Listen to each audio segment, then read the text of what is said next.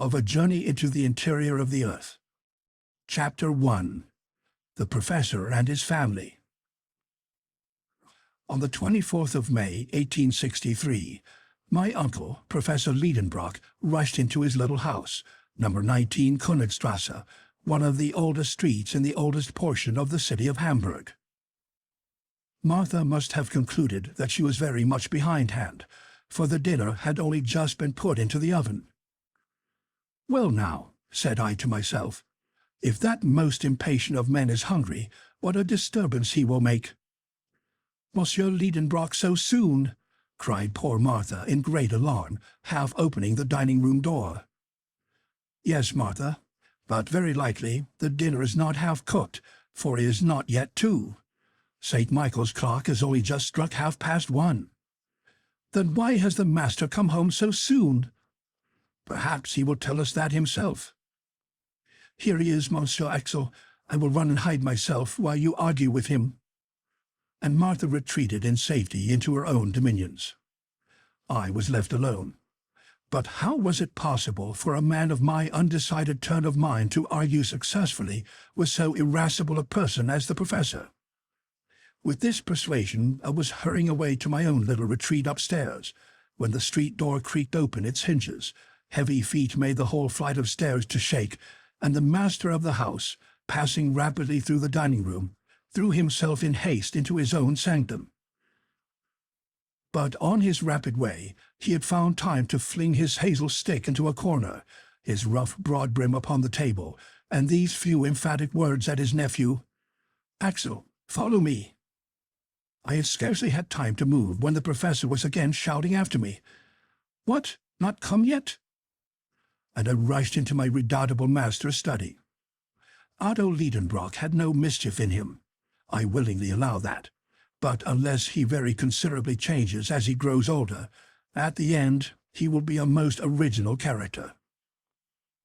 He was professor at the Johanneum, and was delivering a series of lectures on mineralogy, in the course of every one of which he broke into a passion once or twice at least. Not at all that he was over-anxious about the improvement of his class, or about the degree of attention with which they listened to him, or the success which might eventually crown his labors. Such little matters of detail never troubled him much. His teaching was, as the German philosophy calls it, subjective. It was to benefit himself, not others. He was a learned egotist. He was a well of science, and the pulleys worked uneasily when you wanted to draw anything out of it. In a word, he was a learned miser. Germany has not a few professors of this sort. To his misfortune, my uncle was not gifted with a sufficiently rapid utterance, not to be sure when he was talking at home, but certainly in his public delivery. This is a want much to be deplored in a speaker. The fact is that during the course of his lectures at the Johanneum, the Professor often came to a complete standstill. He fought with willful words that refused to pass his struggling lips, such words as resist and distend the cheeks, and at last break out into the unasked-for shape of a round and most unscientific oath. Then his fury would gradually abate. Now, in mineralogy, there are many half-Greek and half-Latin terms, very hard to articulate, and which would be most trying to a poet's measures. I don't wish to say word against so respectable a science, far be that from me. True, in the august presence of rhombohedral crystals, retinous phaltic resins, galvanites, fascites, molybdenites, tungstates of manganese, and titanate of zirconium, why, the most facile of tongues may make a slip now and then. It therefore happened that this venial fault of my uncle's came to be pretty well understood in time, and an unfair advantage was taken of it. The students laid wait for him in dangerous places, and when he began to stumble, loud was the laughter, which was not in good taste, not even in Germans. And if there was always a full audience to honor the Lidenbrock courses, I should be sorry to conjecture how many came to make merry at my uncle's expense. Nevertheless, my good uncle was a man of deep learning, a fact I am most anxious to assert and reassert. Sometimes he might irretrievably injure a specimen by his too great ardor in handling it. But still, he united the genius of a true geologist with the keen eye of the mineralogist. Armed with his hammer, his steel pointer, his magnetic needles, his blowpipe, and his bottle of nitric acid, he was a powerful man of science. He would refer any mineral to its proper place among the 600 elementary substances now enumerated by its fracture, its appearance, its hardness, its fusibility, its sonorousness, its smell, and its taste. The name of Lidenbrock was honorably mentioned in colleges and learned societies. Humphrey Davy, Humboldt, Captain Sir John Franklin, General Sabine never failed to call upon him on their way through Hamburg. Becquerel, Abelman, Brewster, Dumas, Milne Edwards, St. Clair de Vie frequently consulted him upon the most difficult problems in chemistry, a science which was indebted to him for considerable discoveries. For in 1853 there had appeared at Leipzig an imposing folio by Otto Lidenbrock entitled A Treatise upon Transcendental Chemistry, with plates, a work, however, which failed to cover its expenses. To all these titles to honor, let me add that my uncle was the curator of the Museum of Mineralogy formed by Monsieur Struve, the Russian ambassador, a most valuable collection, the fame of which is European. Such was the gentleman who addressed me in that impetuous manner. Fancy a tall, spare man of an iron constitution, and with a fair complexion which took off a good 10 years from the 50 he must own to. His restless eyes were in incessant motion behind his full-sized spectacles. His long, thin nose was like a knife blade. Boys have been heard to remark that that organ was magnetized and attracted iron filings. But this was merely a mischievous report. It had no attraction except for snuff, which it seemed to draw to itself in great quantities. When I have added, to complete my portrait, that my uncle walked by mathematical strides of 1.5 yards, and that in walking he kept his fists firmly closed, a sure sign of an irritable temperament, I think I shall have said enough to disenchant anyone who should by mistake have coveted much of his company. He lived in his own little house in Königstrasse, a structure half brick and half wood, with a gable cut into steps. They looked upon one of those winding canals which intersect each other in the middle of the ancient quarter of Hamburg, and which the great fire of 1842 had fortunately spared. It is true that the old house stood slightly off the perpendicular, and bulged out a little towards the street. Its roof sloped a little to one side, like the cap over the left ear of a Tugendborn student. Its lines wanted accuracy, but after all it stood firm, thanks to an old elm which buttressed it in front, and which often in spring sent its young sprays through the window panes. My uncle was tolerably well off for a German professor. The house was his own, and everything in it. The living contents were his goddaughter Grauben, a young Virlandaise of 17, Martha, and myself. As his nephew and an orphan, I became his laboratory assistant. I freely confess that I was exceedingly fond of geology and all its kindred sciences. The blood of a mineralogist was in my veins, and in the midst of my specimens I was always happy. In a word, a man might live happily enough in the little old house in Königstrasse, in spite of the restless impatience of its master, for although he was a little too excitable, he was very fond of me. But the man had no notion how to wait. Nature herself was too slow for him. In April, after he had planted in the terracotta pots outside his window seedling plants of mignonette and convolvulus, he would go out and give them a little pull by their leaves to make them grow faster. In dealing with such a strange individual, there was nothing for it but prompt obedience. I therefore rushed after him. End of Chapter 1.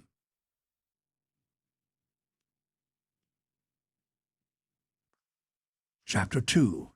A mystery to be solved at any price. That study of his was a museum, and nothing else.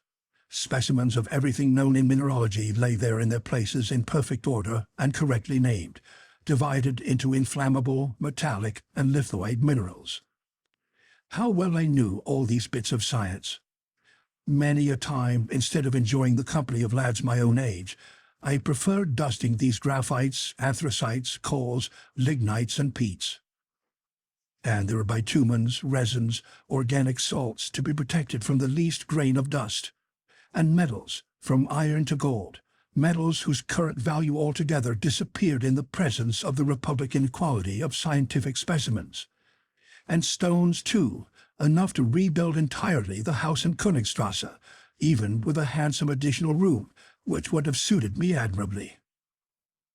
But on entering the study now, I thought of none of all these wonders. My uncle alone filled my thoughts.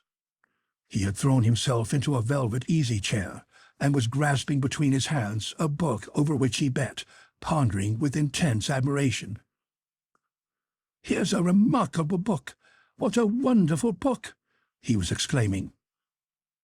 These ejaculations brought to my mind the fact that my uncle was liable to occasional fits of bibliomania, but no old book had any value in his eyes unless it had the virtue of being nowhere else to be found, or at any rate of being illegible.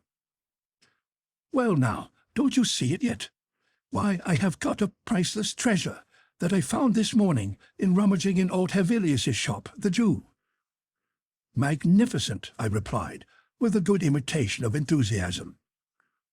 What was the good of all this fuss about an old quarto, bound in rough calf, a yellow faded volume, with a ragged seal depending from it?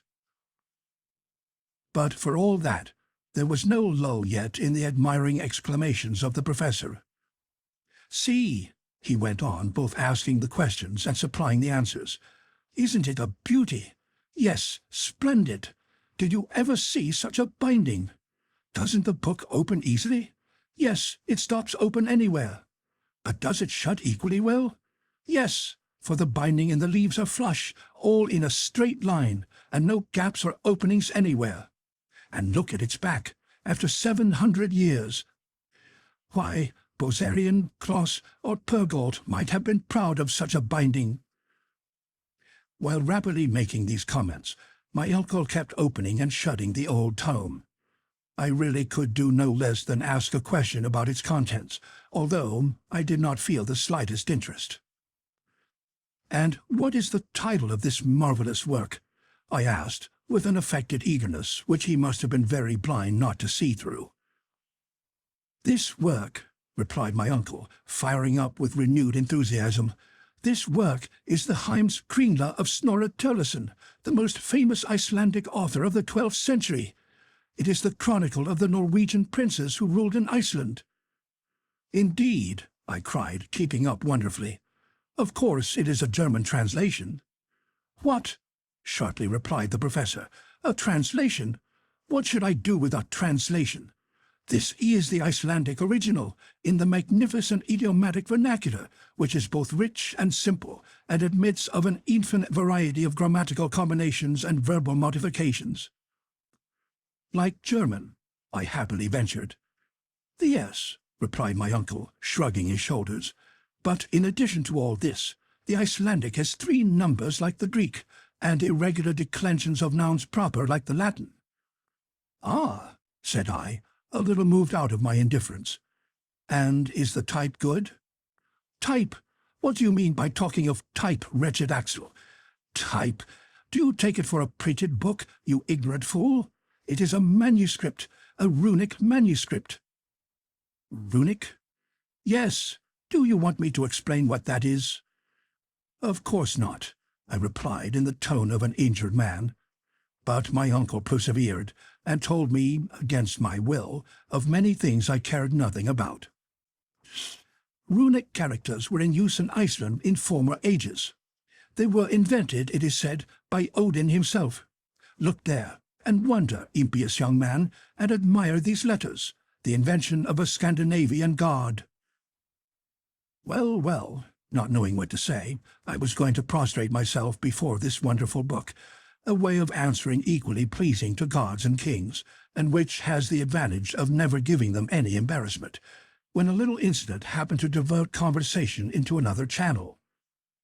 This was the appearance of a dirty slip of parchment, which slipped out of the volume and fell upon the floor. My uncle pounced upon this shred with incredible avidity. An old document, enclosed in immemorial time within the folds of this old book, had for him an immeasurable value. "What's this?" he cried. And he laid out upon the table a piece of parchment, 5 inches by 3, and along which were traced certain mysterious characters. Here is the exact facsimile. I think it important to let these strange signs be publicly known, for they were the means of drawing on Professor Lidenbrock and his nephew to undertake the most wonderful expedition of the 19th century. The professor mused a few moments over this series of characters. Then, raising his spectacles, he pronounced, "These are runic letters. They are exactly like those of the manuscript of Snorre Sturluson. But what on earth is their meaning?" Runic letters appearing to my mind to be an invention of the learned to mystify this poor world, I was not sorry to see my uncle suffering the pangs of mystification. At least, so it seemed to me, judging from his fingers, which were beginning to work with terrible energy. "It is certainly old Icelandic," he muttered between his teeth. And Professor Lidenbrock must have known, for he was acknowledged to be quite a polyglot. Not that he could speak fluently in the 2,000 languages and 12,000 dialects which are spoken on the earth, but he knew at least his share of them. So he was going, in the presence of this difficulty, to give way to all the impetuosity of his character, and I was preparing for a violent outbreak, when 2 o'clock struck by the little timepiece over the fireplace. At that moment our good housekeeper Martha opened the study door, saying, "Dinner is ready." I'm afraid he set that soup to where it would boil away to nothing, and Martha took to her heels for safety. I followed her, and hardly knowing how I got there, I found myself seated in my usual place. I waited a few minutes. No professor came. Never within my remembrance had he missed the important ceremonial of dinner. And yet what a good dinner it was!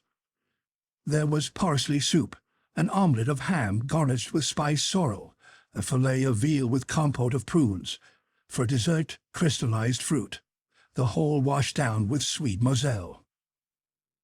All this my uncle was going to sacrifice to a bit of old parchment.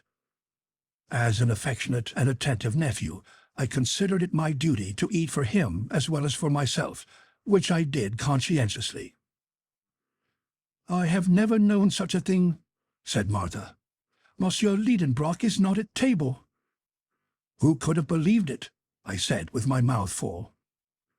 "Something serious is going to happen," said the servant, shaking her head. My opinion was that nothing more serious would happen than an awful scene when my uncle should have discovered that his dinner was devoured. I had come to the last of the fruit when a very loud voice tore me away from the pleasures of my dessert. With one spring, I bounded out of the dining room into the study. End of Chapter 2.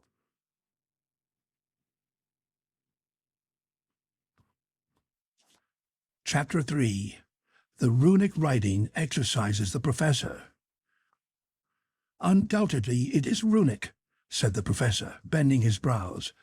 "But there is a secret in it, and I mean to discover the key." A violent gesture finished the sentence. "Sit there," he added, holding out his fist towards the table. "Sit there and write." I was seated in a trice. "Now I will dictate to you every letter of our alphabet which corresponds with each of these Icelandic characters. We will see what that will give us.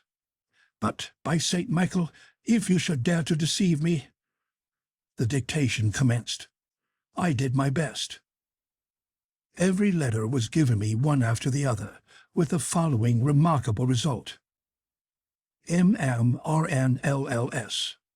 S Ravel Sec Ide, SGTSSMF, VNTEIEF, Neardkey KT SAMN, Atrates, Soudern, M Tenael, NVACT, RRILSA, Atsar, NVCRC, IEAGS, CCRMI, EEVTVI, for antiv, DT, IAC, Osebo, KDI. When this work was ended, my uncle tore the paper from me and examined it attentively for a long time. "What does it all mean?"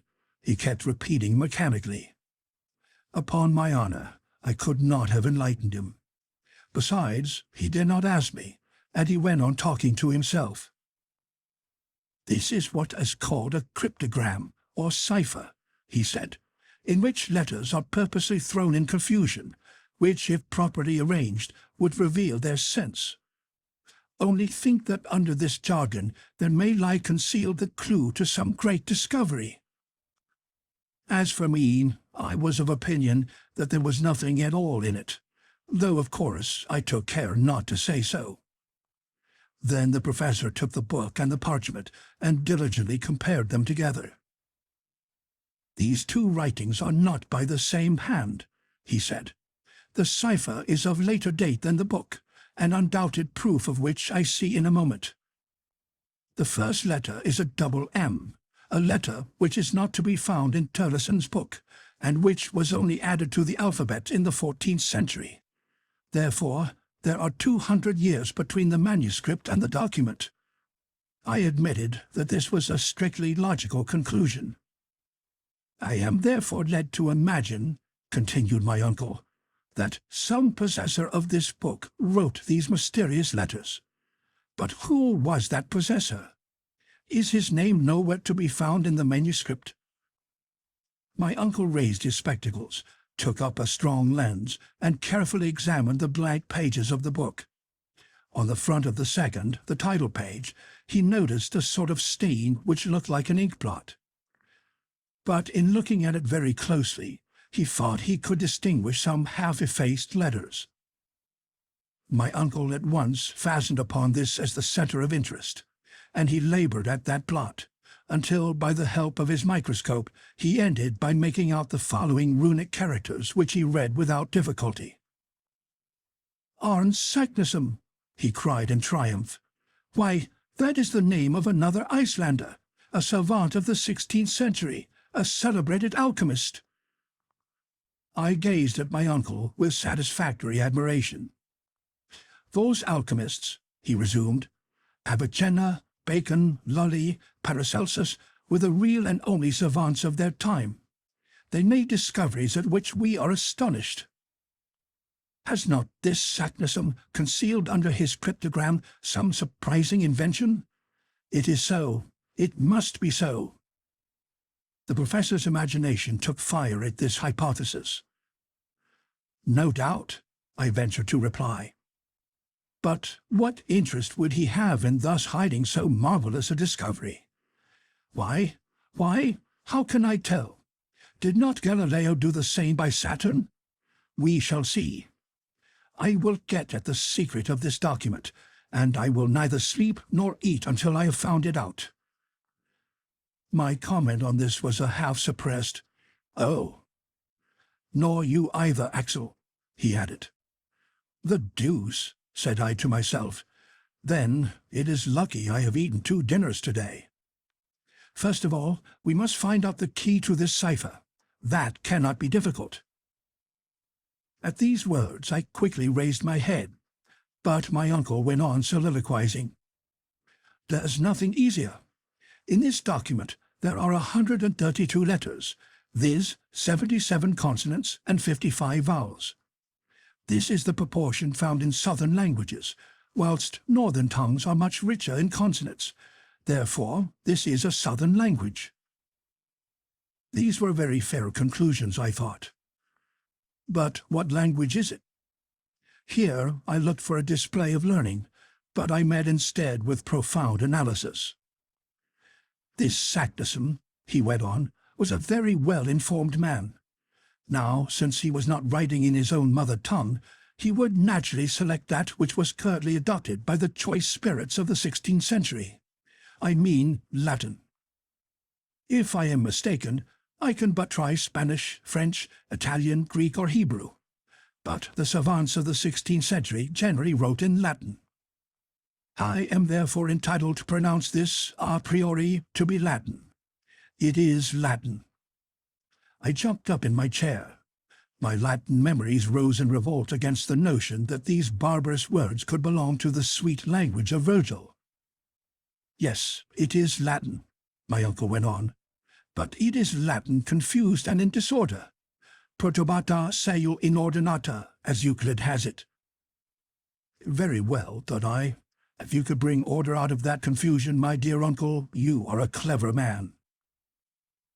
Let us examine carefully, said he again, taking up the leaf upon which I had written.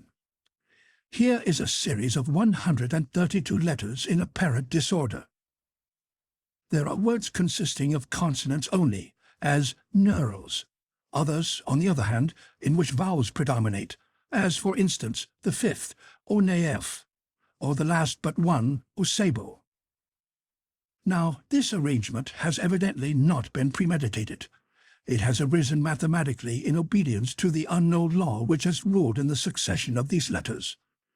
It appears to me a certainty that the original sentence was written in a proper manner, and afterwards distorted by a law which we have yet to discover. Whoever possesses the key of this cipher will read it with fluency. What is that key? Axel, have you got it? I answered not a word, and for a very good reason. My eyes had fallen upon a charming picture, suspended against the wall, the portrait of Grauben. My uncle's ward was at that time at Altona, staying with a relation, and in her absence I was very downhearted. For, I may confess it to you now, the pretty Virlandaise and the professor's nephew loved each other with a patience and a calmness entirely German. We had become engaged unknown to my uncle, who was too much taken up with geology to be able to enter into such feelings as ours. Grauben was a lovely blue-eyed blonde, rather given to gravity and seriousness, but that did not prevent her from loving me very sincerely. As for me, I adored her, if there is such a word in the German language. Thus it happened that the picture of my pretty Virlandaise threw me in a moment out of the world of realities into that of memory and fancy. There looked down upon me the faithful companion of my labors and my recreations. Every day she helped me to arrange my uncle's precious specimens. She and I labeled them together. Mademoiselle Grauben was an accomplished mineralogist. She could have taught a few things to a savant. She was fond of investigating abstruse scientific questions. What pleasant hours we have spent in study, and how often I envied the very stones which she handled with her charming fingers. Then, when our leisure hours came, we used to go out together and turn into the shady avenues by the Ulster, and went happily side by side up to the old windmill, which formed such an improvement to the landscape at the head of the lake. On the road we chatted hand in hand. I told her amusing tales at which she laughed heartily. Then we reached the banks of the Elbe, and after having bid good-bye to the Swan, sailing gracefully amidst the white water-lilies, we returned to the quay by the steamer. That is just where I was in my dream, when my uncle, with a vehement thump on the table, dragged me back to the realities of life. "Come," said he, "the very first thing which would come into anyone's head to confuse the letters of a sentence would be to write the words vertically instead of horizontally." "Indeed," said I. "Now we must see what would be the effect of that, Axel. Put down upon this paper any sentence you like, only, instead of arranging the letters in the usual way, one after the other, place them in succession in vertical columns, so as to group them together in 5 or 6 vertical lines." I caught his meaning and immediately produced the following literary wonder: IYLOAU LOLWRBOU NGE VW MDRNEEYEA. "Good," said the professor, without reading them. "Now set down those words in a horizontal line." I obeyed, and with this result: I allow lalverb au ng vermudern ia. "Excellent," said my uncle, taking the paper hastily out of my hands. This begins to look just like an ancient document. The vowels and the consonants are grouped together in equal disorder. There are even capitals in the middle of words, and commas too, just as in Saknussemm's parchment. I considered these remarks very clever. "Now," said my uncle, looking straight at me, "to read the sentence which you have just written, and with which I am wholly unacquainted, I shall only have to take the first letter of each word, then the second, the third, and so forth." And my uncle, to his great astonishment and my much greater, read, "I love you well, my own dear Grauben." "Hollo!" cried the professor. Yes, indeed, without knowing what I was about, like an awkward and unlucky lover, I had compromised myself by writing this unfortunate sentence. "Aha! You are in love with Grauben," he said, with the right look for a guardian. "Yes, no," I stammered. "You love Grauben," he went on once or twice dreamily. "Well, let us apply the process I have suggested to the document in question." My uncle, falling back into his absorbing contemplations, had already forgotten my imprudent words. I merely say imprudent, for the great mind of so learned a man, of course, had no place for love affairs, and happily the grand business of the document gained me the victory. Just as the moment of the supreme experiment arrived, the professor's eyes flashed right through his spectacles. There was a quivering in his fingers as he grasped the old parchment. He was deeply moved. At last he gave a preliminary cough, and with profound gravity, naming in succession the first, then the second letter of each word, he dictated me the following: MMESSVNKA, capital SENR, capital A, period. ICEFDO, capital K, period, SEG, NITTAMVRTN, ECERTSERRETTE, comma, ROTAISADVA, comma, EDNECSED, SADNE, LACARTNIIILV, capital I, SIRATRAC, capital SARBMVTABILE, DMEK, MERETARC, SILVCO, capital I, SLEFFEN, capital S, N, capital I, period. I confess I felt considerably excited in coming to the end. These letters named, one at a time, had carried no sense to my mind. I therefore waited for the professor with great pomp to unfold the magnificent but hidden Latin of this mysterious phrase. But who could have foretold the result? A violent thump made the furniture rattle and spilt some ink, and my pen dropped from between my fingers. "That's not it!" cried my uncle. "There's no sense in it." Then, darting out like a shot, bowling downstairs like an avalanche, he rushed into the Königstrasse and fled. End of Chapter 3.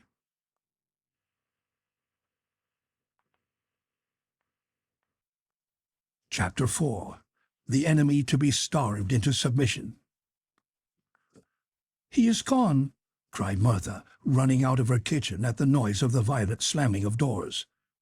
"Yes," I replied, "completely gone." "Well, and how about his dinner?" said the old servant. "He won't have any." "And his supper?" "He won't have any." "What?" cried Martha, with clasped hands.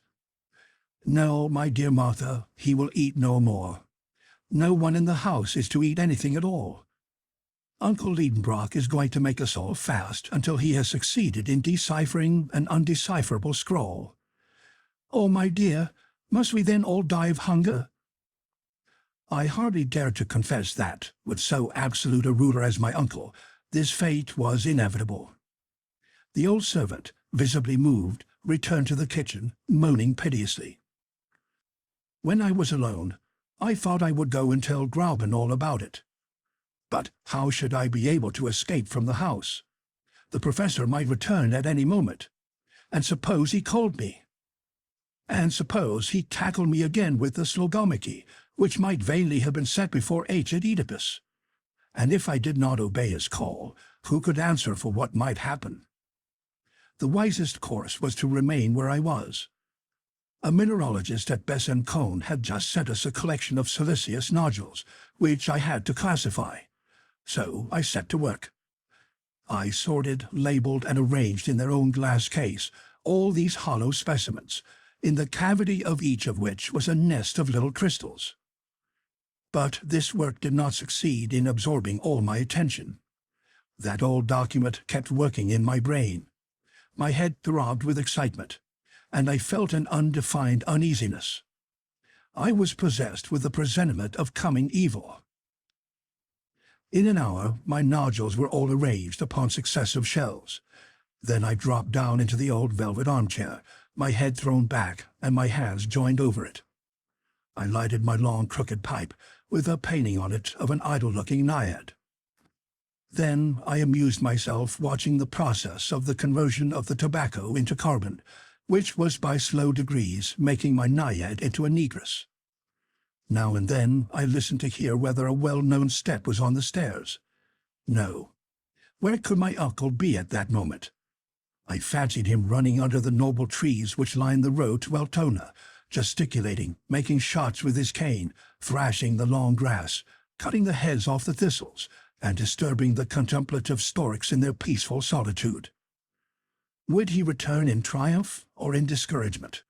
Which would get the upper hand, he or the secret?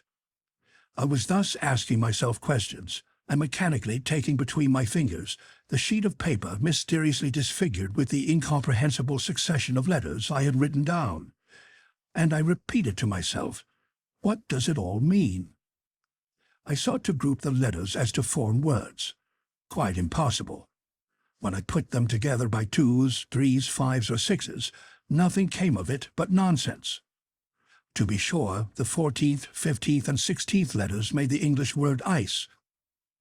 The 83rd and 2 following made sur, and in the midst of the document, in the 2nd and 3rd lines, I observed the words rots, mutable, ira, net, atra.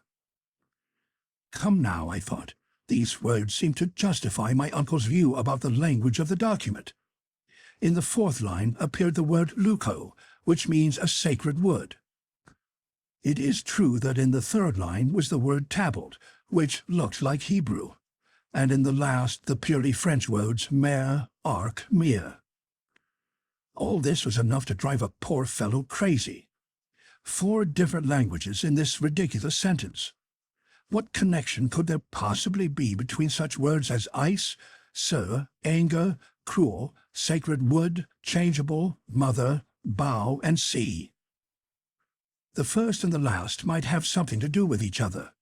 It was not at all surprising that in a document written in Iceland there should be mention of a sea of ice.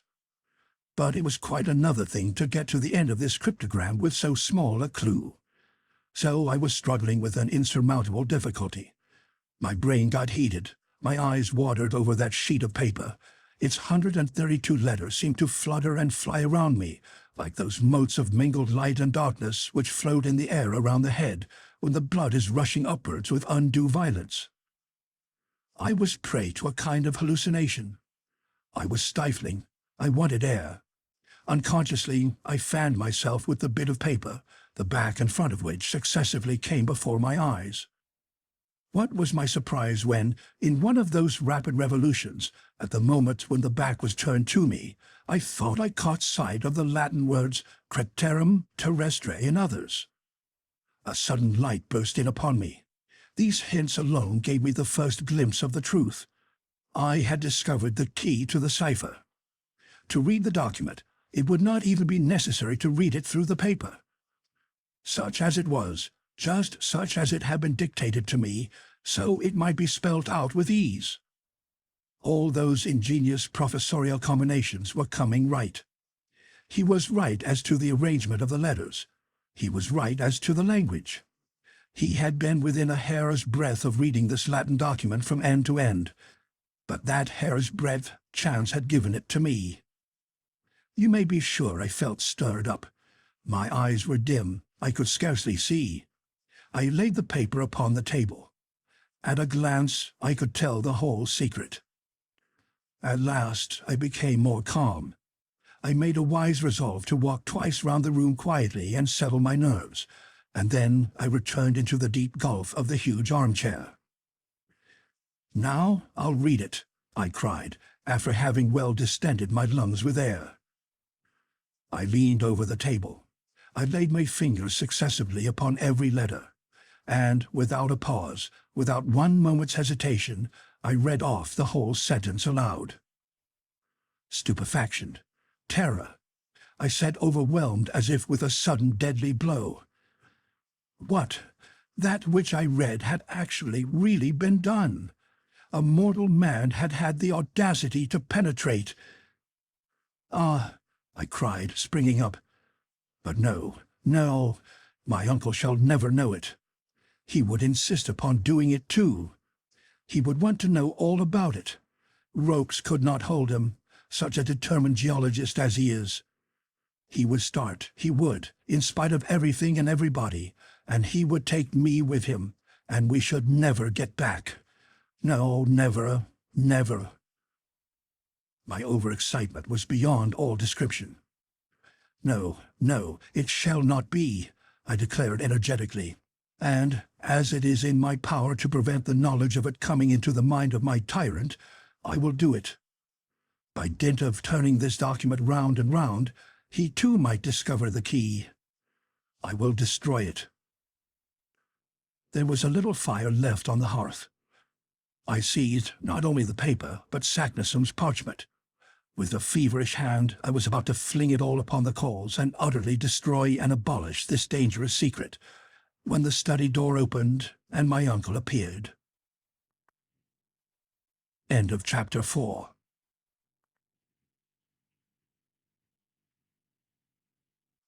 Chapter 5. Famine, then victory, followed by dismay. I had only just time to replace the unfortunate document upon the table. Professor Lidenbrock seemed to be greatly abstracted. The ruling thought gave him no rest.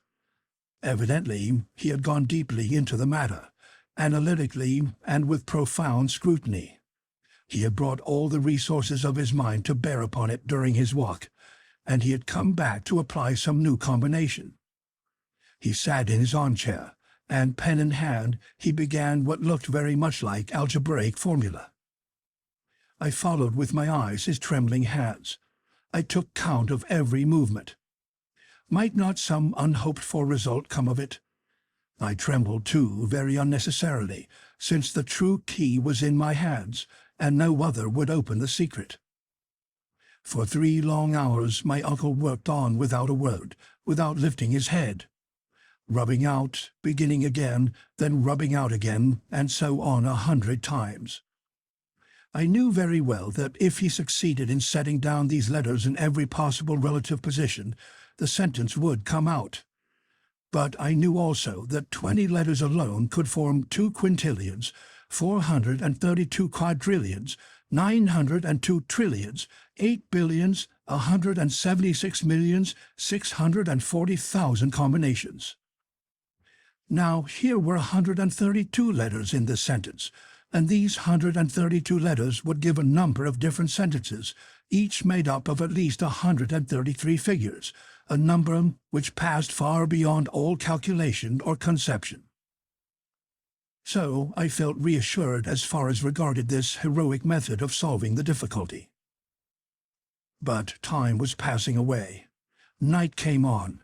The street noises ceased. My uncle, bending over his task, noticed nothing, not even Martha half opening the door. He heard not a sound, not even that excellent woman saying, "Will not Monsieur take any supper tonight?" And poor Martha had to go away unanswered. As for me, after long resistance, I was overcome by sleep, and fell off at the end of the sofa, while Uncle Lidenbrock went on calculating and rubbing out his calculations. When I awoke next morning, that indefatigable worker was still at his post. His red eyes, his pale complexion, his hair tangled between his feverish fingers, The red spots on his cheeks revealed his desperate struggle with impossibilities, and the weariness of spirit, the mental wrestlings he must have undergone all through that unhappy night. To tell the plain truth, I pitied him. In spite of the reproaches which I considered I had a right to lay upon him, a certain feeling of compassion was beginning to gain upon me. The poor man was so entirely taken up with his one idea that he had even forgotten how to get angry. All the strength of his feelings was concentrated upon one point alone, and as their usual vent was closed, it was to be feared lest extreme tension should give rise to an explosion sooner or later. I might with a word have loosened the screw of the steel vice that was crushing his brain, but that word I would not speak. Yet I was not an ill-natured fellow. Why was I dumb at such a crisis? Why so insensible to my uncle's interests? No, no, I repeated, I shall not speak. He would insist upon going. Nothing on earth could stop him.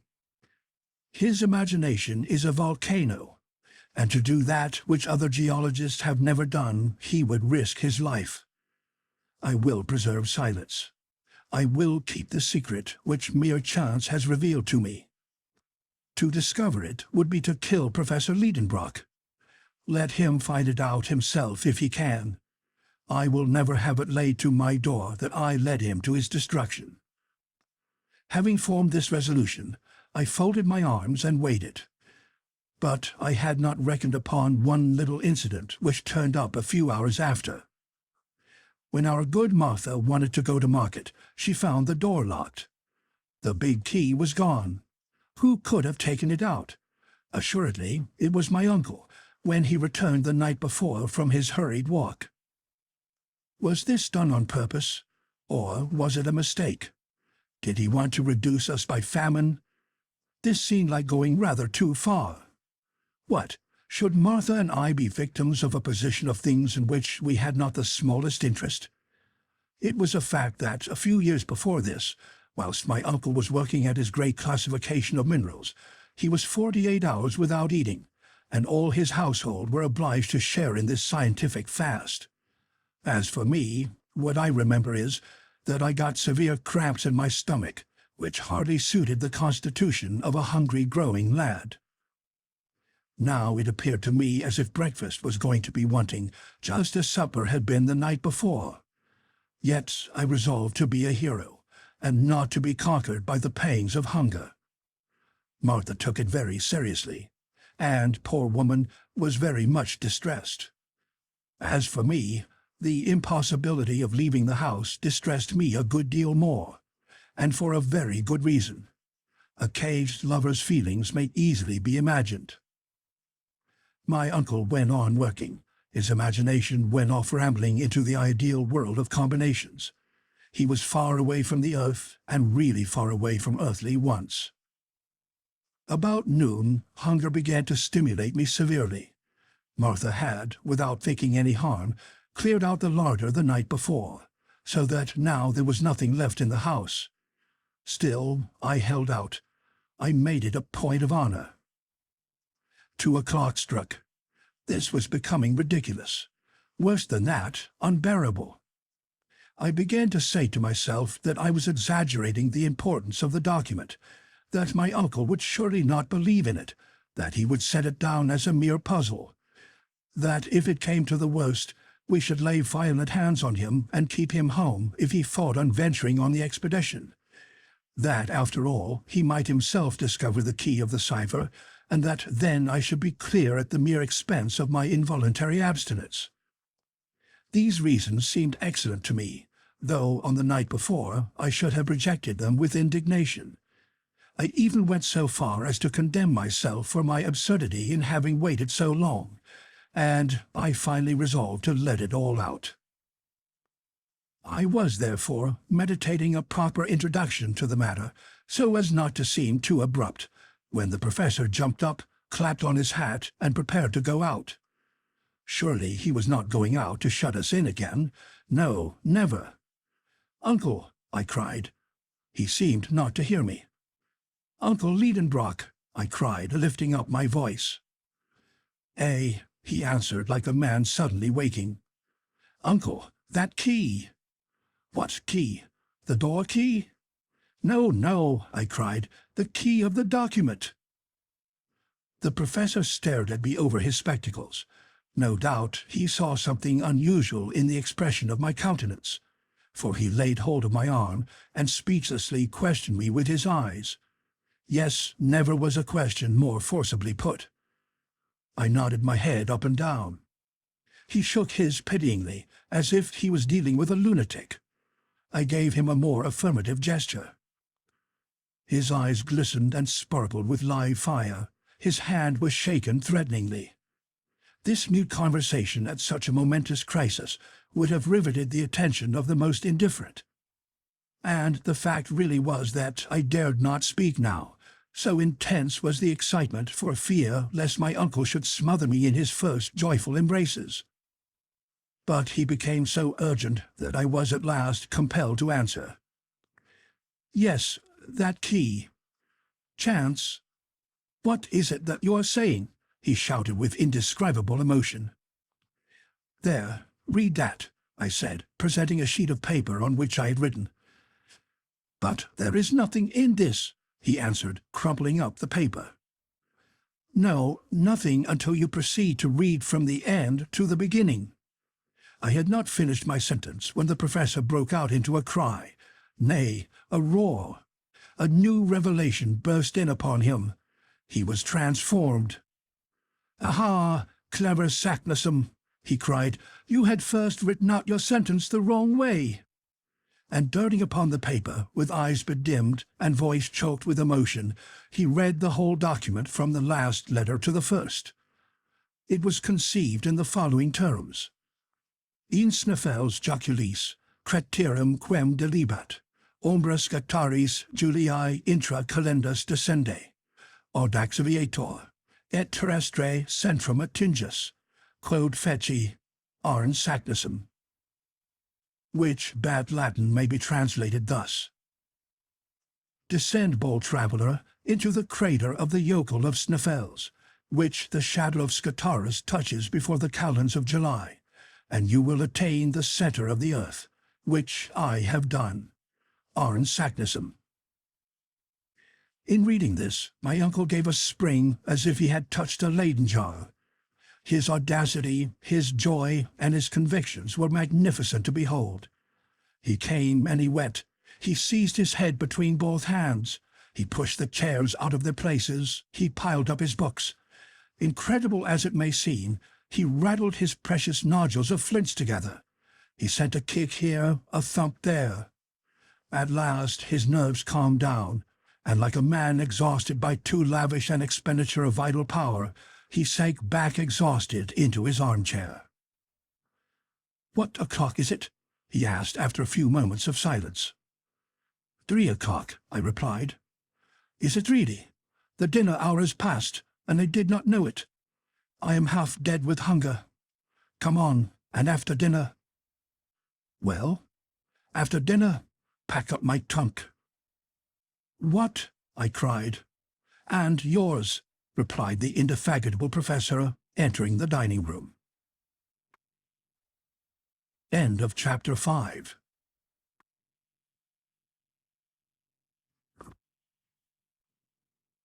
Chapter 6.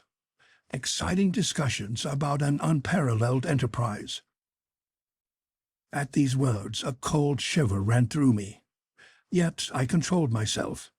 I even resolved to put a good face upon it. Scientific arguments alone could have any weight with Professor Lidenbrock. Now there were good ones against the practicability of such a journey.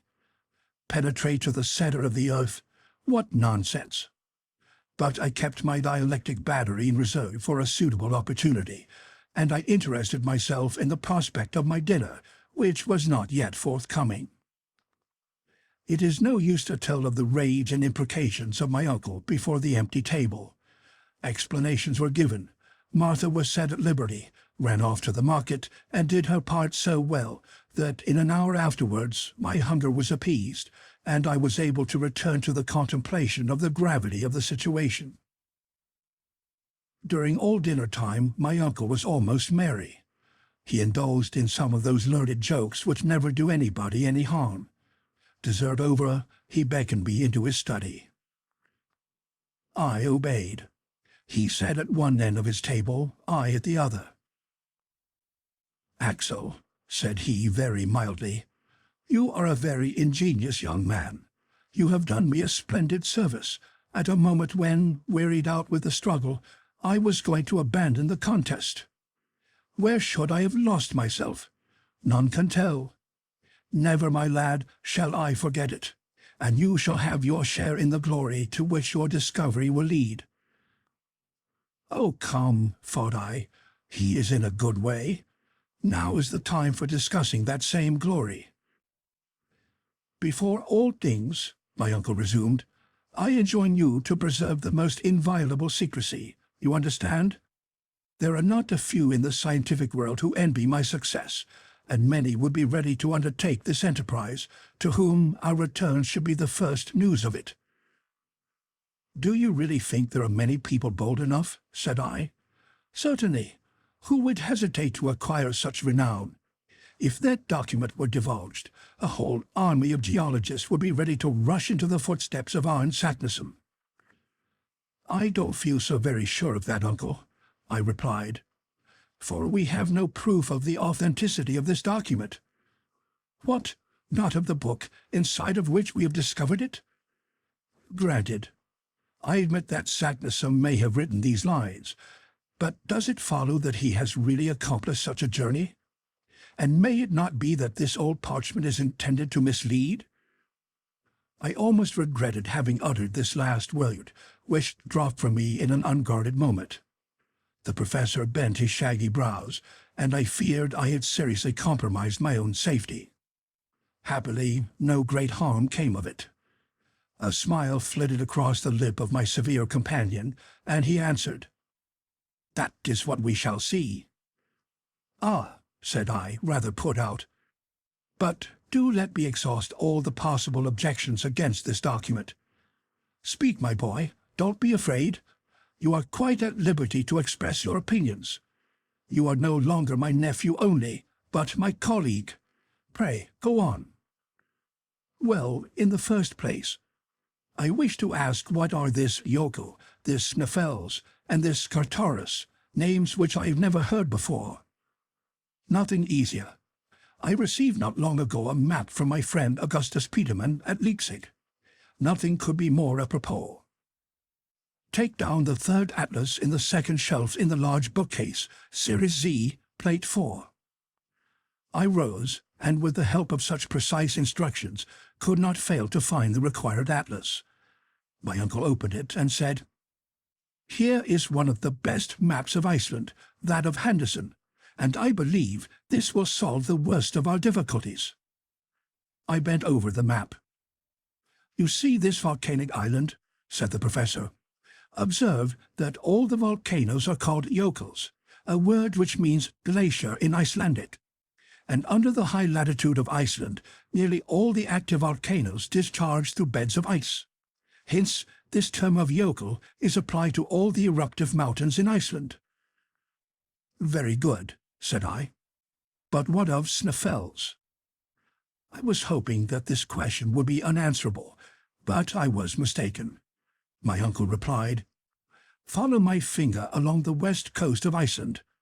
Do you see Reykjavik, the capital? You do. Well, ascend the innumerable fjords that indent those sea-beaten shores, and stop at the 65th degree of latitude. What do you see there?" "I see a peninsula looking like a thigh bone with the knee bone at the end of it." "A very fair comparison, my lad. Now, do you see anything upon that knee bone?" "Yes, a mountain rising out of the sea." "Right. That is Snæfell." "That's Snæfell?" "It is. It is a mountain 5,000 feet high, one of the most remarkable in the world, if its crater leads down to the center of the earth." "But that is impossible," I said, shrugging my shoulders, and disgusted at such a ridiculous supposition. "The impossible?" said the professor severely. "And why, pray?" "Because This crater is evidently filled with lava and burning rocks, and therefore— But suppose it is an extinct volcano. Extinct? Yes. The number of active volcanoes on the surface of the globe is at the present time only about 300, but there is a very much larger number of extinct ones. Now, Snæfell is one of these. Since historic times, there has been but one eruption of this mountain, that of 1219. From that time, it has quieted down more and more, and now it is no longer reckoned among active volcanoes. To such positive statements I could make no reply. I therefore took refuge in other dark passages of the document. What is the meaning of this word Skartaris, and what have the calends of July to do with it?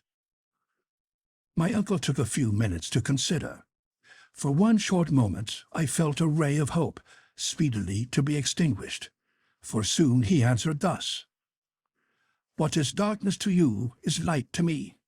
This proves the ingenious care with which Saknussemm guarded and defined his discovery. Snæfell, has several craters. It was therefore necessary to point out which of these leads to the center of the globe. What did the Icelandic sage do? He observed that at the approach of the calends of July, that is to say, in the last days of June, one of the peaks, called Skartaris, flung its shadow down the mouth of that particular crater, and he committed that fact to his document. Could there possibly have been a more exact guide? As soon as we have arrived at the summit of Snæfell, we shall have no hesitation as to the proper road to take. Decidedly, my uncle had answered every one of my objections. I saw that his position on the old parchment was impregnable. I therefore ceased to press him upon that part of the subject, and as above all things he must be convinced, I passed on to scientific objections, which, in my opinion, were far more serious. "Well then," I said, "I am forced to admit that Saknussemm's sentence is clear and leaves no room for doubt. I will even allow that the document bears every mark and evidence of authenticity. That learned philosopher did get to the bottom of Snæfell's. He has seen the shadow of Skartaris touch the edge of the crater before the calends of July. He may even have heard the legendary stories told in his day about that crater reaching to the center of the world. But as for reaching it himself, as for performing the journey and returning, if he ever went, I say no. He never did that." "Now for your reason," said my uncle ironically. "All the theories of science demonstrate such a feat to be impracticable." "The theories say that, do they?" replied the professor, in the tone of a meek disciple. "Oh, unpleasant theories! How the theories will hinder us, won't they?" I saw that he was only laughing at me, but I went on all the same. "Yes, it is perfectly well known that the internal temperature rises 1 degree for every 70 feet in depth. Now, admitting this proportion to be constant, and the radius of the earth being 1,500 leagues, there must be a temperature of 360,032 degrees at the center of the earth. Therefore, all the substances that compose the body of this earth must exist there in a state of incandescent gas. For the metals that most resist the action of heat, gold and platinum, and the hardest of rocks, can never be either solid or liquid under such a temperature. I have therefore good reason for asking if it is possible to penetrate through such a medium." "So, Axel, it is the heat that troubles you?" "Of course it is. Were we to reach a depth of 30 miles, we should have arrived at the limit of the terrestrial crust, for there the temperature will be more than 2,372 degrees. Are you afraid of being put into a state of fusion?" "I will leave you to decide that question," I answered rather sullenly. "This is my decision," replied Professor Lidenbrock, putting on one of his grandest airs.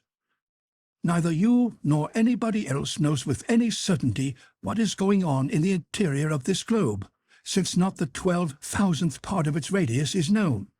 Science is eminently perfectible, and every new theory is soon routed by a newer. Was it not always believed until Fourier that the temperature of the interplanetary spaces decreased perpetually? And is it not known at the present time that the greatest cold of the ethereal regions is never lower than 40 degrees below 0 Fahrenheit? Why should it not be the same with the internal heat? Why should it not, at a certain depth, attain an impassable limit, instead of rising to such a point as to fuse the most infusible metals? As my uncle was now taking his stand upon hypotheses, of course, there was nothing to be said. Well, I will tell you that true savants, amongst them Poisson, have demonstrated that if the heat of 360,000 degrees existed in the interior of the globe, the fiery gases arising from the fused matter would acquire an elastic force which the crust of the earth would be unable to resist, and that it would explode like the plates of a bursting boiler. That is Poisson's opinion, my uncle, nothing more. Granted, but it is likewise the creed adopted by other distinguished geologists that the interior of the globe is neither gas nor water, nor any of the heaviest minerals known, for in none of these cases will the earth weigh what it does. Oh, with figures you may prove anything. But is it the same with facts? Is it not known that the number of volcanoes has diminished since the first days of creation? And if there is central heat, may we not thence conclude that it is in the process of diminution? My good uncle, if you will enter into the legion of speculation, I can discuss the matter no longer. But I have to tell you that the highest names have come to the support of my views. Do you remember a visit paid to me by the celebrated chemist Humphrey Davy in 1825? Not at all, for I was not born until 19 years afterwards.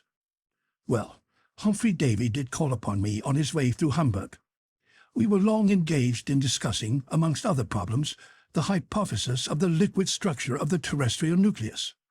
We were agreed that it could not be in a liquid state, for a reason which science has never been able to confute. What is that reason? I said, rather astonished. Because this liquid mass would be subject, like the ocean, to the lunar attraction, and therefore twice every day there would be internal tides, which, upheaving the terrestrial crust, would cause periodical earthquakes. Yet it is evident that the surface of the globe has been subject to the action of fire, I replied, and it is quite reasonable to suppose that the external crust cooled down first, whilst the heat took refuge down to the centre. Quite a mistake, my uncle answered. The earth has been heated by combustion on its surface, that is all. Its surface was composed of a great number of metals, such as potassium and sodium, which have the peculiar property of igniting at the mere contact with air and water. These metals kindled when the atmospheric vapours fell in rain upon the soil, and by, when the waters penetrated into the fissures of the crust of the earth, they broke out into fresh combustion with explosions and eruptions. Such was the cause of the numerous volcanoes at the origin of the earth. Upon my word, this is a very clever hypothesis, I exclaimed, inspired rather of myself, and which Humphrey Davy demonstrated to me by a simple experiment. He formed a small ball of the metals which I have named, and which was a very fair representation of our globe. Whenever he caused a fine dew of rain to fall upon its surface, it heaved up into little monticules. It became oxidized and formed miniature mountains. A crater broke open at one of its summits. The eruption took place, and communicated to the whole of the ball such a heat that it could not be held in the hand.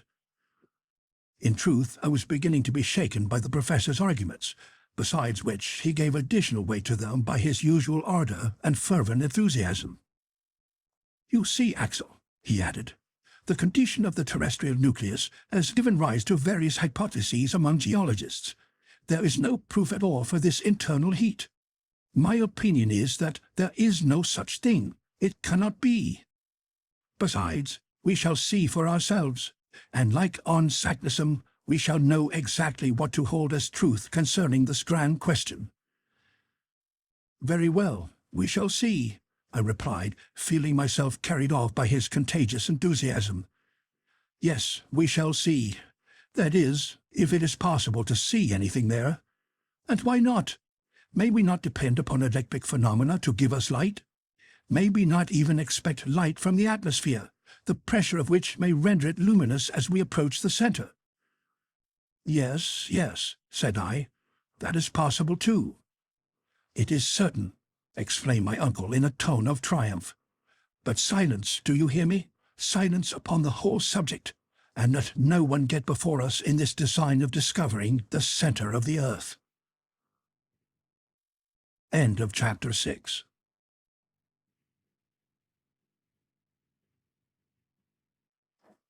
Chapter 7. A Woman's Courage. Thus ended this memorable séance. That conversation threw me into a fever. I came out of my uncle's study as if I had been stunned, and as if there was not air enough in all the streets of Hamburg to put me right again.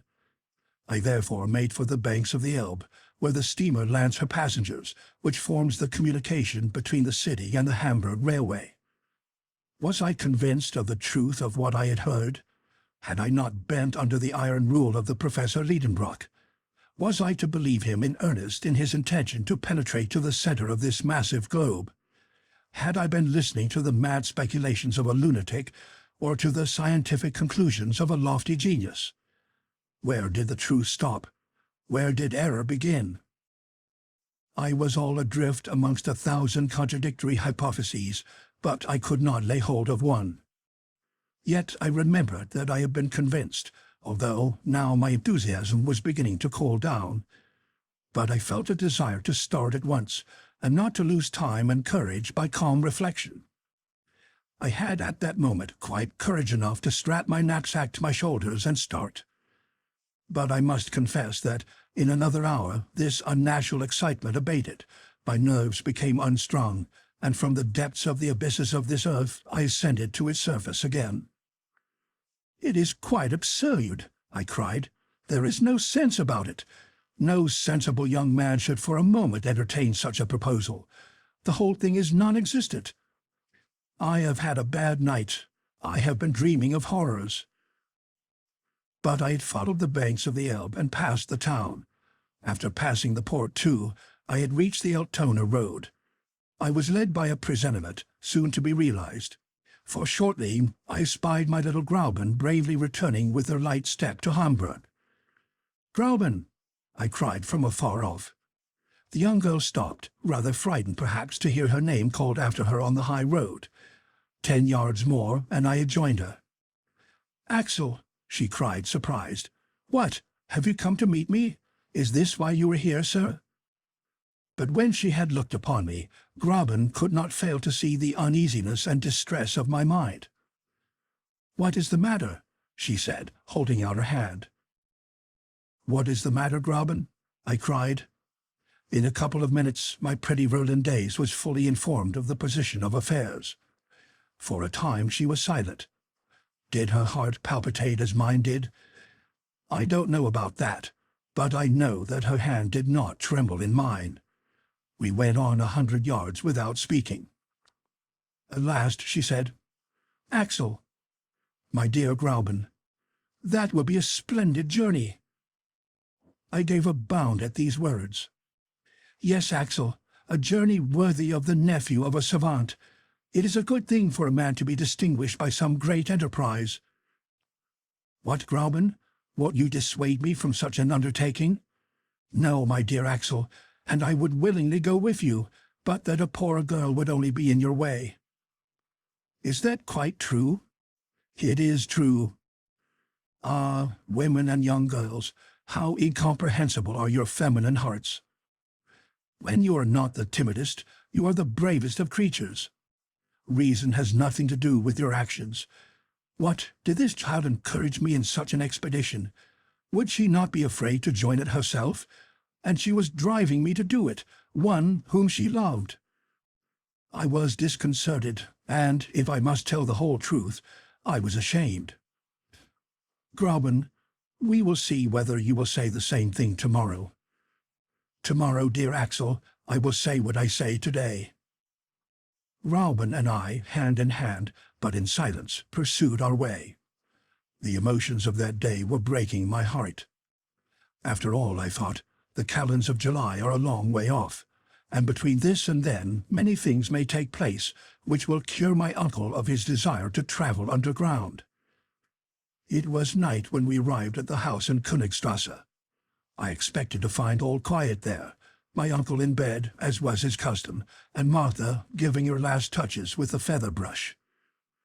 But I had not taken into account the professor's impatience. I found him shouting and working himself up amidst a crowd of porters and messengers, who were all depositing various loads in the passage. Our old servant was at her wit's end. "Come, Axel, come, you miserable wretch," my uncle cried from as far off as we could see. "Your boxes are not packed, and my papers are not arranged. Where's the key of my carpet-bag, and what have you done with my gaiters?" I stood thunderstruck. My voice failed. Scarcely could my lips utter the words, "Are we really going?" "Of course, you unhappy boy. Could I have dreamed that you would have gone out for a walk instead of hurrying your preparations forward?" "Are we to go?" I asked again, with sinking hopes. "Yes, the day after tomorrow, early." I could hear no more. I fled for refuge into my own little room. All hope was now at an end. My uncle had been all the morning making purchases of a part of the tools and apparatus required for this desperate undertaking. The passage was encumbered with rope ladders, knotted cords, torches, flasks, grappling irons, alpenstocks, pickaxes, iron-shod sticks, enough to load 10 men. I spent an awful night. Next morning I was called early. I had quite decided I would not open the door. But how was I to resist the sweet voice which was always music to my ears, saying, "My dear Axel"? I came out of my room. I thought my pale countenance and my red and sleepless eyes would work upon Gräuben's sympathies and change her mind. "Ah, my dear Axel," she said, "I see you are better. A night's rest has done you good." "Done me good?" I exclaimed. I rushed to the glass. Well, in fact, I did look better than I had expected. I could hardly believe my own eyes. "Axel," she said, "I have had a long talk with my guardian. He is a bold philosopher, a man of immense courage, and you must remember that his blood flows in your veins.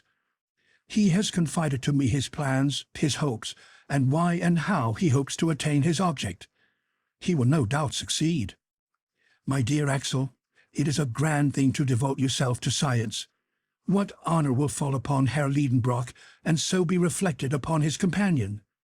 When you return, Axel, you will be a man, his equal, free to speak and to act independently, and free to—" The dear girl only finished the sentence by blushing. Her words revived me. Yet I refused to believe we should start. I drew Gräuben into the professor's study. "Uncle, is it true that we are to go? Why do you doubt?" "Well, I do doubt," I said, not to vex him. "But I ask, what need is there to hurry? Time, flying with irreparable rapidity. But it is only the 16th May, and until the end of June. What, you monument of ignorance, do you think you can get to Iceland in a couple of days? If you had not deserted me like a fool, I should have taken you to the Copenhagen office, to Liffender and Company, and you would have learned then that there is only one trip every month from Copenhagen to Reykjavik, on the 22nd. Well, if we waited for the 22nd June, we should be too late to see the shadow of Skartaris touch the crater of Snæfellsjökull. Therefore, we must get to Copenhagen as fast as we can to secure our passage. Go and pack up." There was no reply to this. I went to my room. Gräuben followed me. She undertook to pack up all the things necessary for my voyage. She was no more moved than if I had been starting for a little trip to Lübeck or Heligoland. Her little hands moved without haste. She talked quietly. She supplied me with sensible reasons for our expedition. She delighted me, and yet I was angry with her. Now and then I felt I ought to break out into a passion, but she took no notice and went on her way as methodically as ever.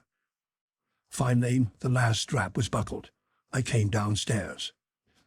All that day, the philosophical instrument makers and the electricians kept coming and going. Martha was distracted. "Is Master mad?" she asked. I nodded my head. "And is he going to take you with him?" I nodded again. "Where to?" I pointed with my finger downward. Down into the cellar? Cried the old servant.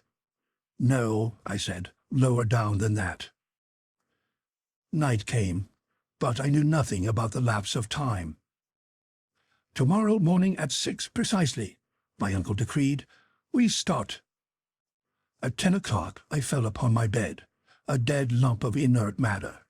All through the night terror had hold of me. I spent it dreaming of abysses. I was a prey to delirium. I felt myself grasped by the professor's sinewy hand, dragged along, hurled down, shattered into little bits. I dropped down unfathomable precipices with the accelerating velocity of bodies falling through space. My life had become an endless fall. I awoke at 5 with shattered nerves, trembling and weary. I came downstairs. My uncle was at table, devouring his breakfast. I stared at him with horror and disgust. But dear Robin was there, so I said nothing and could eat nothing. At 5:30, there was a rattle of wheels outside. A large carriage was there to take us to the Altona railway station. It was soon piled up with my uncle's multifarious preparations. "Where's your box?" he cried. "It is ready," I replied with faltering voice. "Then make haste down, or we shall lose the train." It was now manifestly impossible to maintain the struggle against destiny. I went up again to my room, and rolling my portmanteaus downstairs, I darted after him. At that moment my uncle was solemnly investing Gräuben with the reins of government. My pretty Virlandaise was as calm and collected as was her wont. She kissed her guardian, but could not restrain a tear in touching my cheek with her gentle lips. "Gräuben," I murmured. "Go, my dear Axel, go. I am now your betrothed, and when you come back, I will be your wife." I pressed her in my arms and took my place in the carriage. Martha and the young girl, standing at the door, waved their last farewell. Then the horses, roused by the driver's whistling, darted off at a gallop on the road to Altona. End of Chapter 7.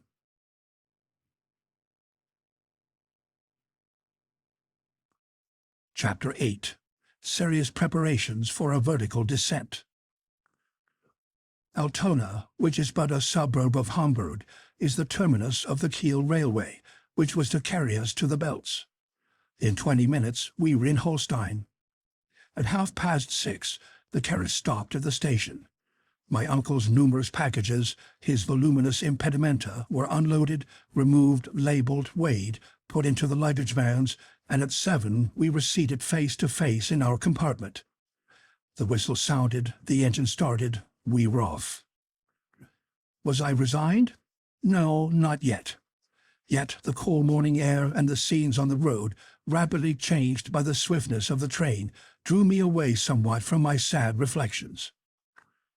As for the professor's reflections, they went far in advance of the swiftest express. We were alone in the carriage, but we sat in silence. My uncle examined all his pockets and his travelling bag with the minutest care. I saw that he had not forgotten the smallest matter of detail. Amongst other documents, a sheet of paper, carefully folded, bore the heading of the Danish consulate with the signature of W. Christensen, consul at Hamburg, and the professor's friend. With this we possessed the proper introductions to the governor of Iceland. I also observed the famous document most carefully laid up in his secret pocket in his portfolio. I bestowed a malediction upon it, and then proceeded to examine the country. It was a very long succession of uninteresting loamy and fertile flats, a very easy country for the construction of railways, and propitious for the laying down of these direct level lines so dear to railway companies.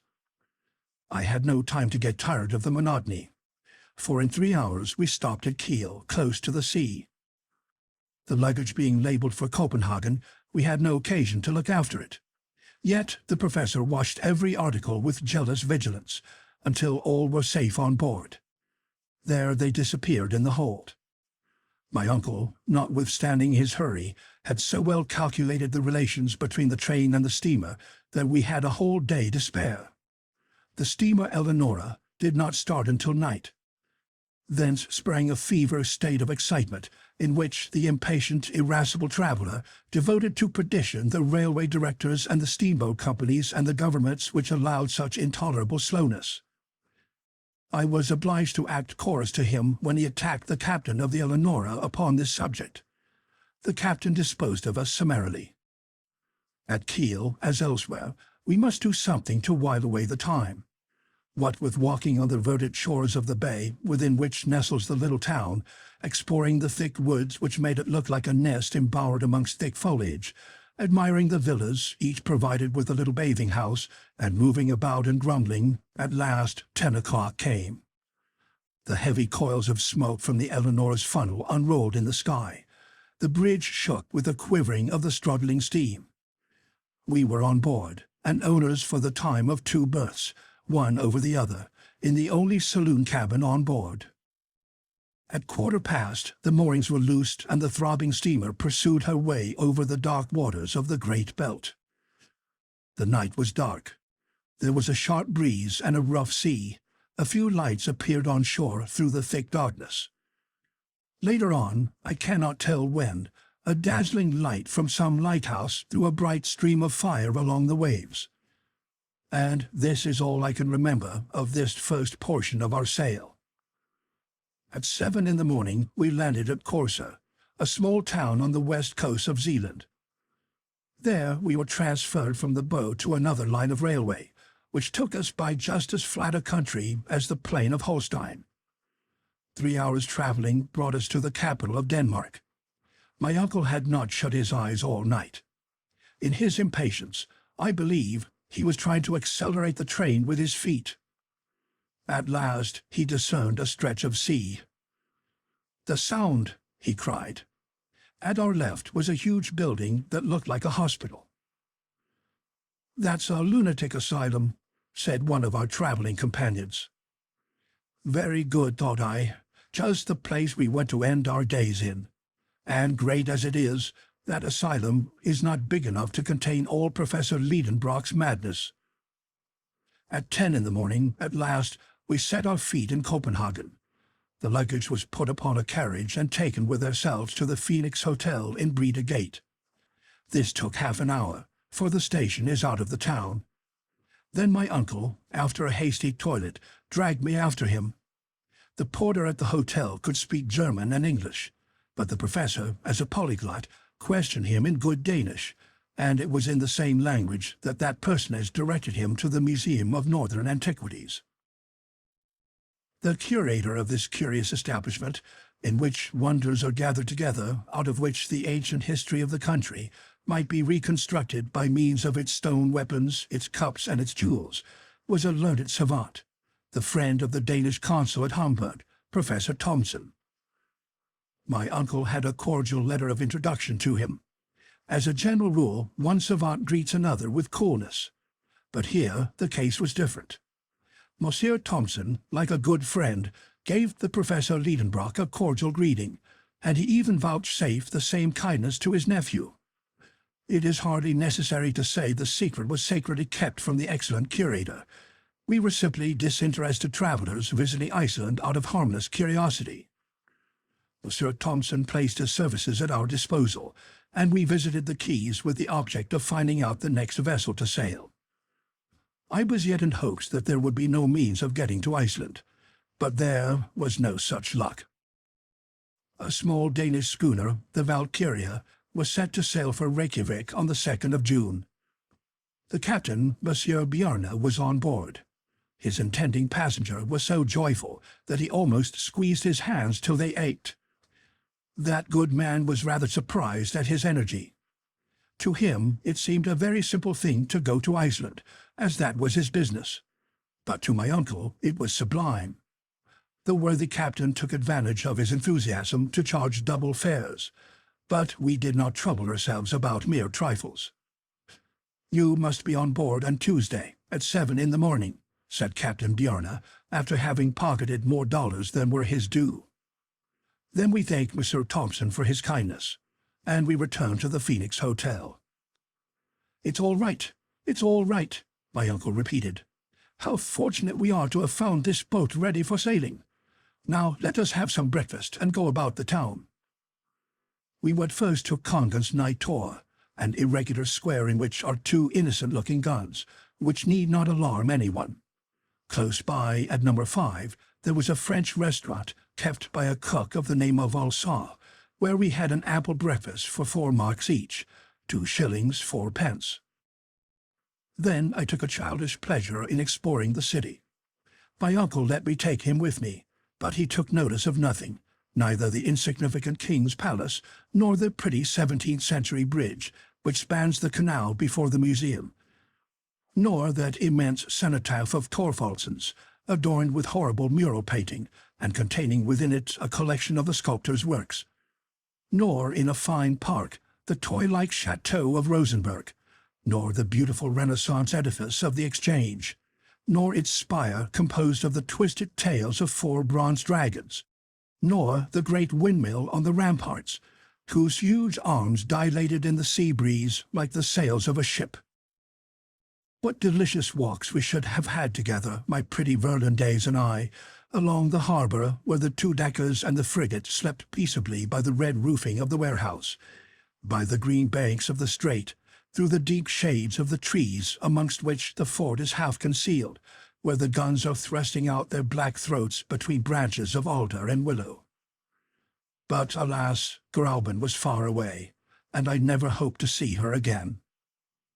But if my uncle felt no attraction towards these romantic scenes, he was very much struck with the aspect of a certain church spire, situated in the island of Amak, which forms the southwest quarter of Copenhagen.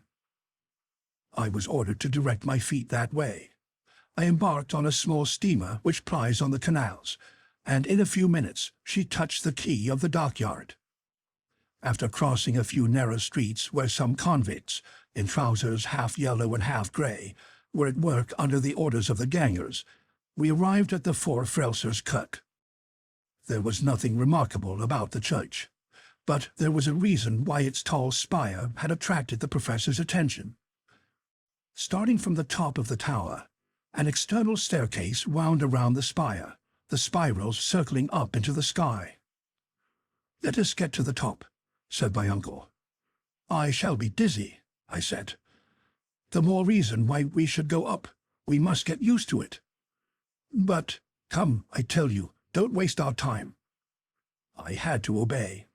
A keeper who lived at the other end of the street handed us the key, and the ascent began. My uncle went ahead with a light step. I followed him, not without alarm, for my head was very apt to feel dizzy. I possessed neither the equilibrium of an eagle nor his fearless nature. As long as we were protected on the inside of the winding staircase up the tower, all was well enough. But after toiling up 150 steps, the fresh air came to salute my face, and we were on the leads of the tower. There the aerial staircase began its gyrations, only guarded by a thin iron rail, and the narrowing steps seemed to ascend into infinite space. "Never shall I be able to do it," I said. "Don't be a coward. Come up, sir," said my uncle with the coldest cruelty. I had to follow, clutching at every step. The keen air made me giddy. I felt the spire rocking with every gust of wind. My knees began to fail. Soon I was crawling on my knees, then creeping on my stomach. I closed my eyes. I seemed to be lost in space. At last I reached the apex, with the assistance of my uncle dragging me up by the collar. "Look down," he cried. "Look down well. You must take a lesson in abysses." I opened my eyes. I saw houses squashed flat, as if they had all fallen down from the skies. A smoke fog seemed to drown them. Over my head, ragged clouds were drifting past, and by an optical inversion they seemed stationary, while the steeple, the ball, and I were all spinning along with fantastic speed. Far away on one side was the green country. On the other the sea sparkled, bathed in sunlight. The Sound stretched away to Elsinore, dotted with a few white sails, like seagulls' wings.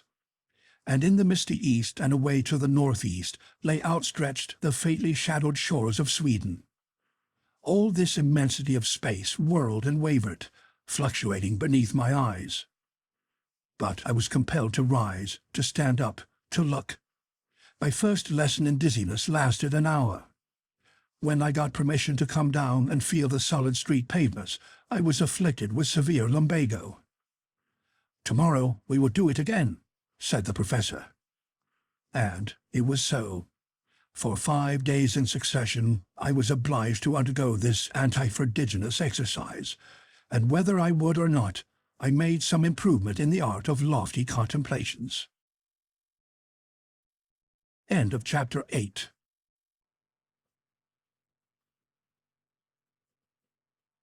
Chapter 9.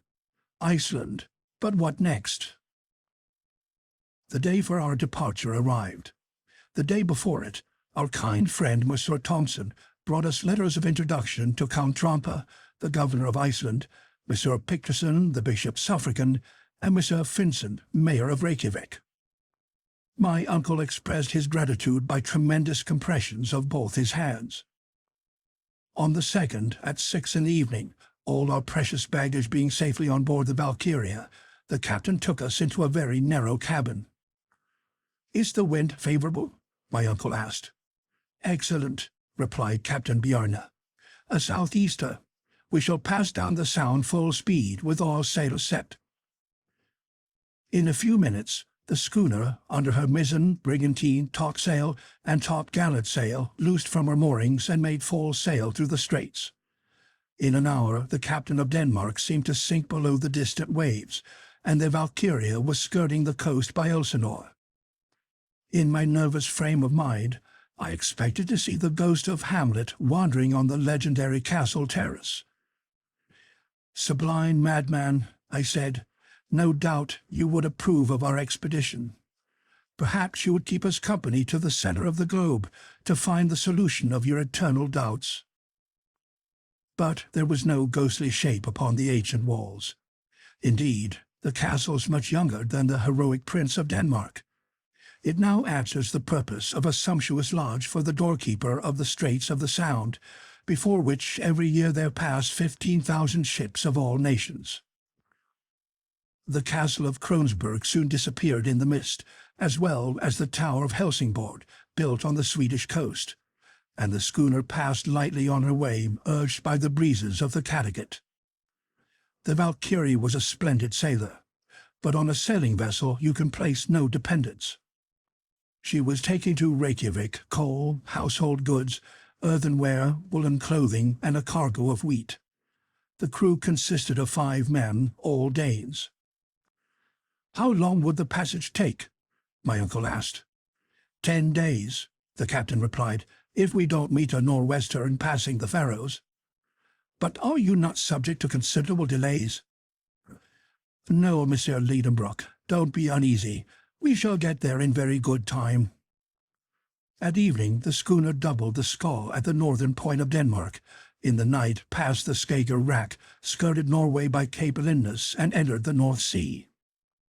In 2 days more we sighted the coast of Scotland near Peterhead, and the Valkyria turned her lead towards the Faroe Islands, passing between the Orkneys and Shetlands. Soon the schooner encountered the great Atlantic swell. She had to tack against the north wind, and reached the Faroes only with some difficulty. On the 8th, the captain made out Maganus, the southernmost of these islands, and from that moment took a straight course for Cape Portland, the most southerly point of Iceland. The passage was marked by nothing unusual. I bore the troubles of the sea pretty well. My uncle, to his own intense disgust and his greater shame, was ill all through the voyage. He therefore was unable to converse with the captain about Snæfell, the way to get to it, the facilities for transport. He was obliged to put off these inquiries until his arrival, and spent all his time at full length in his cabin, of which the timbers creaked and shook with every pitch he took. It must be confessed he was not undeserving of his punishment. On the 11th we reached Cape Portland. The clear open weather gave us a good view of Snæfellsjökull, which overhangs it. The cape is merely a low hill with steep sides, standing lonely by the beach. The Valkyria kept at some distance from the coast, taking a westerly course amidst great shoals of whales and sharks. Soon we came in sight of an enormous perforated rock, through which the sea dashed furiously. The Westman islet seemed to rise out of the ocean like a group of rocks in a liquid plain. From that time the schooner took a wide berth and swept at a great distance round Cape Reykjanes, which forms the western point of Iceland. The rough sea prevented my uncle from coming on deck to admire these shattered and surf-beaten coasts. 48 hours after, coming out of a storm which forced the schooner to scud under bare poles, we sighted east of us the beacon on Cape Skagen, where dangerous rocks extended far away seaward. An Icelandic pilot came on board, and in 3 hours the Valkyria dropped her anchor before Reykjavik in Faxa Bay. The professor at last emerged from his cabin, rather pale and wretched-looking, but still full of enthusiasm, and with ardent satisfaction shining in his eyes. The population of the town, wonderfully interested in the arrival of a vessel from which everyone expected something, formed in groups upon the quay. My uncle left in haste his floating prison, or rather hospital. But before quitting the deck of the schooner, he dragged me forward, and, pointing with outstretched finger north of the bay at a distant mountain terminating in a double peak, a pair of cones covered with perpetual snow, he cried, "Snæfell! Snæfell!" Then, recommending me by an impressive gesture to keep silence, he went into the boat which awaited him. I followed, and presently we were treading the soil of Iceland. The first man we saw was a good-looking fellow enough in a general's uniform. Yet he was not a general, but a magistrate, the governor of the island, Monsieur le Baron Trampa himself. The professor was soon aware of the presence he was in. He delivered him his letters from Copenhagen, and then followed a short conversation in the Danish language, the purport of which I was quite ignorant of, and for a very good reason. But the result of this first conversation was that Baron Trampa placed himself entirely at the service of Professor Lidenbrock. My uncle was just as courteously received by the mayor, Monsieur Finson, whose appearance was as military and disposition and office as pacific as the governor's. As for the bishop's suffragan, Monsieur Picterson, he was at that moment engaged on episcopal visitation in the north. For the time, we must be resigned to wait for the honor of being presented to him. But Monsieur Fridriksson, professor of natural sciences at the school of Reykjavik, was a delightful man, and his friendship became very precious to me. This modest philosopher spoke only Danish and Latin. He came to proffer me his good offices in the language of Horace, and I felt that we were made to understand each other. In fact, he was the only person in Iceland with whom I could converse at all. This good-natured gentleman made over to us 2 of the 3 rooms which his house contained, and we were soon installed in it with all our luggage, the abundance of which rather astonished the good people of Reykjavik. "When, Axel," said my uncle, "we are getting on, and now the worst is over." "The worst?" I said, astonished. "To be sure. Now we have nothing to do but go down." "Oh, if that is all, you're quite right. But, after all, when we have gone down, we shall have to get up again, I suppose." "Oh, I don't trouble myself about that. Come, there's no time to lose. I am going to the library. Perhaps there is some manuscript of Saknussemm's there, and I should be glad to consult it." "Well, while you are there, I will go into the town. Won't you?" "Oh, that is very uninteresting to me. It is not what is upon this island, but what is underneath that interests me." I went out and wandered wherever chance took me. It would not be easy to lose your way in Reykjavik. I was therefore under no necessity to inquire the road, which exposes one to mistakes when the only medium of intercourse is gesture. The town extends along the low and marshy level, between 2 hills. An immense bed of lava bounds it on one side, and falls gently towards the sea. On the other extends the vast bay of Faxa, shut in at the north by the enormous glacier of the Snæfell, and of which the Valkyria was for the time the only occupant.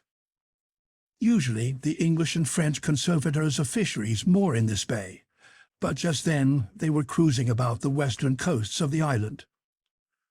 The longest of the only two streets that Reykjavik possesses was parallel with the beach.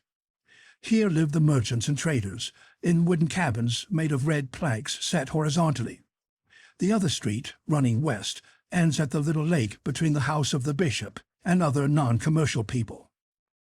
I had soon explored these melancholy ways.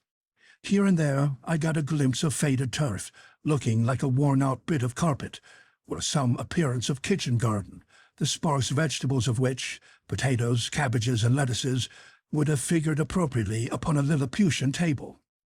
A few sickly wallflowers were trying to enjoy the air and sunshine. About the middle of the tin commercial street I found the public cemetery, enclosed in a mud wall, and where there seemed plenty of room. Then a few steps brought me to the governor's house, but compared with the town of Hamburg, a palace in comparison with the cabins of the Icelandic population. Between the little lake and the town, the church is built in the Protestant style, of calcined stones extracted out of the volcanoes by their own labor and at their own expense. In high westerly winds it was manifest that the red tiles of the roof would be scattered in the air, to the great danger of the faithful worshippers. On a neighboring hill I perceived the National School, where, as I was informed later by our host, were taught Hebrew, English, French, and Danish, 4 languages of which, with shame I confess it, I don't know a single word. After an examination, I should have to stand last of the 40 scholars educated at this little college, and I should have been held unworthy to sleep along with them in one of those little double closets, where more delicate youths would have died of suffocation the very first night. In 3 hours I had seen not only the town but its environs. The general aspect was wonderfully dull. No trees and scarcely any vegetation. Everywhere bare rocks, signs of volcanic action. The Icelandic huts are made of earth and turf, and the walls slope inward. They rather resemble roofs placed on the ground. But then these roofs are meadows of comparative fertility. Thanks to the internal heat, the grass grows in them to some degree of perfection. It is carefully mown in the hay season. If it were not, the horses would come to pasture on these green abodes. In my excursion I met but few people. On returning to the main street, I found the greater part of the population busied in drying, salting, and putting on board codfish, their chief export. The men looked like robust but heavy blond Germans with pensive eyes, conscious of being far removed from their fellow creatures, poor exiles relegated to this land of ice, poor creatures who should have been Eskimo, since nature had condemned them to live only just outside the Arctic Circle. In vain did I try to detect a smile upon their lips. Sometimes, by a spasmodic and involuntary contraction of the muscles, they seemed to laugh, but they never smiled. Their costume consisted of a coarse jacket of black woolen cloth called in Scandinavian lands a vadmo, a hat with a very broad brim, trousers with a narrow edge of red, and a bit of leather rolled round the foot for shoes. The women looked as sad and as resigned as the men. Their faces were agreeable but expressionless, and they wore gowns and petticoats of dark vadmo. As maidens, they wore over their braided hair a little knitted brown cap. When married, they put around their heads a colored handkerchief, crowned with a peak of white linen. After a good walk, I returned to Monsieur Fredriksson's house, where I found my uncle already in his host's company. End of Chapter 9.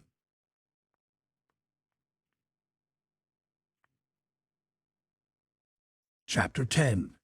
Interesting Conversations with Icelandic Savants. Dinner was ready. Professor Lidenbrock devoured his portion voraciously, for his compulsory fast on board had converted his stomach into a vast, unfathomable gulf.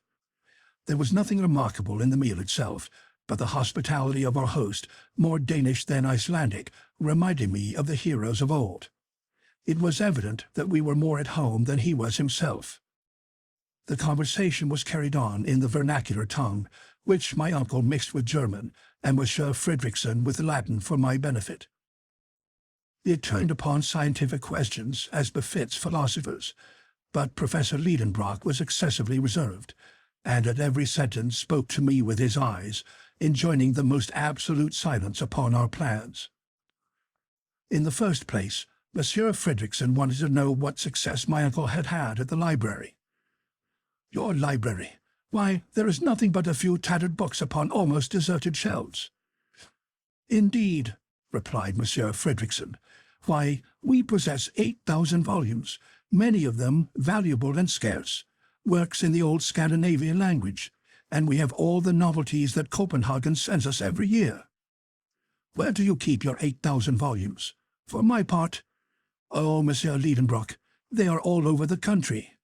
In this icy region we are fond of study. There is not a farmer nor a fisherman that cannot read and does not read. Our principle is that books, instead of growing mouldy behind an iron grating, should be worn out under the eyes of many readers. Therefore, these volumes are passed from one to another, read over and over, referred to again and again, and it often happens that they find their way back to their shelves only after an absence of a year or two. And in the meantime, said my uncle rather spitefully, strangers. Well, what would you have? Foreigners have their libraries at home, and the first essential for labouring people is that they should be educated. I repeat to you, the love of reading runs in Icelandic blood. In 1816 we founded a prosperous literary society. Learned strangers think themselves honoured in becoming members of it. It publishes books which educate our fellow countrymen and do the country great service. If you will consent to be a corresponding member, Herr Lidenbrock, you will be giving us great pleasure." My uncle, who had already joined about 100 learned societies, accepted with grace, which evidently touched Monsieur Fredrickson. "Now," said he, "will you be kind enough to tell me what books you hope to find in our library, and I may perhaps enable you to consult them?" My uncle's eyes and mine met. He hesitated. This direct question went to the root of the matter. But after a moment's reflection, he decided on speaking. "Monsieur Fredrickson, I wish to know if amongst your ancient books you possessed any of the works of Arne Saknussemm." "Arne Saknussemm," replied the Reykjavik professor. "You mean that learned 16th-century savant, a naturalist, a chemist, and a traveller?" "Just so." "One of the glories of Icelandic literature and science?"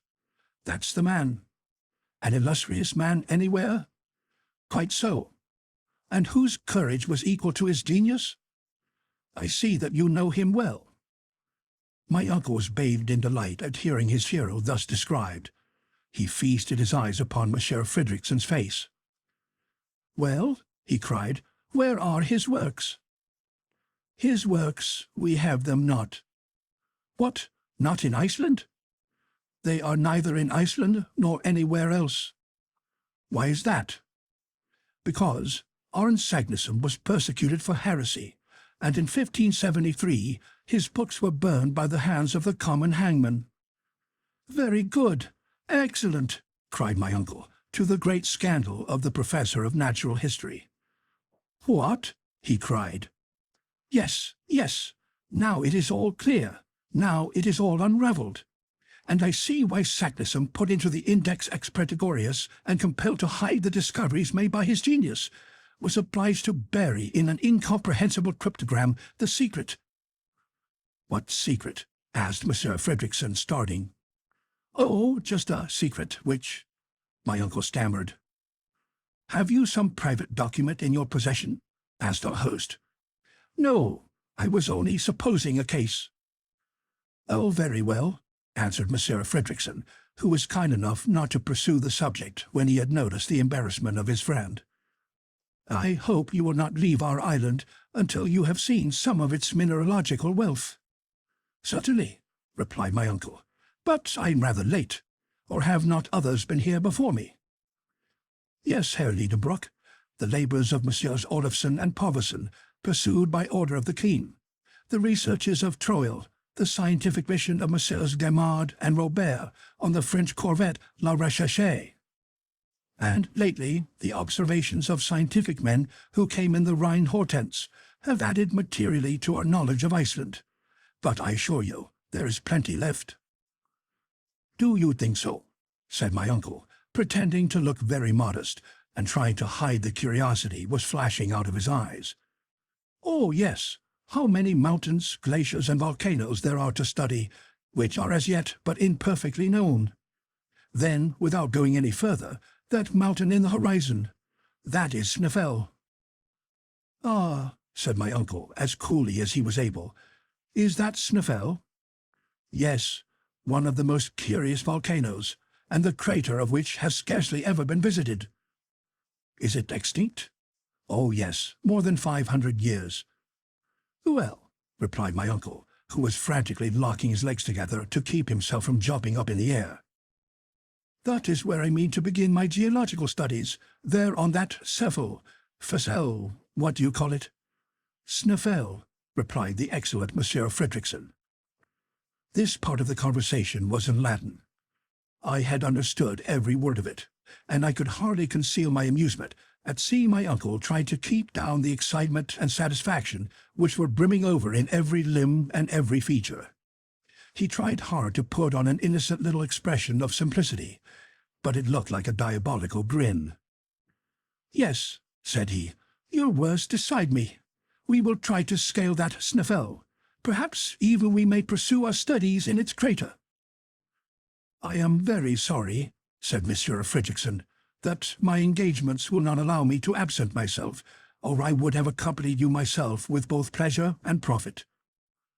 "Oh, no, no," replied my uncle with great animation. "We would not disturb anyone for the world, Monsieur Fredrickson. Still, I thank you with all my heart. The company of such a talented man would have been very serviceable, but the duties of your profession—" I am glad to think that our host, in the innocence of his Icelandic soul, was blind to the transparent artifices of my uncle. "I very much approve of your beginning with that volcano, Monsieur Lidenbrock. You will gather a harvest of interesting observations. But tell me, how do you expect to get to the peninsula of Snæfell?" "By sea, crossing the bay. That's the most direct way." "No doubt, but it is impossible." "Why?" "Because we don't possess a single boat at Reykjavik." "You don't mean to say so?" "You will have to go by land, following the shore. It will be longer, but more interesting." "Very well, then. And now I shall have to see about a guide." "I have one to offer you." "A safe, intelligent man." "Yes, an inhabitant of that peninsula. He is an eiderdown hunter and very clever. He speaks Danish perfectly." "When can I see him?" "Tomorrow, if you like." "Why not today?" "Because he won't be here till tomorrow." "Tomorrow, then," added my uncle with a sigh. This momentous conversation ended in a few minutes, with warm acknowledgments paid by the German to the Icelandic professor. At this dinner, my uncle had just enlisted important facts, amongst others the history of Saknussemm, the reason of the mysterious document, that his host would not accompany him in his expedition, and that the very next day a guide would be waiting upon him. End of Chapter 10.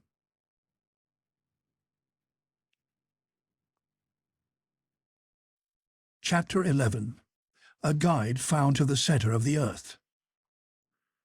In evening I took a short walk on the beach, and returned at night to my plank bed, where I slept soundly all night.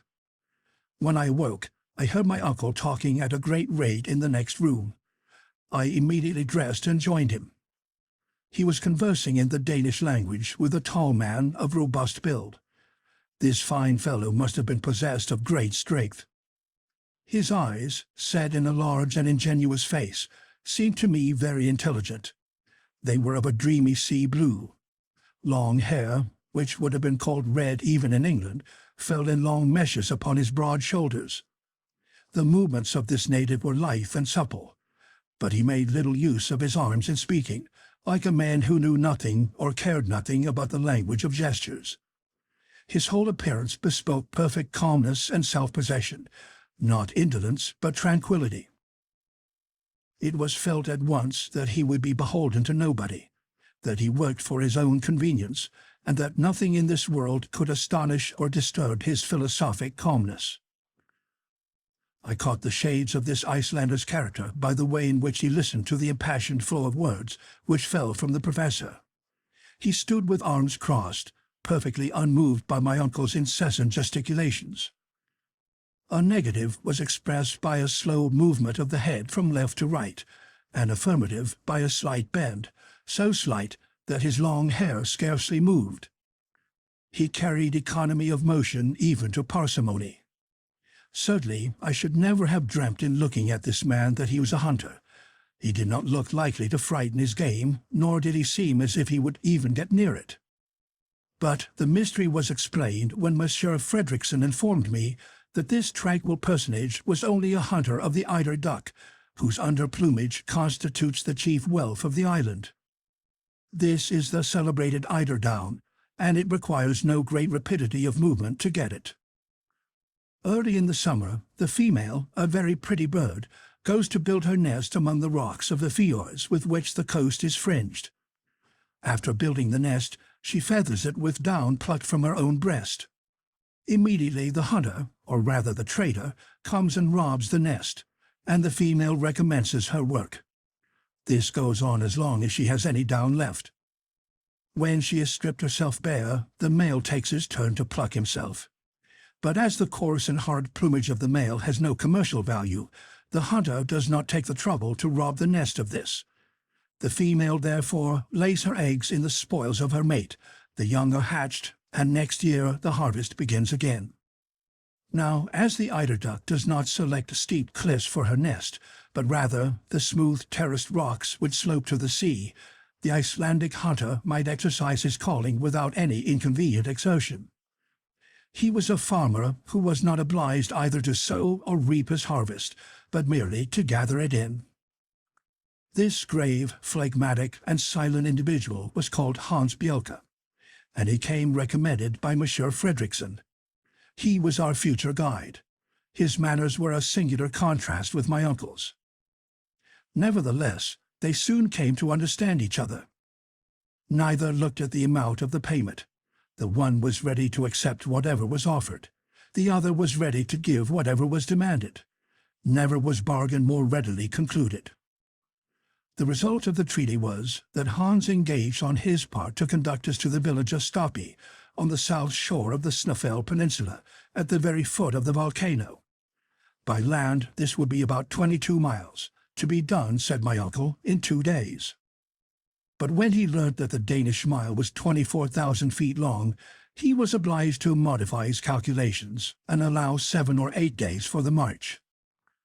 4 horses were to be placed at our disposal, 2 to carry him and me, 2 for the baggage. Hans, as was his custom, would go on foot. He knew all that part of the coast perfectly, and promised to take us the shortest way. His engagement was not to terminate with our arrival at Stapi. He was to continue in my uncle's service for the whole period of his scientific researches, for the remuneration of 3 riksdales a week, about 12 shillings. But it was an express article of the covenant that his wages should be counted out to him every Saturday at 6 o'clock in the evening, which, according to him, was one indispensable part of the engagement. The start was fixed for the 16th of June. My uncle wanted to pay the hunter a portion in advance, but he refused with one word. "After," he said. "After," said the professor for my edification. The treaty concluded, Hans silently withdrew. "A famous fellow," cried my uncle, "but he little thinks of the marvelous part he has to play in the future." "So he used to go with us as far as the center of the earth, Axel." 48 hours were left before our departure. To my great regret, I had to employ them in preparations, for all our ingenuity was required to pack every article to the best advantage. Instruments here, arms there, tools in this package, provisions in that, 4 sets of packages in all. The instruments were, 1. An Eigel centigrade thermometer, graduated up to 150 degrees, 302 degrees Fahrenheit, which seemed to me too much or too little. Too much if the internal heat was to rise so high, for in this case we should be baked, not enough to measure the temperature of springs or any matter in a state of fusion. 2. An aneroid barometer, to indicate extreme pressures of the atmosphere. An ordinary barometer would not have answered the purpose, as the pressure would increase during our descent to a point which the mercuriobarometer would not register. 3. A chronometer, made by Boissonnet, Jr. of Geneva, accurately set to the meridian of Hamburg. 4. 2 compasses, viz., a common compass and a dipping needle. 5. A night glass. 6. 2 of Ruhmkorff's apparatus, which, by means of an electric current, supplied a safe and handy portable light. The arms consisted of 2 Purdy's rifles and 2 brace of pistols. But what did we want arms for? We had neither savages nor wild beasts to fear, I supposed.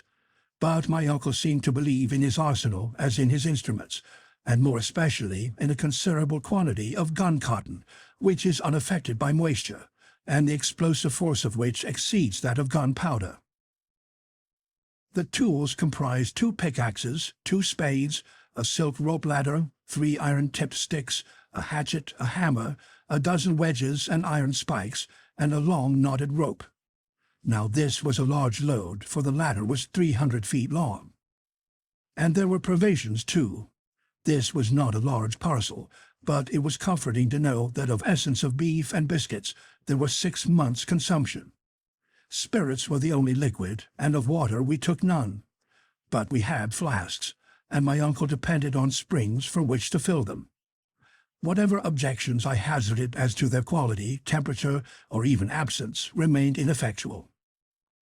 To complete the exact inventory of all our traveling accompaniments, I must not forget a pocket medicine chest, containing blunt scissors, splints for broken limbs, a piece of tape of unbleached linen, bandages and compresses, lint, a lancet for bleeding, all dreadful articles to take with one. Then there was a row of phials containing dextrine, alcoholic ether, liquid acetate of lead, vinegar, and ammonia drugs, which afforded me no comfort. Finally, all the articles needful to supply Ruhmkorff's apparatus.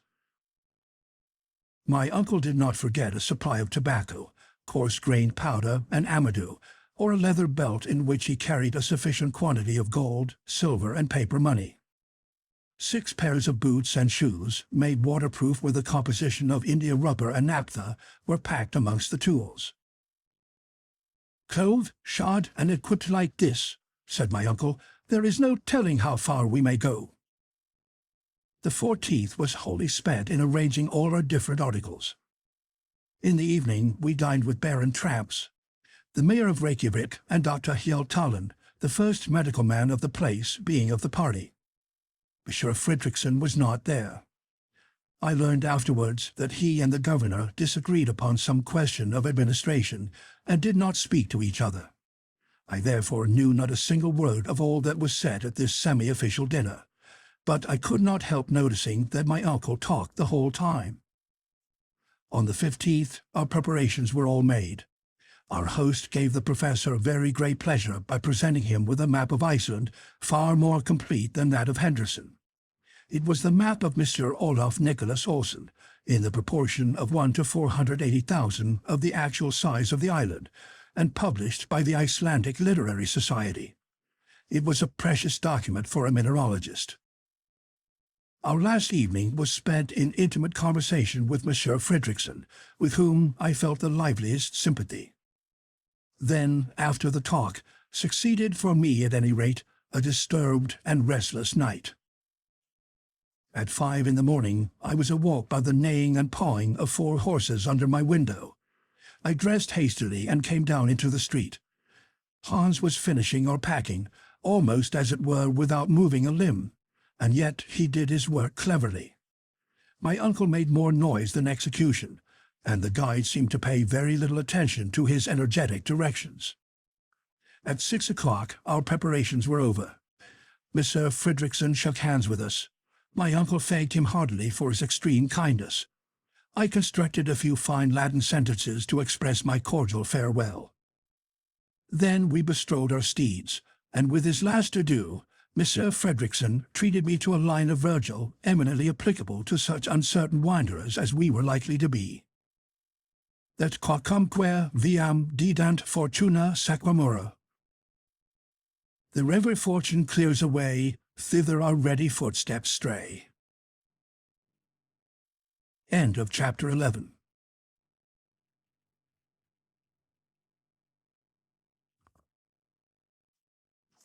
Chapter 12.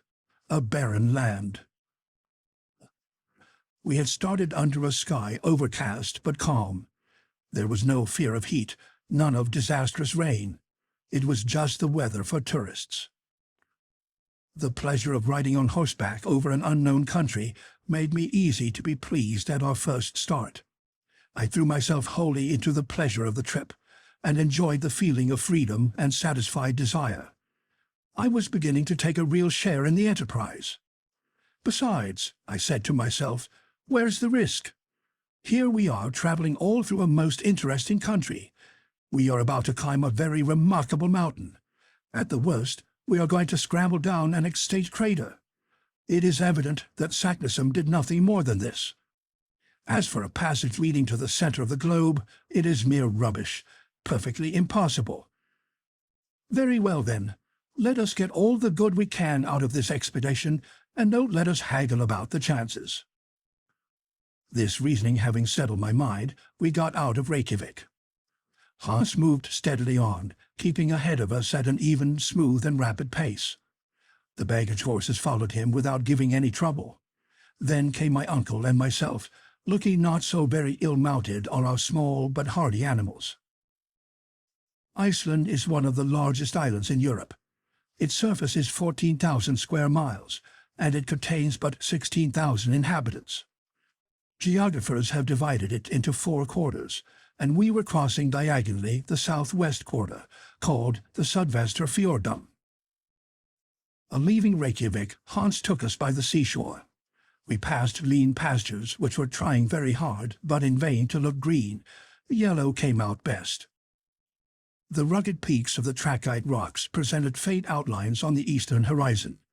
At times a few patches of snow, concentrating the vague light, glittered upon the slopes of the distant mountains. Certain peaks, boldly uprising, passed through the grey clouds and reappeared above the moving mists, like breakers emerging in the heavens. Often these chains of barren rocks made a dip towards the sea, and encroached upon the scanty pasturage. But there was always enough room to pass. Besides, our horses instinctively chose the easiest places without ever slackening their pace. My uncle was refused even the satisfaction of stirring up his beast with whip or voice. He had no excuse for being impatient.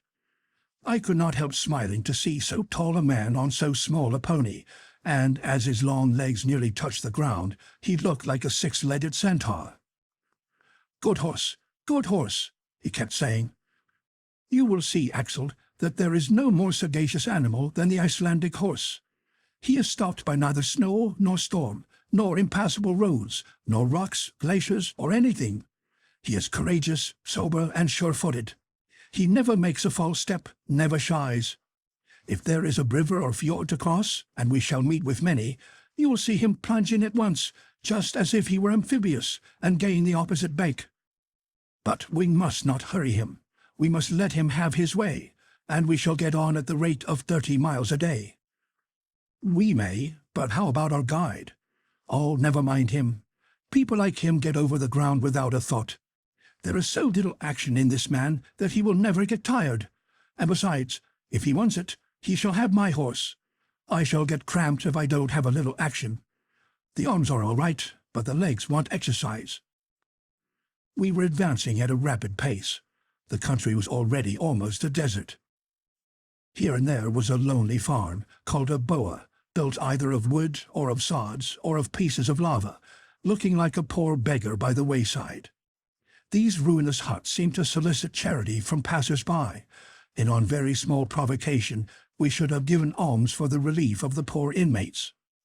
In this country there were no roads and paths, and the poor vegetation, however slow, would soon efface the rare traveller's footsteps. Yet this part of the province, at a very small distance from the capital, is reckoned among the inhabited and cultivated portions of Iceland. What, then, must other tracts be, more desert than this desert? In the first half-mile we had not seen one farmer standing before his cabin door, nor one shepherd tending a flock less wild than himself, nothing but a few cows and sheep left to themselves. What, then, would be those convulsed regions upon which we were advancing, regions subject to the dire phenomena of eruptions, the offspring of volcanic explosions and subterranean convulsions? We were to know them before long, but on consulting Olsen's map, I saw that they would be avoided by winding along the seashore. In fact, the great plutonic action is confined to the central portion of the island. There, rocks of the trappean and volcanic class, including trachyte, basalt, and tuffs, and agglomerates associated with streams of lava, have made this a land of supernatural horrors. I had no idea of the spectacle which was awaiting us in the peninsula of Snæfell, where these ruins of a fiery nature have formed a frightful chaos. In 2 hours from Reykjavik, we arrived at the burgh of Gafuns, called Alkirkja, or principal church. There was nothing remarkable here but a few houses, scarcely enough for a German hamlet. Hans stopped here half an hour. He shared with us our frugal breakfast, answering my uncle's questions about the road and our resting place that night with merely yes or no, except when he said Gardar. I consulted the map to see where Gardar was. I saw there was a small town of that name on the banks of the Jálfjord, 4 miles from Reykjavik. I showed it to my uncle. 4 miles only? He exclaimed. 4 miles out of 28. What a nice little walk. He was about to make an observation to the guide, who, without answering, resumed his place at the head and went on his way. 3 hours later, still treading on the colourless grass of the pasture land, we had to work round the Kalla Fjord, a longer way, but an easier one than crossing that inlet.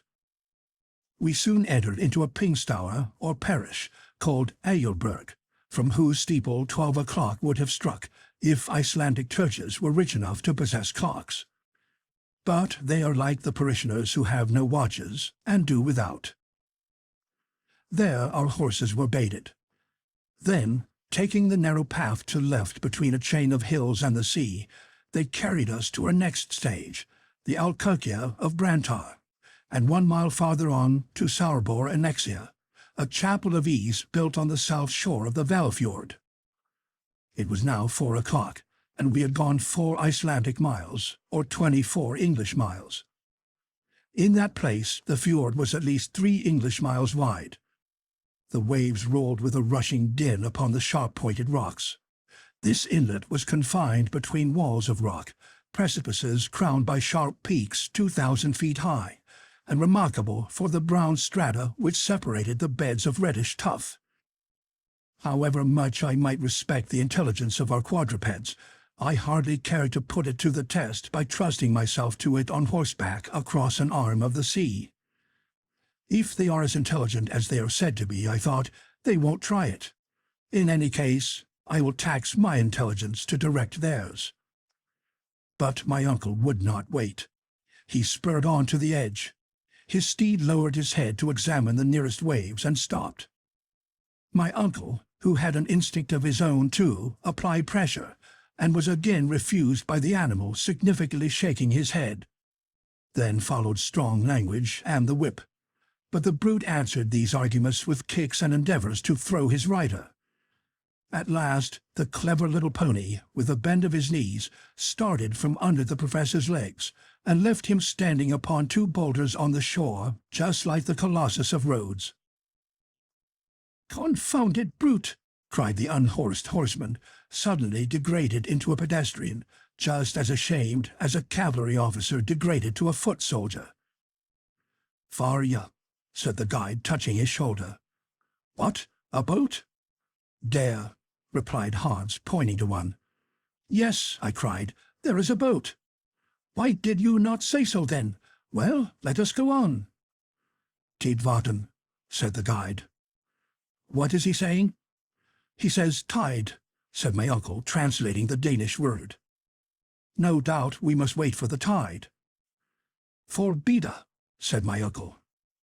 "Ja," replied Hans. My uncle stamped with his foot, while the horses went on to the boat. I perfectly understood the necessity of abiding a particular moment of the tide to undertake the crossing of the fjord, when, the sea having reached its greatest height, it should be slack water. Then the ebb and flow have no sensible effect, and the boat does not risk being carried either to the bottom or out to sea. That favourable moment arrived only with 6 o'clock, when my uncle, myself, the guide, 2 other passengers, and the 4 horses trusted ourselves to a somewhat fragile raft. Accustomed as I was to the swift and sure steamers on the Elbe, I found the oars of the rowers rather a slow means of propulsion. It took us more than an hour to cross the fjord, but the passage was effected without any mishap. In another half-hour we had reached the Alkirkja of Gardar. End of chapter 12.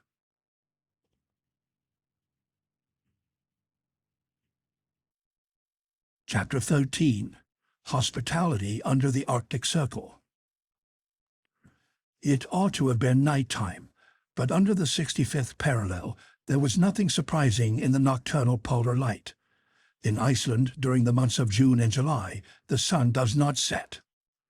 But the temperature was much lower.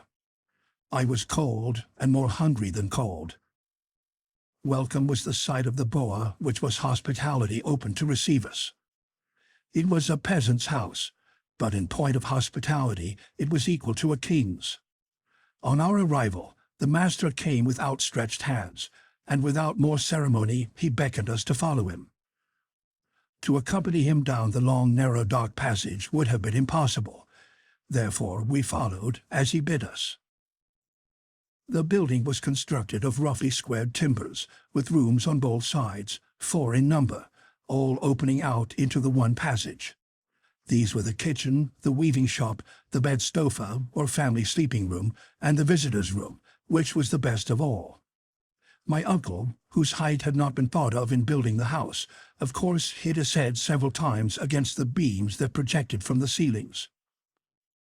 We were introduced into our apartment, a large room with a floor of earth stamped down hard, and lighted by a window, the panes of which were formed of sheep's bladder, not admitting too much light. The sleeping accommodation consisted of dry litter thrown into 2 wooden frames painted red and ornamented with Icelandic sentences. I was hardly expecting so much comfort. The only discomfort proceeded from the strong odor of dried fish, hung meat, and sour milk, of which my nose made bitter complaints. When we had laid aside our traveling wraps, the voice of the host was heard inviting us to the kitchen, the only room where a fire was lighted even in the severest cold. My uncle lost no time in obeying the friendly call, nor was I slack in following. The kitchen chimney was constructed on the ancient pattern. In the middle of the room was a stone for a hearth, over it, in the roof, a hole to let the smoke escape. The kitchen was also a dining room.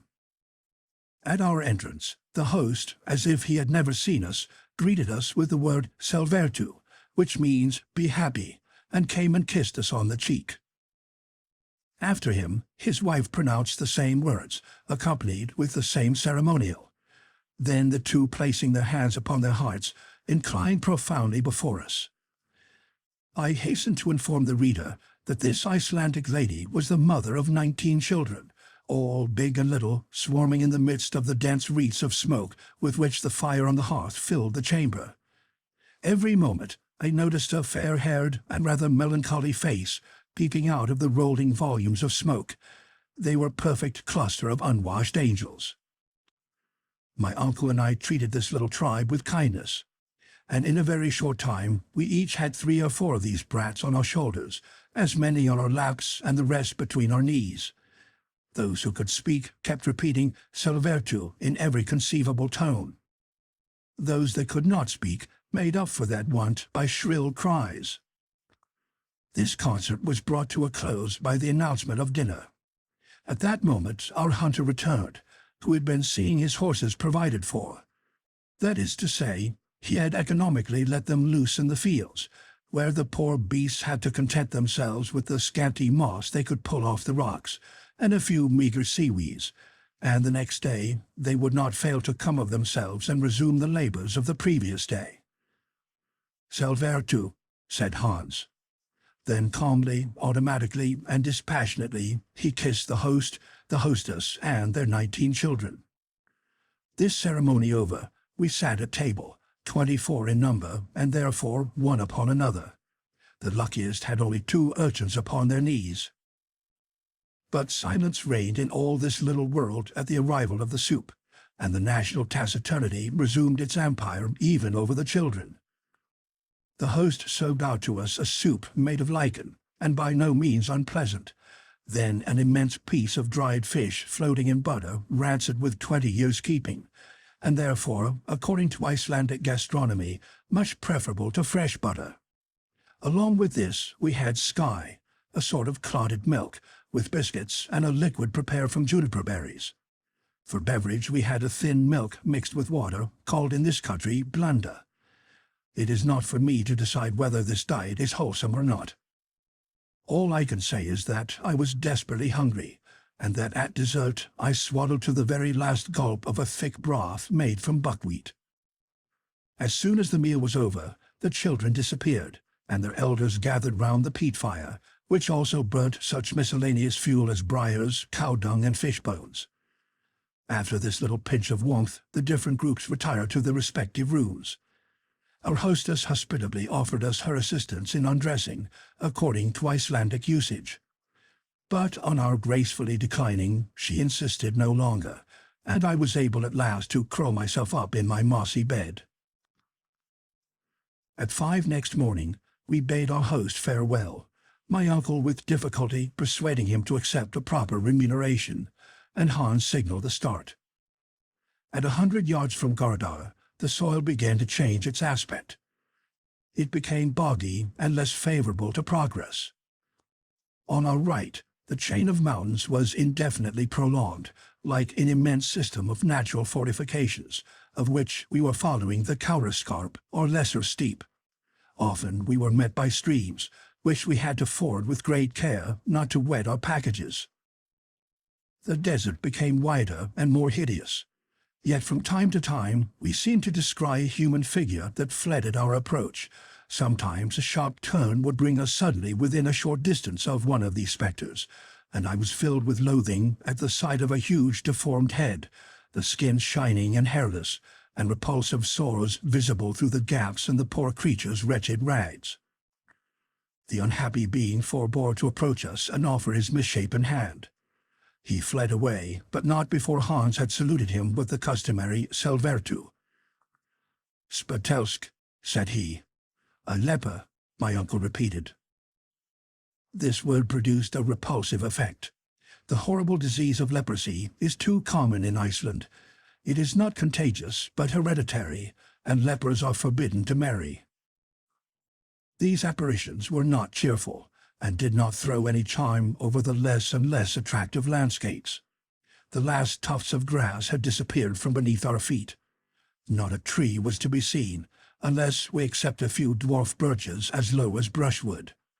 Not an animal, but a few wandering ponies that their owners would not feed. Sometimes we could see a hawk bouncing himself on his wings under the grey cloud, and then darting away south with rapid flight. I felt melancholy under this savage aspect of nature, and my thoughts went away to the cheerful scenes I had left in the far south. We had to cross a few narrow fjords, and at last quite a wide gulf. The tide, then high, allowed us to pass over without delay, and to reach the hamlet of Alftanes 1 mile beyond. That evening, after having forded 2 rivers full of trout and pike, called Alfa and Hedda, we were obliged to spend the night in a deserted building worthy to be haunted by all the elephants of Scandinavia. The Ice King certainly held court here, and gave us all night long samples of what he could do. No particular event marked the next day. Bogs, dead levels, melancholy desert tracks wherever we traveled. By nightfall we had accomplished half our journey, and we lay at Krosopt. On the 19th of June, for about a mile, that is, an Icelandic mile, we walked upon hardened lava. This ground is called in the country Ron. The writhen surface presented the appearance of distorted, twisted cables, sometimes stretched in length, sometimes contorted together. An immense torrent, once liquid, now solid, ran from the nearest mountains, now extinct volcanoes, but the ruins around revealed the violence of the past eruptions. Yet here and there were a few jets of steam from hot springs. We had no time to watch these phenomena. We had to proceed on our way. Soon at the foot of the mountains, the boggy land reappeared, intersected by little lakes. Our route now lay westward.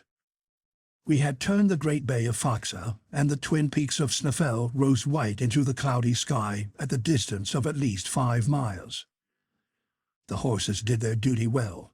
No difficulty stopped them in their steady career. I was getting tired, but my uncle was as firm and straight as he was at our first start. I could not help admiring his persistency, as well as the hunters, who treated our expedition like a mere promenade. June 20. At 6 p.m. we reached Budia, a village on the seashore, and the guide there claiming his due, my uncle settled with him.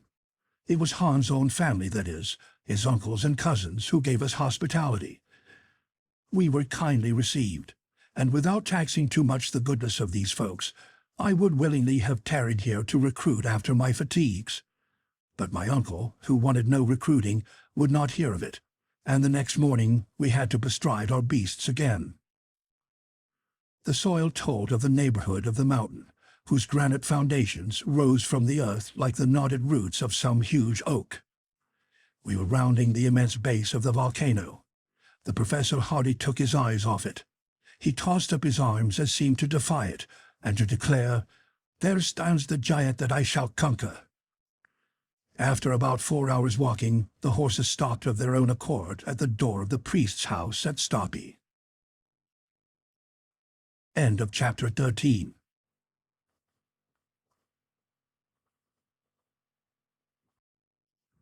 Chapter 14.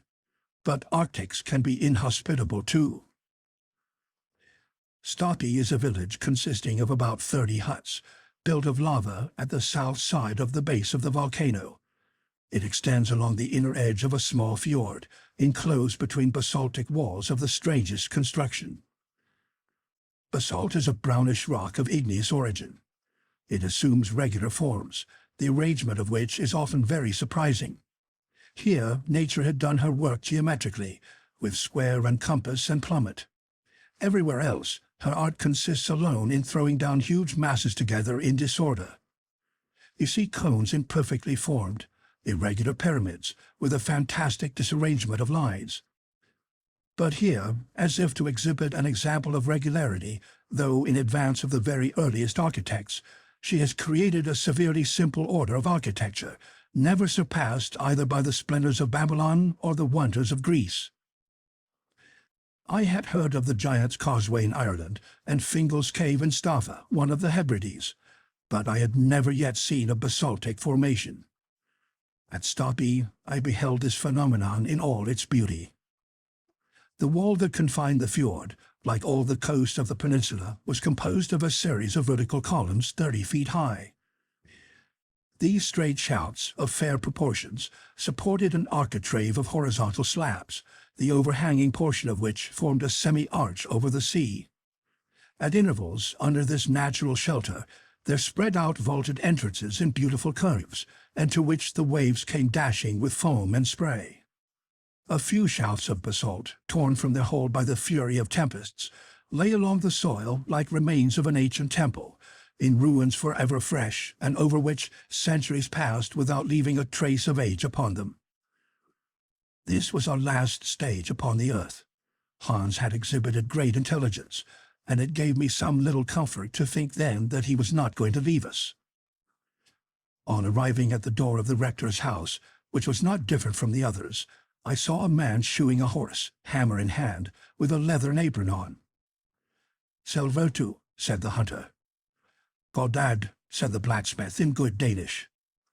"Kirkeherde," said Hans, turning around to my uncle. "The rector," repeated the professor. "It seems, Axel, that this good man is the rector." Our guide in the meanwhile was making the Kirkeherde aware of the position of things. When the latter, suspending his labors for a moment, uttered a sound no doubt understood between horses and farriers, and immediately a tall and ugly hag appeared from the hut. She must have been 6 feet at the least. I was in great alarm lest she should treat me to the Icelandic kiss, but there was no occasion to fear, nor did she do the honors at all too gracefully. The visitor's room seemed to me the worst in the whole cabin. It was close, dirty, and evil-smelling. But we had to be content. The rector did not go in for antique hospitality. Very far from it.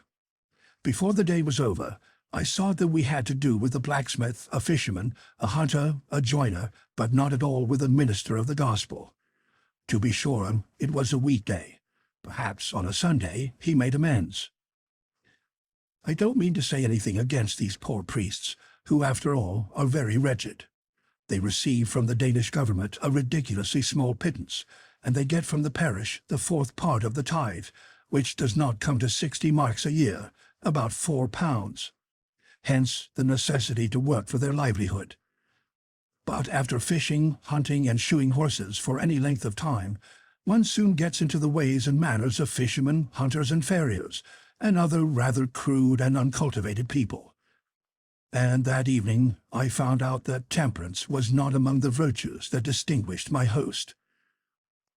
My uncle soon discovered what sort of a man he had to do with. Instead of a good and learned man, he found a rude and coarse peasant. He therefore resolved to commence the grand expedition at once, and to leave this inhospitable parsonage. He cared nothing about fatigue, and resolved to spend some days upon the mountain. The preparations for our departure were therefore made the very day after our arrival at Stapi. Hans hired the services of 3 Icelanders to do the duty of the horses in the transport of the burdens, but as soon as we had arrived at the crater, these natives were to turn back and leave us to our own devices. This was to be clearly understood. My uncle now took the opportunity to explain to Hans that it was his intention to explore the interior of the volcano to its farthest limits. Hans merely nodded. There or elsewhere, down in the bowels of the earth, or anywhere on the surface, all was alike to him. For my own part, the incidents of the journey had hitherto kept me amused, and made me forgetful of coming evils. But now my fears again were beginning to get the better of me. But what could I do? The place to resist the professor would have been Hamburg, not the foot of Snæfell. One thought, above all others, harassed and alarmed me. It was one calculated to shake firmer nerves than mine. Now, thought I, here we are, about to climb Snæfell. Very good. We will explore the crater. Very good, too. Others have done as much without dying for it. But that is not all. If there is a way to penetrate into the very bowels of the island, if that ill-advised Saknussemm has told a true tale, we shall lose our way amidst the deep subterranean passages of this volcano. Now there is no proof that Snæfell is extinct. Who can assure us that an eruption is not brewing at this very moment? Does it follow that because the monster has slept since 1229, he must therefore never wake again? And if he wakes up presently, where shall we be? It was worthwhile debating this question, and I did debate it. I could not sleep for dreaming about eruptions. Now, the part of the ejected scoriae and ashes seemed to my mind a very rough one to act. So at last, when I could hold out no longer, I resolved to lay the case before my uncle, as prudently and as cautiously as possible, just under the form of an almost impossible hypothesis. I went to him. I communicated my fears to him, and drew back a step to give him room for the explosion which I knew must follow. But I was mistaken. "I was thinking of that," he replied with great simplicity. What could those words mean? Was he actually going to listen to reason? Was he contemplating the abandonment of his plans? This was too good to be true. After a few moments' silence, during which I dared not question him, he resumed. "I was thinking of that. Ever since we arrived at Stapi, I have been occupied with the important question you have just opened, for we must not be guilty of imprudence." "No, indeed," I replied with forcible emphasis. "For 600 years Snæfell has been dumb, but he may speak again. Now, eruptions are always preceded by certain well-known phenomena. I have therefore examined the natives. I have studied external appearances, and I can assure you, Axel, that there will be no eruption." At this positive affirmation, I stood amazed and speechless. "You don't doubt my word?" said my uncle. "Well, follow me." I obeyed like an automaton. Coming out from the priest's house, the professor took a straight road, which, through an opening in the basaltic wall, led away from the sea. We were soon in the open country, if one may give that name to a vast extent of mounds of volcanic products. This tract seemed crushed under a rain of enormous ejected rocks of trap, basalt, granite, and all kinds of igneous rocks. Here and there I could see puffs and jets of steam curling up into the air, called in Icelandic reka, issuing from thermal springs and indicating by their motion the volcanic energy underneath. This seemed to justify my fears. But I fell from the height of my newborn hopes when my uncle said, "You see all these volumes of steam, Axel? Well, they demonstrate that we have nothing to fear from the fury of a volcanic eruption." "Am I to believe that?" I cried. "Understand this clearly," added the professor. "At the approach of an eruption, these jets would redouble their activity, but disappear altogether during the period of the eruption. For the elastic fluids, being no longer under pressure, go off by way of the crater instead of escaping by their usual passages through the fissures in the soil. Therefore, if these vapors remain in their usual condition, if they display no augmentation of force, and if you add to this the observation that the wind and rain are not ceasing and being replaced by a still and heavy atmosphere, then you may affirm that no eruption is preparing. But no more. That is sufficient. When science has uttered her voice, let babblers hold their peace." I returned to the parsonage, very crestfallen. My uncle had beaten me with the weapons of science. Still, I had one hope left, and this was that when we had reached the bottom of the crater, it would be impossible, for want of a passage, to go deeper, in spite of all the Saknussemms in Iceland.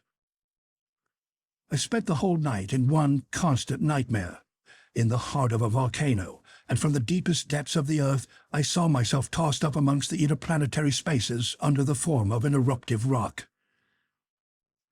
The next day, June 23rd, Hans was awaiting us with his companions carrying provisions, tools, and instruments. 2 iron-pointed sticks, 2 rifles, and 2 shot belts were for my uncle and myself. Hans, as a cautious man, had added to our luggage a leathern bottle full of water, which, with that in our flasks, would ensure us a supply of water for 8 days. It was 9 in the morning. The priest and his tall Magira were awaiting us at the door. We supposed they were standing there to bid us a kind farewell, but the farewell was put in the unexpected form of a heavy bill, in which everything was charged, even to the very air we breathed in the pastoral house, infected as it was. This worthy couple were fleecing us just as a Swiss innkeeper might have done, and estimated their imperfect hospitality at the highest price. My uncle paid without a remark. A man who is starting for the center of the earth need not be particular about a few rix dollars. This point being settled, Hans gave the signal, and we soon left Stabi behind us. End of chapter 14.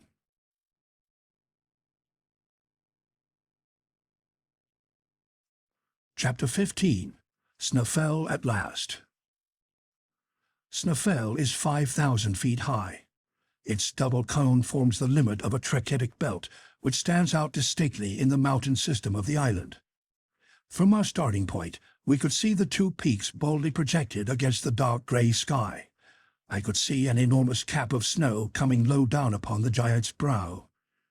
We walked in single file, headed by the hunter, who ascended by narrow tracks, where 2 could not have gone abreast. There was, therefore, no room for conversation. After we had passed the basaltic wall of the fjord of Stabi, we passed over a vegetable fibrous peat bog, left from the ancient vegetation of this peninsula. The vast quantity of this unworked fuel would be sufficient to warm the whole population of Iceland for a century. This vast turbary, measured in certain ravines, had in many places a depth of 70 feet, and presented layers of carbonized remains of vegetation, alternating with thinner layers of tufaceous pumice. As a true nephew of the Professor Lidenbrock, and in spite of my dismal prospects, I could not help observing with interest the mineralogical curiosities which lay about me as in a vast museum, and I constructed for myself a complete geological account of Iceland. This most curious island has evidently been projected from the bottom of the sea at a comparatively recent date. Possibly it may still be subject to gradual elevation. If this is the case, its origin may well be attributed to subterranean fires. Therefore, in this case, the theory of Sir Humphrey Davy, Saknussemm's document, and my uncle's theories would all go off in smoke. This hypothesis led me to examine with more attention the appearance of the surface, and I soon arrived at a conclusion as to the nature of the forces which presided at its birth. Iceland, which is entirely devoid of alluvial soil, is wholly composed of volcanic tufa, that is to say, an agglomeration of porous rocks and stones. Before the volcanoes broke out, it consisted of trap rocks slowly upraised to the level of the sea by the action of central forces. The internal fires had not yet forced their way through. But at a later period, a wide chasm formed diagonally from southwest to northeast, through which was gradually forced out the trachyte which was to form a mountain chain. No violence accompanied this change. The matter thrown out was in vast quantities, and the liquid material oozing out from the abysses of the earth slowly spread in extensive plains or in hillocky masses. To this period belonged the feldspar, syenites, and porphyries. But with the help of this outflow, the thickness of the crust of the island increased materially, and therefore also its powers of resistance. It may easily be conceived what vast quantities of elastic gases, what masses of molten matter accumulated beneath its solid surface whilst no exit was practicable after the cooling of the trachytic crust. Therefore, a time would come when the elastic and explosive forces of the imprisoned gases would upheave this ponderous cover and drive out for themselves openings through tall chimneys. Hence then the volcano would distend and lift up the crust, and then burst through a crater suddenly formed at the summit or thinnest part of the volcano. To the eruption succeeded other volcanic phenomena. Through the outlets now made, first escaped the ejected basalt of which the plain we had just left presented such marvelous specimens. We were moving over grey rocks of dense and massive formation, which in cooling had formed into hexagonal prisms. Everywhere around us we saw truncated cones, formerly so many fiery mouths. After the exhaustion of the basalt, the volcano, the power of which grew by the extinction of the lesser craters, supplied an egress to lava, ashes, and scoriae, of which I could see lengthened screes streaming down the sides of the mountain like flowing hair. Such was the succession of phenomena which produced Iceland, all arising from the action of internal fire. And to suppose that the mass within did not still exist in a state of liquid incandescence was absurd, and nothing could surpass the absurdity of fancying that it was possible to reach the earth's center. So I felt a little comforted as we advanced to the assault of Snæfell. The way was growing more and more arduous, the ascent steeper and steeper. The loose fragments of rock trembled beneath us, and the utmost care was needed to avoid dangerous falls. Hans went on as quietly as if he were on level ground. Sometimes he disappeared altogether behind the huge blocks. Then a shrill whistle would direct us on our way to him. Sometimes he would halt, pick up a few bits of stone, build them up into a recognizable form, and thus made landmarks to guide us in our way back. A very wise precaution in itself, but as things turned out, quite useless. 3 hours' fatiguing march had only brought us to the base of the mountain. There, Hans bid us come to a halt, and a hasty breakfast was served out. My uncle swallowed 2 mouthfuls at a time to get on faster. But whether he liked it or not, this was a rest as well as a breakfast hour, and he had to wait till it pleased our guide to move on, which came to pass in an hour.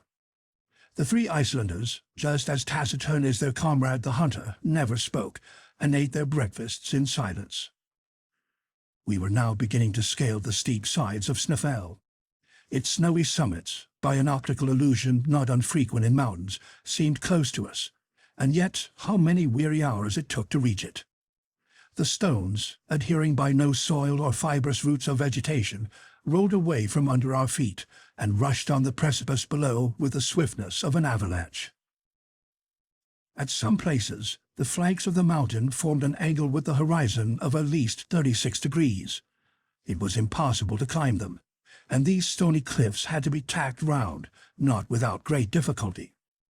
Then we helped each other with our sticks. I must admit that my uncle kept as close to me as he could. He never lost sight of me, and in many straits his arm furnished me with a powerful support. He himself seemed to possess an instinct for equilibrium, for he never stumbled. The Icelanders, though burdened with our loads, climbed with the agility of mountaineers. To judge by the distant appearance of the summit of Snæfell, it would have seemed too steep to ascend on our side. Fortunately, after an hour of fatigue and athletic exercises, in the midst of the vast surface of snow presented by the hollow between the two peaks, a kind of staircase appeared unexpectedly, which greatly facilitated our ascent. It was formed by one of those torrents of stones flung up by the eruptions, called sting by the Icelanders. If this torrent had not been arrested in its fall by the formation of the sides of the mountain, it would have gone on to the sea and formed more islands. Such as it was, it did us good service. The steepness increased, but these stone steps allowed us to rise with facility, and even with such rapidity that, having rested for a moment while my companions continued their ascent, I perceived them already reduced by distance to microscopic dimensions. At 7, we had ascended the 2,000 steps of this grand staircase, and we had attained a bulge in the mountain, a kind of bed on which rested the cone proper of the crater. 3,200 feet below us stretched the sea. We had passed the limit of perpetual snow, which, on account of the moisture of the climate, is at a greater elevation in Iceland than the high latitude would give reason to suppose. The cold was excessively keen.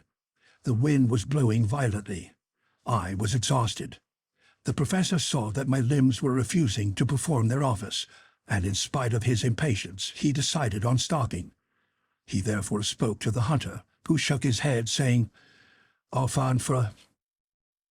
"It seems we must go higher," said my uncle. Then he asked Hans for his reason. "Mr.," replied the guide. "Ja, Mr.," said one of the Icelanders in a tone of alarm. "What does that word mean?" I asked uneasily. "Look," said my uncle. I looked down upon the plain. An immense column of pulverized pumice, sand and dust was rising with a whirling circular motion like a waterspout. The wind was lashing it on to that side of Snæfell where we were holding on. This dense veil hung across the sun, threw a deep shadow over the mountain. If that huge revolving pillar sloped down, it would involve us in its whirling eddies. This phenomenon, which is not unfrequent when the wind blows from the glaciers, is called in Icelandic mistur. "Hastigt, hastigt," cried our guide. Without knowing Danish, I understood at once that we must follow Hans at the top of our speed. He began to circle round the cone of the crater, but in a diagonal direction so as to facilitate our progress. Presently the dust storm fell upon the mountain, which quivered under the shock. The loose stones, caught with the irresistible blasts of wind, flew about in a perfect hail, as in an eruption. Happily, we were on the opposite side and sheltered from all harm. But for the precaution of our guide, our mangled bodies, torn and pounded into fragments, would have been carried afar like the ruins hurled along by some unknown meteor. Yet Hans did not think it prudent to spend the night upon the sides of the cone. We continued our zigzag climb. The 1,500 remaining feet took us 5 hours to clear. The circuitous route, the diagonal, and the countermarches must have measured at least 3 leagues. I could stand it no longer. I was yielding to the effects of hunger and cold. The rarefied air scarcely gave play to the action of my lungs. At last, at 11 in the sunlight night, the summit of Snæfell was reached, and before going in for shelter into the crater, I had time to observe the midnight sun, at his lowest point, gilding with his pale rays the island that slept at my feet. End of chapter 15.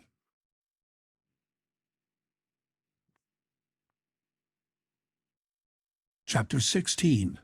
Boldly Down the Crater.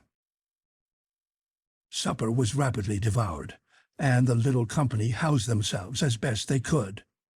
The bed was hard, the shelter not very substantial, and our position an auspicious one at 5,000 feet above the sea level.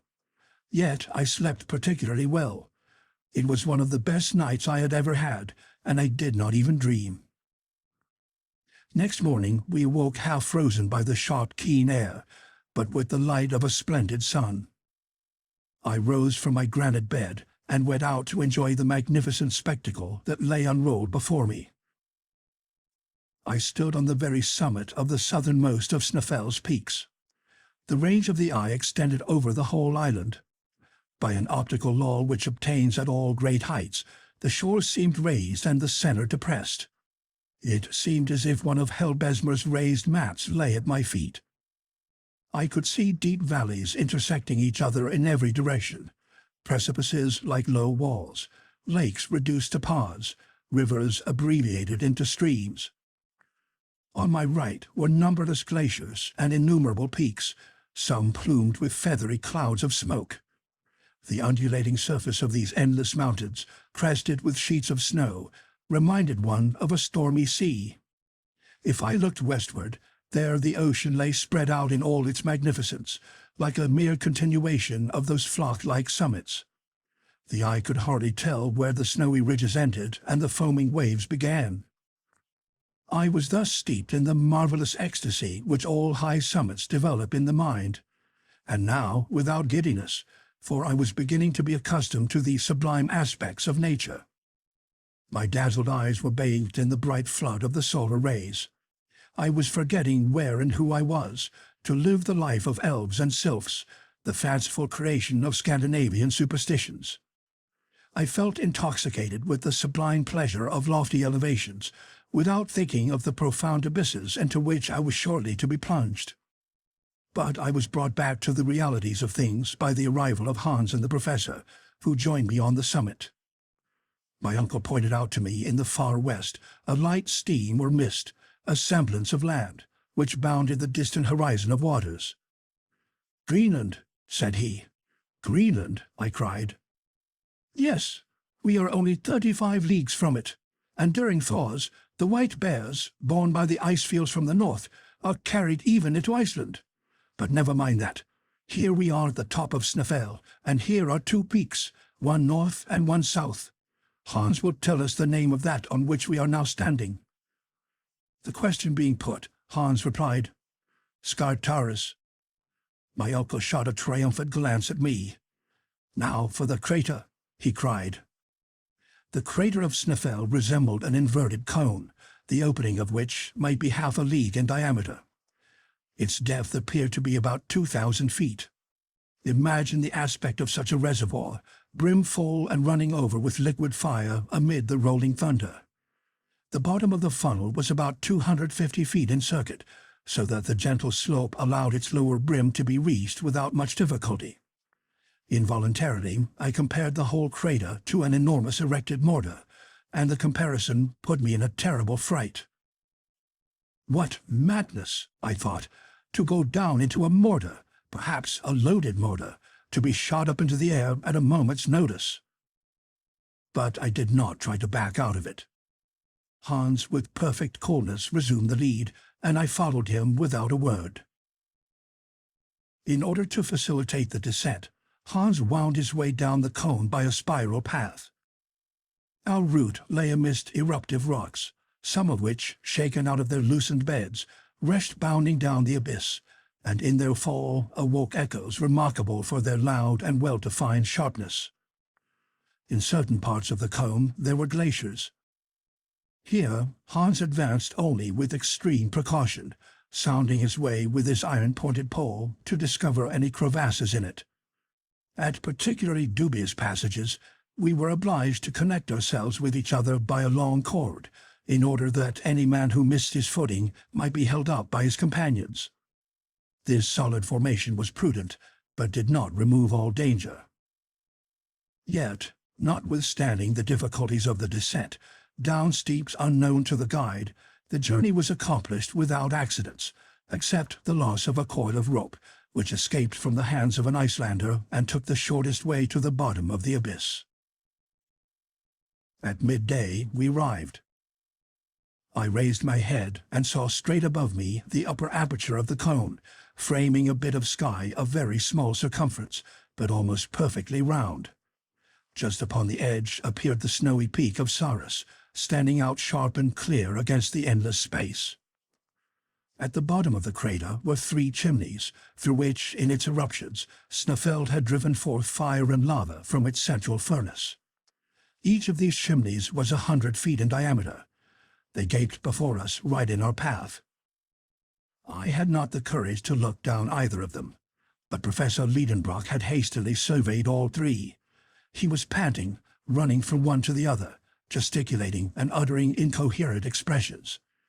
Hans and his comrades, seated upon loose lava rocks, looked at him with as much wonder as they knew how to express, and perhaps taking him for an escaped lunatic.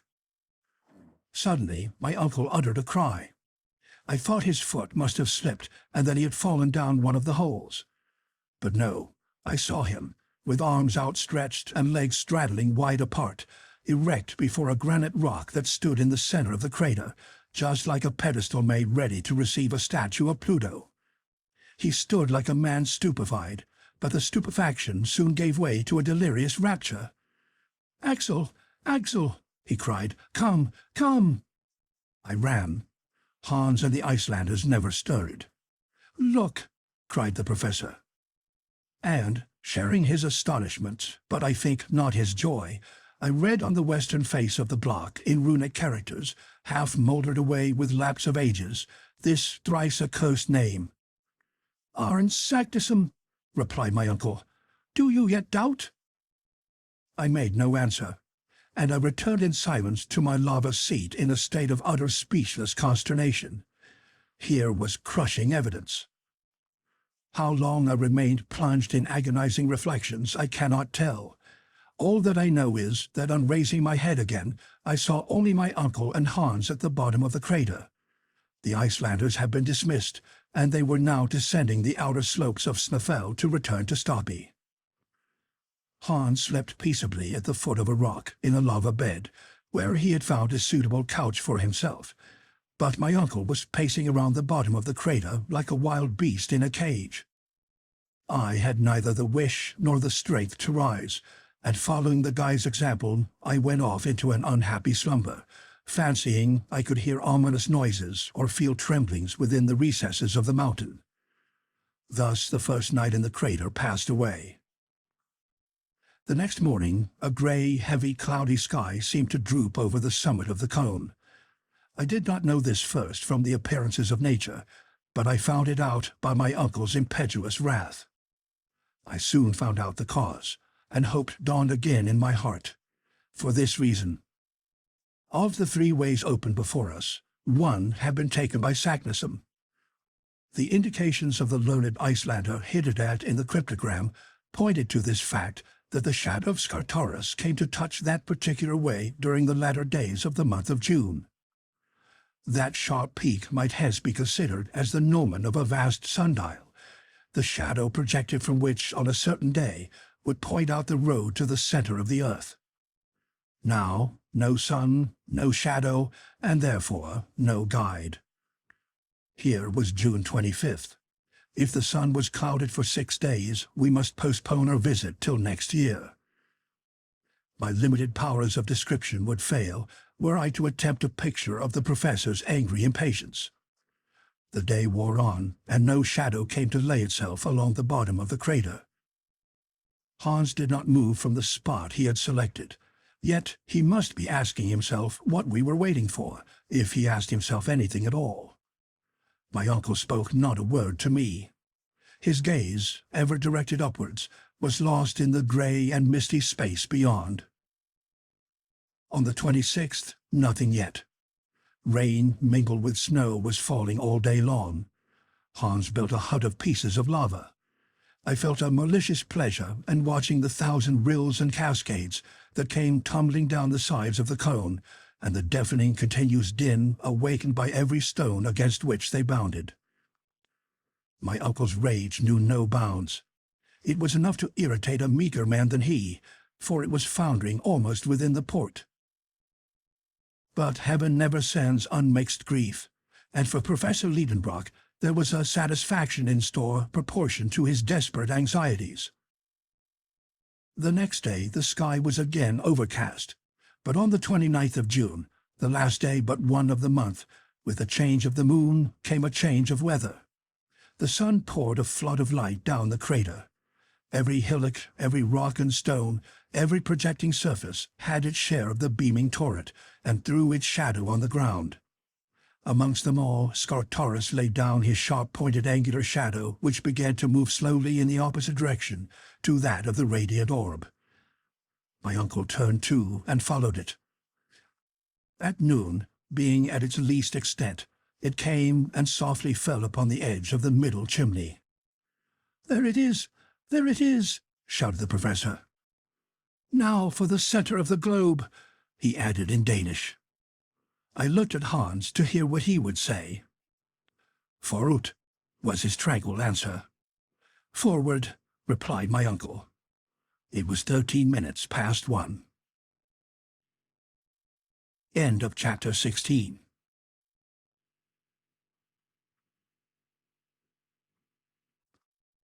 Chapter 17.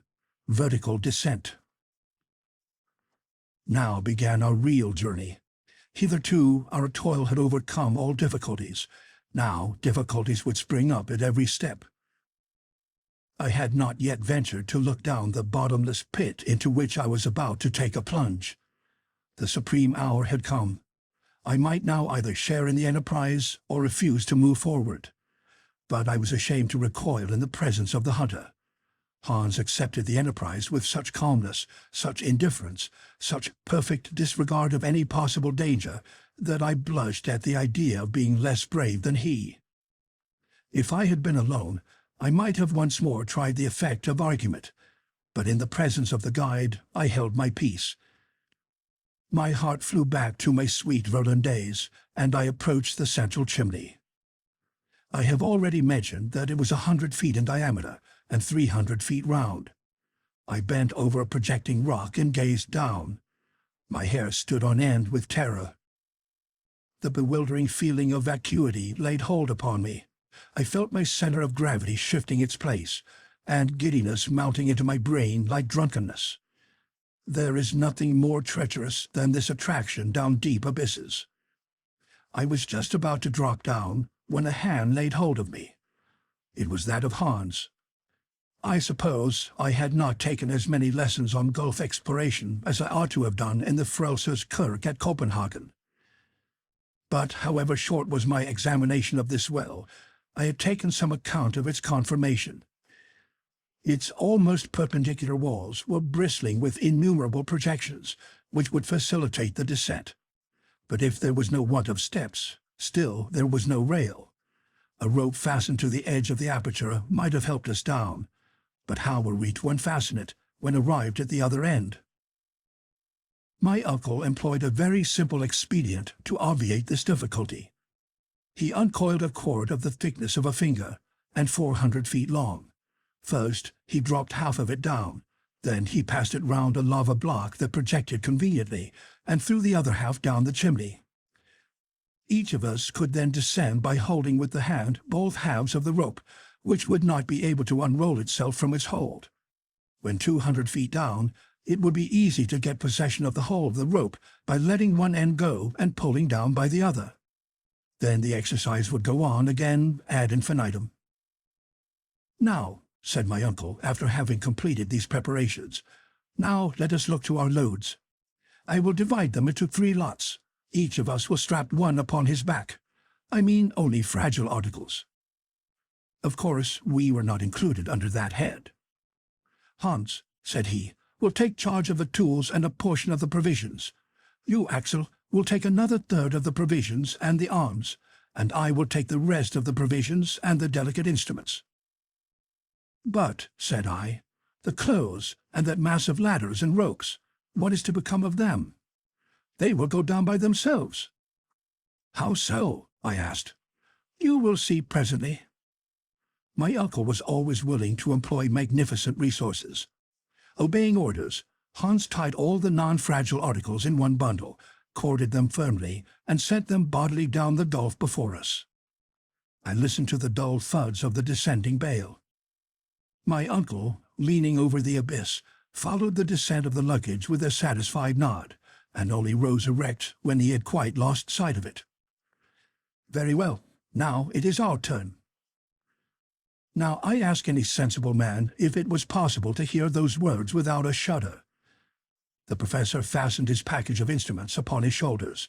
Hans took the tools, I took the arms, and the descent commenced in the following order: Hans, my uncle, and myself.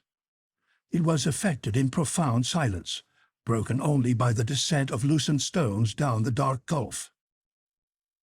I dropped, as it were, frantically clutching the double cord with one hand and buttressing myself from the wall with the other by means of my stick. One idea overpowered me almost: fear lest the rock should give way from which I was hanging. This cord seemed a fragile thing for 3 persons to be suspended from. I made as little use of it as possible, performing wondrous feats of equilibrium upon the lava projections, which my foot seemed to catch hold of like a hand.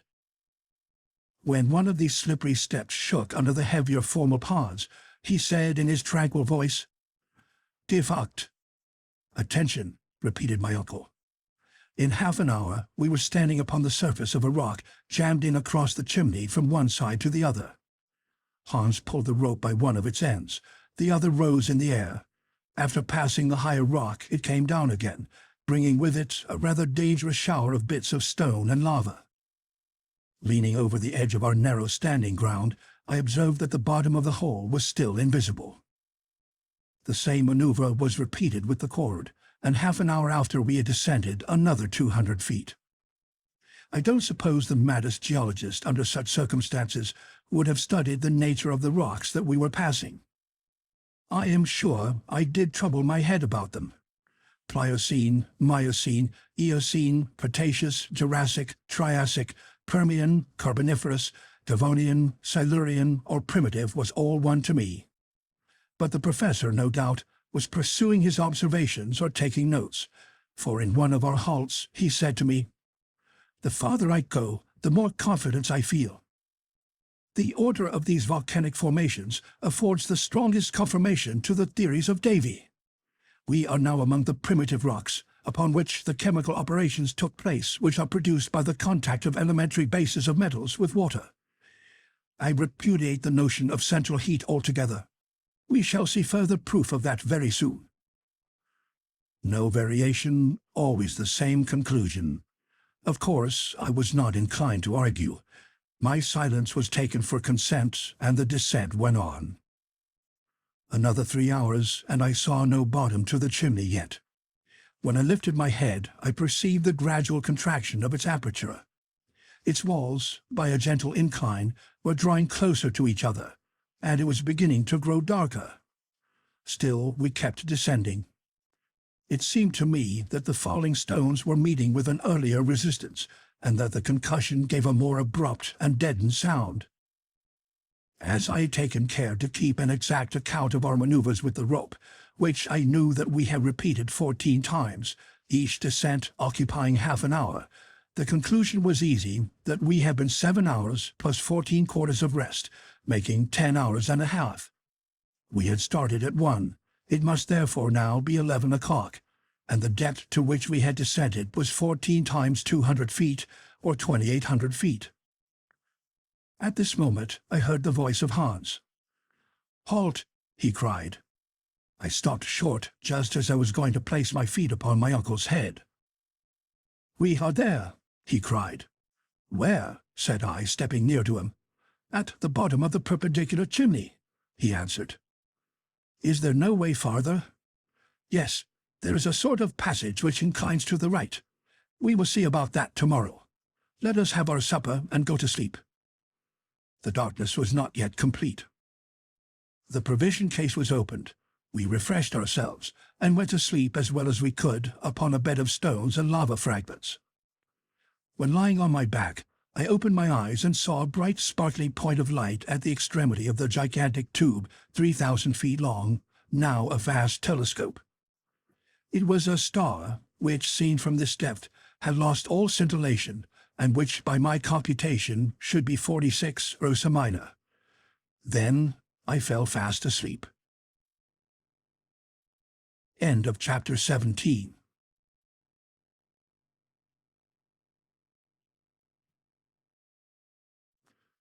Chapter 18. The Wonders of Terrestrial Depths. At 8 in the morning, a ray of daylight came to wake us up. The thousand shining surfaces of lava on the walls received it on its passage and scattered it like a shower of sparks.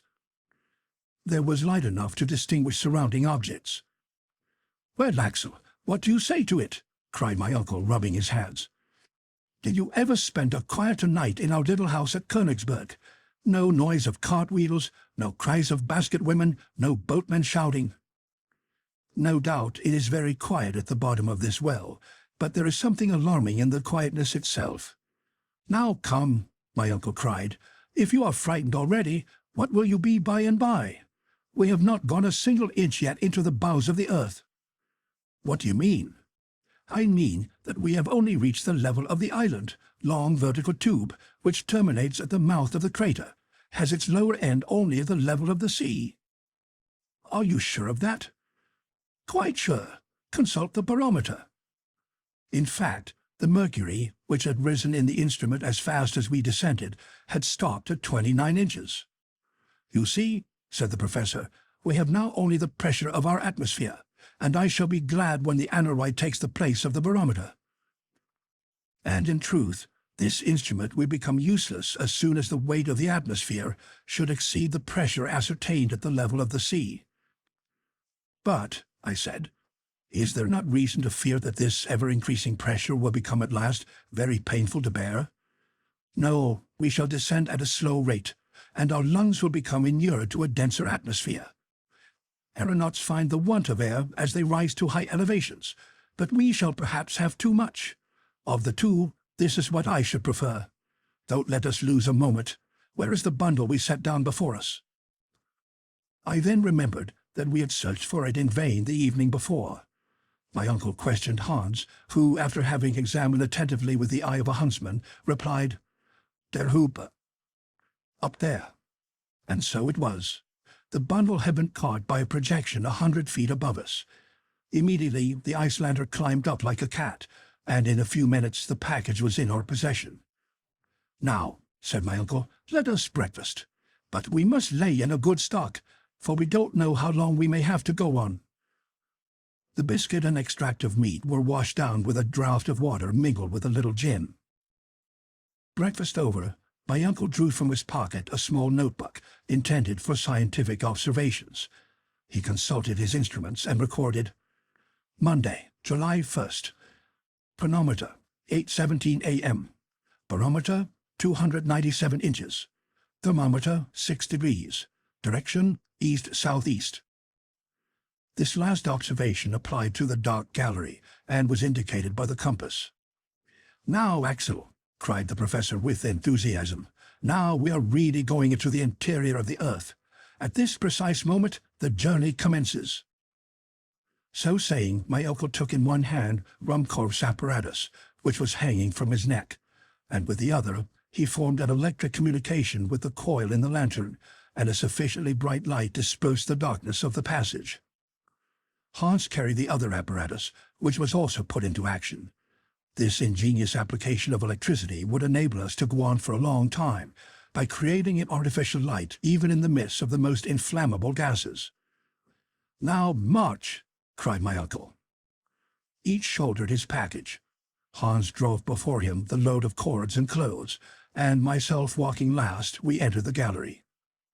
At the moment of becoming engulfed in this dark gallery, I raised my head and saw for the last time through the length of that vast tube the sky of Iceland, which I was never to behold again.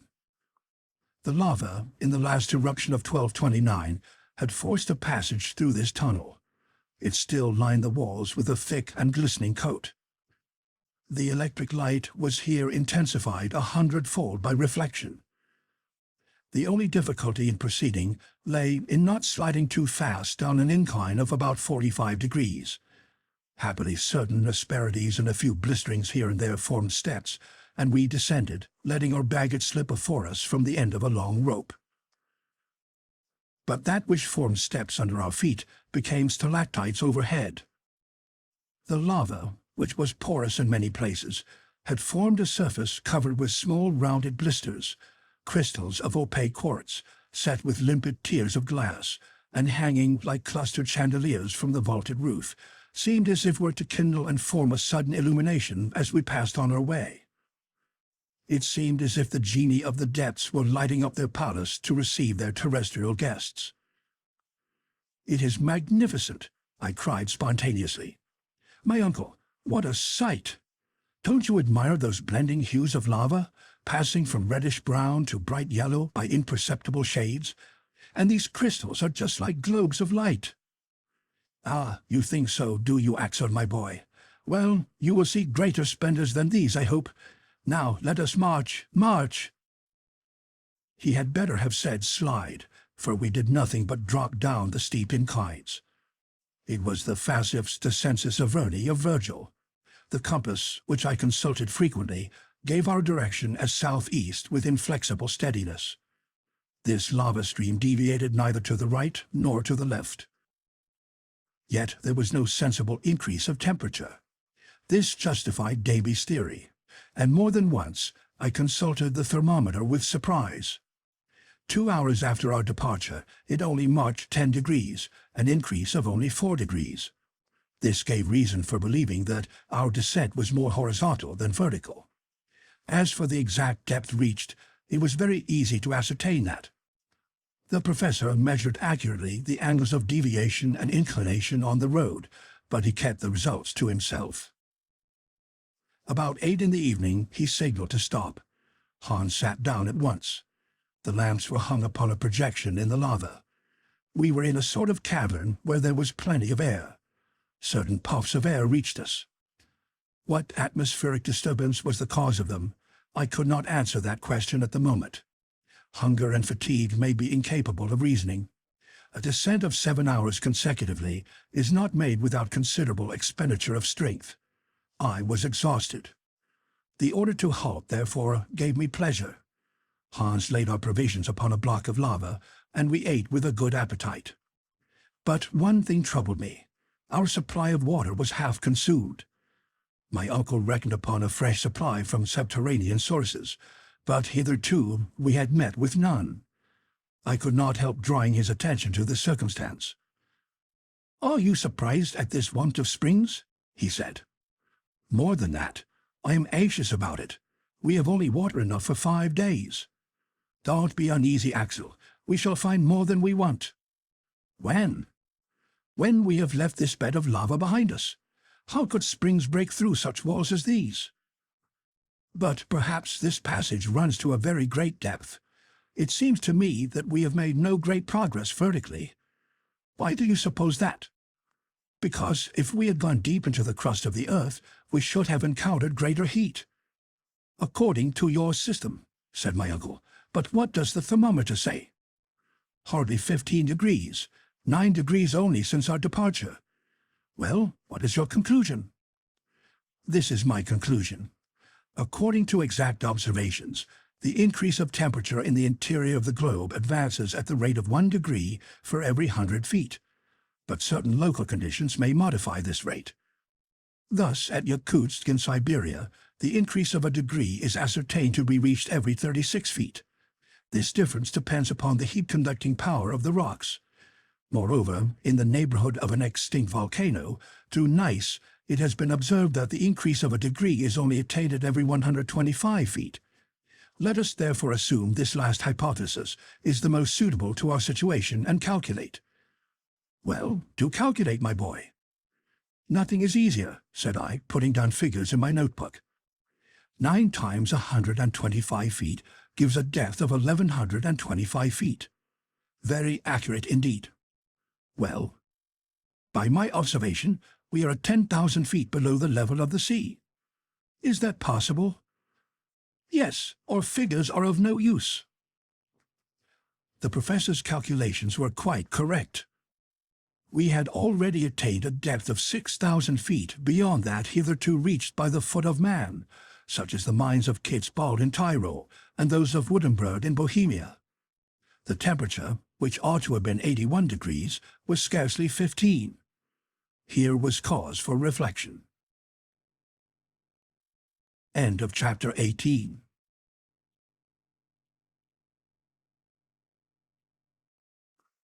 Chapter 19.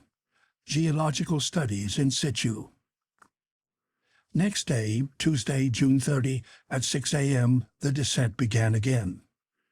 We were still following the gallery of lava, a real natural staircase, and as gently sloping as those inclined planes which in some old houses are still found instead of flights of steps.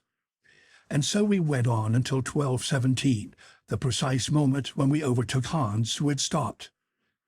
"Ah, here we are," exclaimed my uncle, "at the very end of the chimney." I looked around me. We were standing at the intersection of two roads, both dark and narrow. Which were we to take? This was a difficulty. Still, my uncle refused to admit an appearance of hesitation, either before me or the guide. He pointed out the eastern tunnel, and we were soon all three in it. Besides, there would have been interminable hesitation before this choice of roads, for since there was no indication whatever to guide our choice, we were obliged to trust to chance. The slope of this gallery was scarcely perceptible, and its sections were very unequal. Sometimes we passed a series of arches succeeding each other, like the majestic arcades of a Gothic cathedral. Here the architects of the Middle Ages might have found studies for every form of the sacred art which sprang from the development of the pointed arch. A mile farther we had to bow our heads under corniced elliptic arches in the Romanesque style, and massive pillars standing out from the wall bent under the spring of the vault that rested heavily upon them.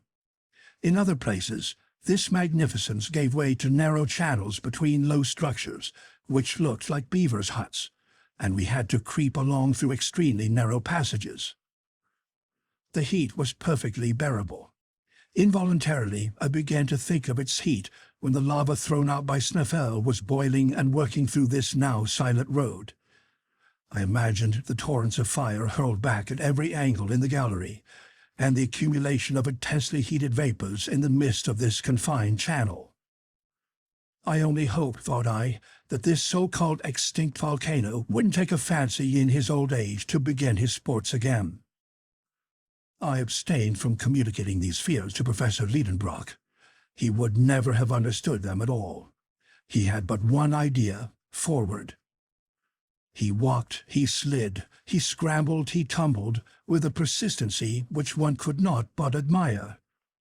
By 6 in the evening, after a not very fatiguing walk, we had gone 2 leagues south, but scarcely a quarter of a mile down.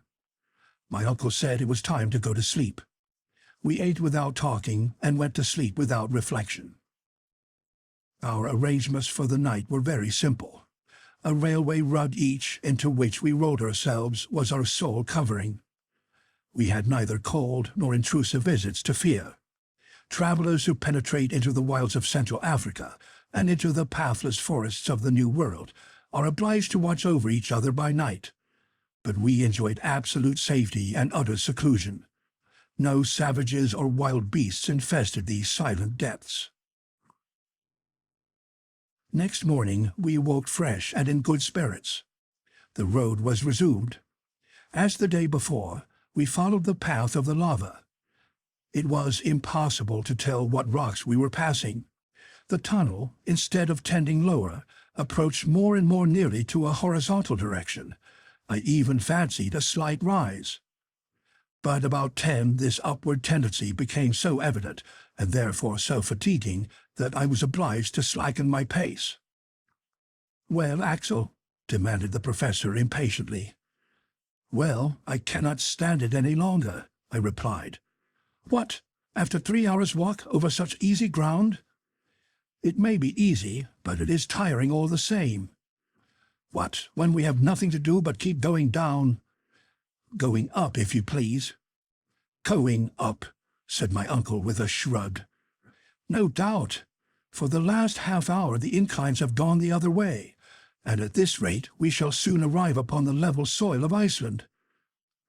The professor nodded slowly and uneasily, like a man that declines to be convinced. I tried to resume the conversation. He answered not a word, and gave the signal for a start. I saw that his silence was nothing but ill humor. Still, I had courageously shouldered my burden again, and was rapidly following Hans, whom my uncle preceded. I was anxious not to be left behind. My greatest care was not to lose sight of my companions. I shuddered at the thought of being lost in the mazes of this vast subterranean labyrinth. Besides, if the ascending road did become steeper, I was comforted with the thought that was bringing us nearer to the surface. There was hope in this. Every step confirmed me in it, and I was rejoicing at the thought of meeting my little Graubin again. By midday there was a change in the appearance of this wall of the gallery. I noticed it by a diminution of the amount of light reflected from the sides. Solid rock was appearing in the place of the lava coating. The mass was composed of inclined and sometimes vertical strata. We were passing through rocks of the transition or Silurian system. "It is evident," I cried, "the marine deposits formed in the second period, the shales, limestones, and sandstones. We are turning away from the primary granite. We are just as if we were people of Hamburg going to Lübeck by way of Hanover." I had better have kept my observations to myself, but my geological instinct was stronger than my prudence, and Uncle Lidenbrock heard my exclamation. "What's that you are saying?" he asked. "See," I said, pointing to the varied series of sandstones and limestones and the first indication of slate. "Well?" "We are at the period when the first plants and animals appeared." "Do you think so?" "Look close and examine." I obliged the professor to move his lamp over the walls of the gallery. I expected some signs of astonishment, but he spoke not a word and went on. Had he understood me or not? Did he refuse to admit, out of self-love as an uncle and a philosopher, that he had mistaken his way when he chose the eastern tunnel? Or was he determined to examine this passage to its farthest extremity? It was evident that we had left the lava path, and that this road could not possibly lead to the extinct furnace of Snæfell. Yet I asked myself if I was not depending too much on this change in the rock. Might I not myself be mistaken? Were we really crossing the layers of rock which overlie the granite foundation? If I am right, I thought, I must soon find some fossil remains of primitive life, and then we must yield to evidence. I will look. I had not gone 100 paces before incontestable proofs presented themselves. It could not be otherwise, for in the Silurian age the seas contained at least 1,500 vegetable and animal species. My feet, which had become accustomed to the indurated lava floor, suddenly rested upon a dust composed of the debris of plants and shells. In the walls were distinct impressions of fucoids and leucopodites.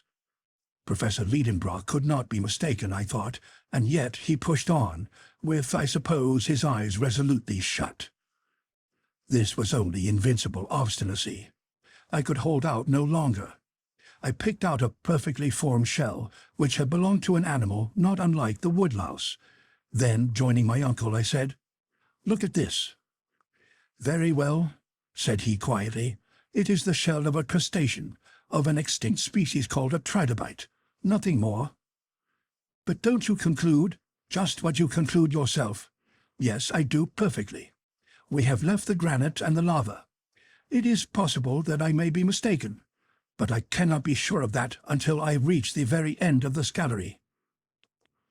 "You are right in doing this, my uncle, and I should quite approve of your determination if there were not a danger threatening us nearer and nearer." "What danger?" "The want of water." "Well, Axel, we will put ourselves upon rations." End of chapter 19.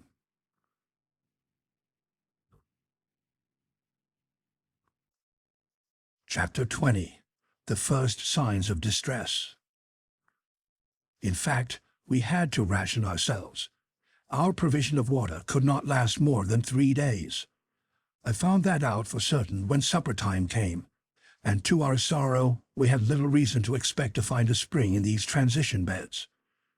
The whole of the next day the gallery opened before us its endless arcades. We moved on almost without a word. Hans' silence seemed to be affecting us. The road was now not ascending, at least not perceptibly. Sometimes even it seemed to have a slight fall. But this tendency, which was very trifling, could not do anything to reassure the professor, for there was no change in the beds, and the transitional characteristics became more and more decided.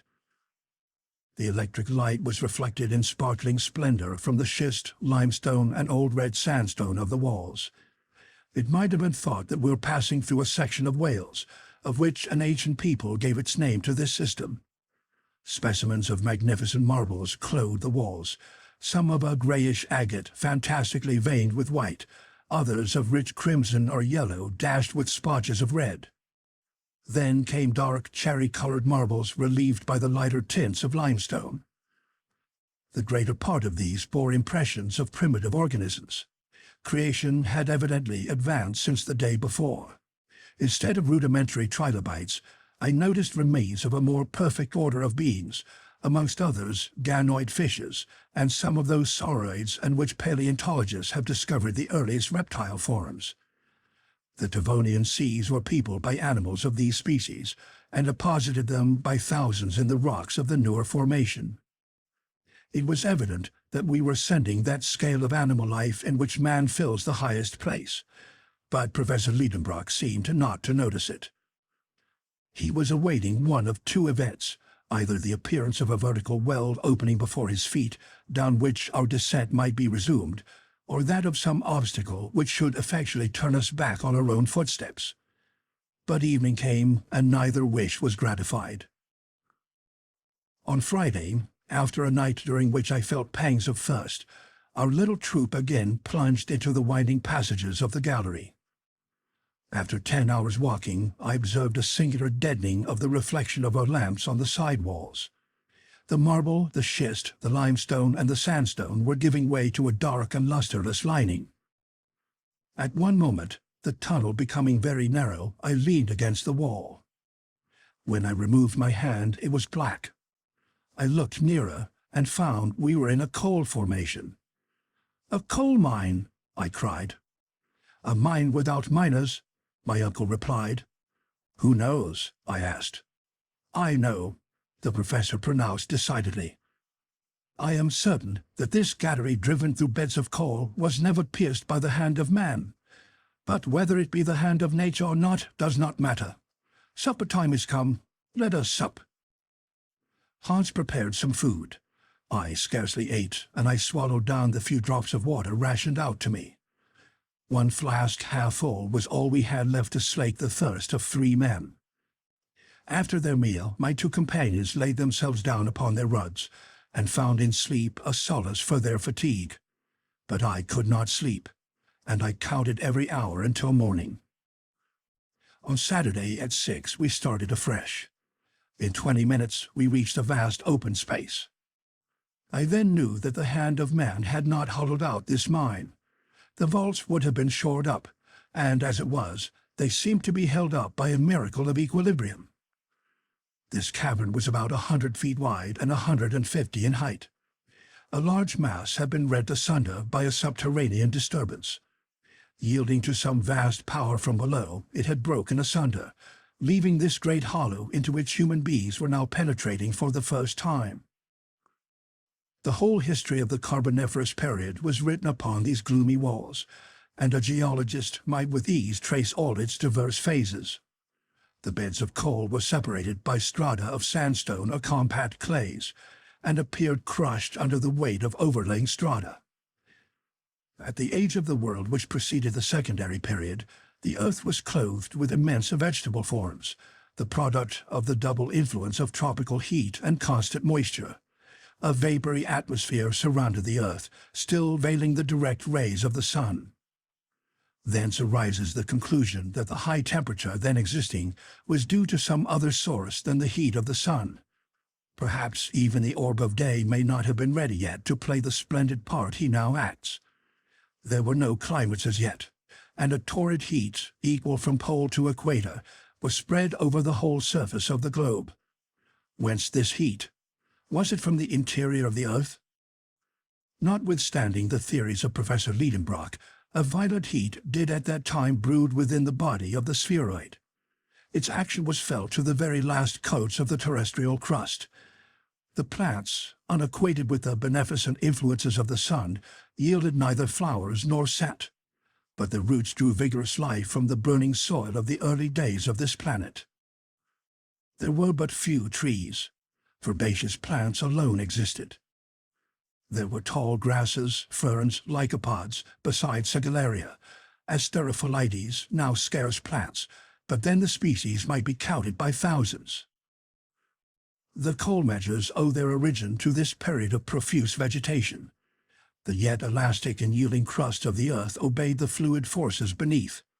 Thence innumerable fissures and depressions. The plants, sunk underneath the waters, formed by degrees into vast accumulated masses. Then came the chemical action of nature. In the depths of the seas, the vegetable accumulations first became peat. Then, acted upon by generated gases and the heat of fermentation, they underwent a process of complete mineralization.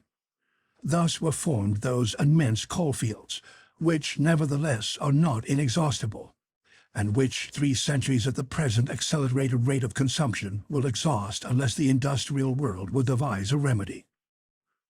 These reflections came into my mind whilst I was contemplating the general wealth stored up in this portion of the globe. These, no doubt, I thought, will never be discovered. The working of such deep mines would involve too large an outlay, and where would be the use as long as coal is yet spread far and wide near the surface? Such as my eyes behold these virgin stores, such they will be when this world comes to an end. But still we marched on, and I alone was forgetting the length of the way by losing myself in the midst of geological contemplations. The temperature remained what it had been during our passage during the lava and schists. Only my sense of smell was forcibly affected by an odor of protocarburet of hydrogen. I immediately recognized in this gallery the presence of a considerable quantity of the dangerous gas called by miners fire damp, the explosion of which has often occasioned such dreadful catastrophes. Happily, our light was from Rumkor's ingenious apparatus. If, unfortunately, we had explored this gallery with torches, a terrible explosion would have put an end to traveling and travelers at one stroke. This excursion through the coal mine lasted till night. My uncle scarcely could restrain his impatience at the horizontal road. The darkness, always deep 20 yards before us, prevented us from estimating the length of the gallery, and I was beginning to think it must be endless, when suddenly, at 6 o'clock, a wall very unexpectedly stood before us. Right or left, top or bottom, there was no road farther. We were at the end of a blind alley. "Very well, it's all right," cried my uncle. "Now, at any rate, we shall know what we are about. We are not in Saknussemm's road, and all we have to do is to go back. Let us take a night's rest, and in 3 days we shall get to the fork in the road." "Yes," said I, "if we have any strength left." "Why not?" "Because tomorrow we shall have no water." "No courage either?" asked my uncle severely. I dared make no answer. End of chapter 20.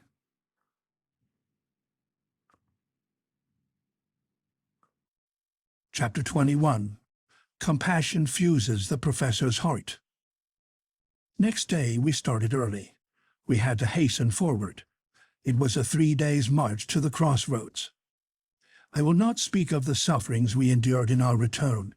My uncle bore them with the angry impatience of a man obliged to his own weakness, Hans with the resignation of his passive nature, I confess, with complaints and expressions of despair. I had no spirit to oppose this ill fortune. As I had foretold, The water failed entirely by the end of the first day's retrograde march. Our fluid element was now nothing but gin, but this infernal fluid burned my throat, and I could not even endure the sight of it. I found the temperature in the air stifling. Fatigue paralyzed my limbs. More than once I dropped down motionless. Then there was a halt, and my uncle and the Icelander did their best to restore me. But I saw that the former was struggling painfully against excessive fatigue and the tortures of thirst. At last, on Tuesday, July 8th, we arrived on our hands and knees and half dead at the junction of the two roads. There I dropped like a lifeless lump, extended on the lava soil. It was 10 in the morning.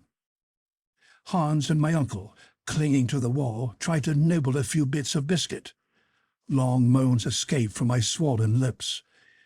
After some time, my uncle approached me and raised me in his arms.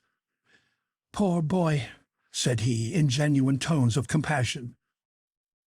I was touched with these words, not being accustomed to see the excitable professor in a softened mood. I grasped his trembling hands in mine. He let me hold them and looked at me. His eyes were moistened. Then I saw him take the flask that was hanging at his side. To my amazement, he placed it on my lips. "Drink," said he. Had I heard him? Was my uncle beside himself?